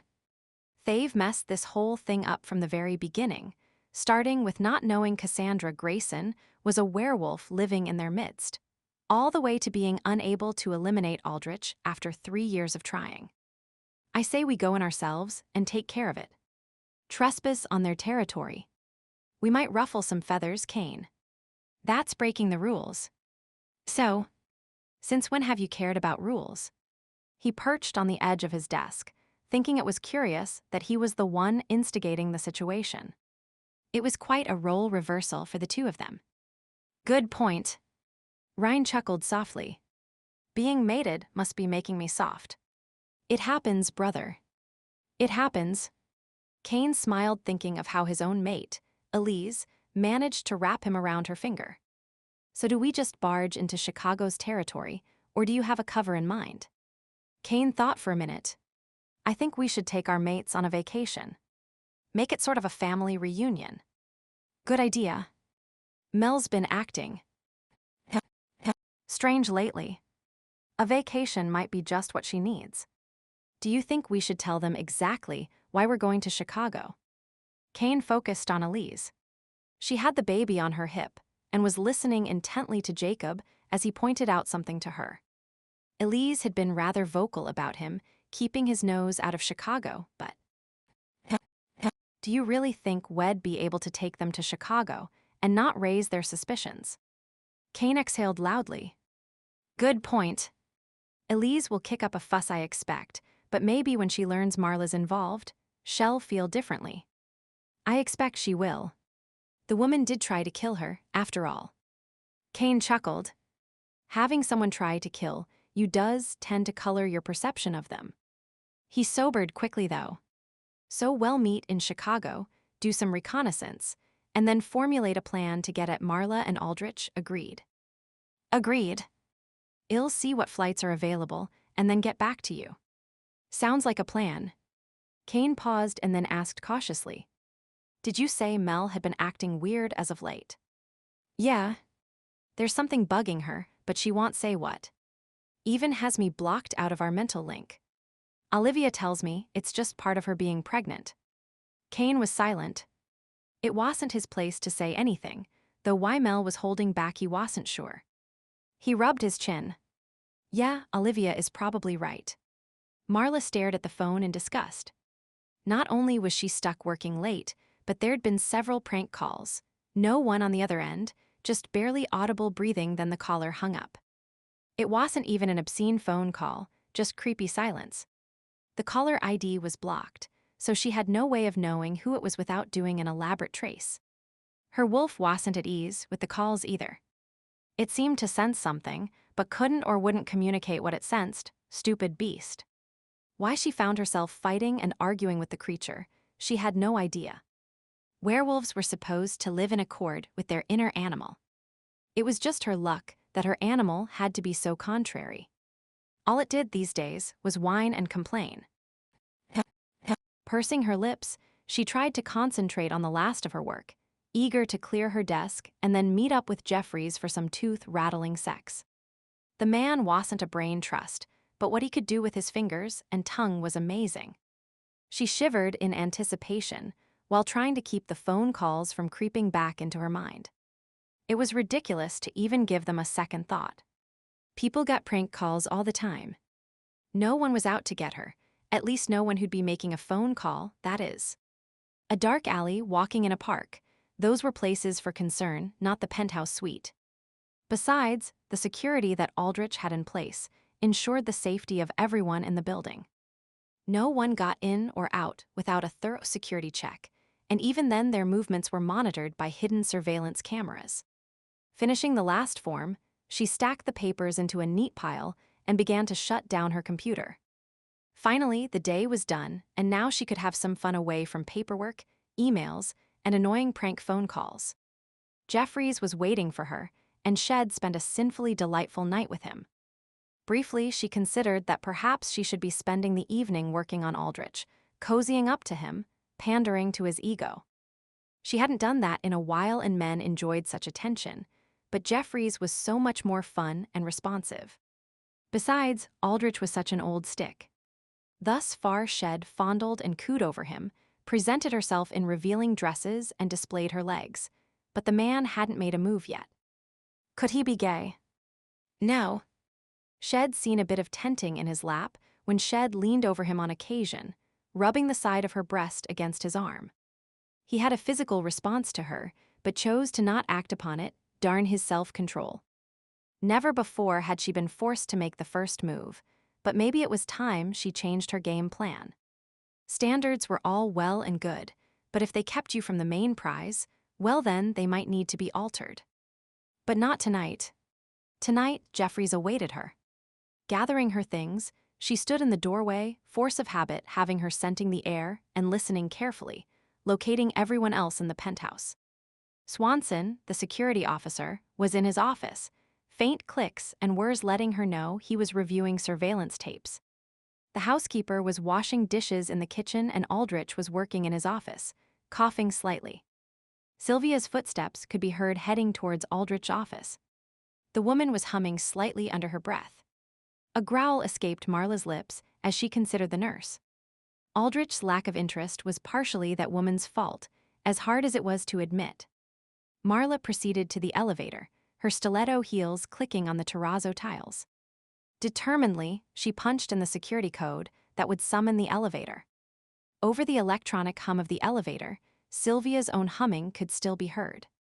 It was a damned annoying habit. Getting rid of the woman would have to become a priority. As the elevator doors opened, Marla wondered if it was possible to arrange for Sylvia to fall down the shaft.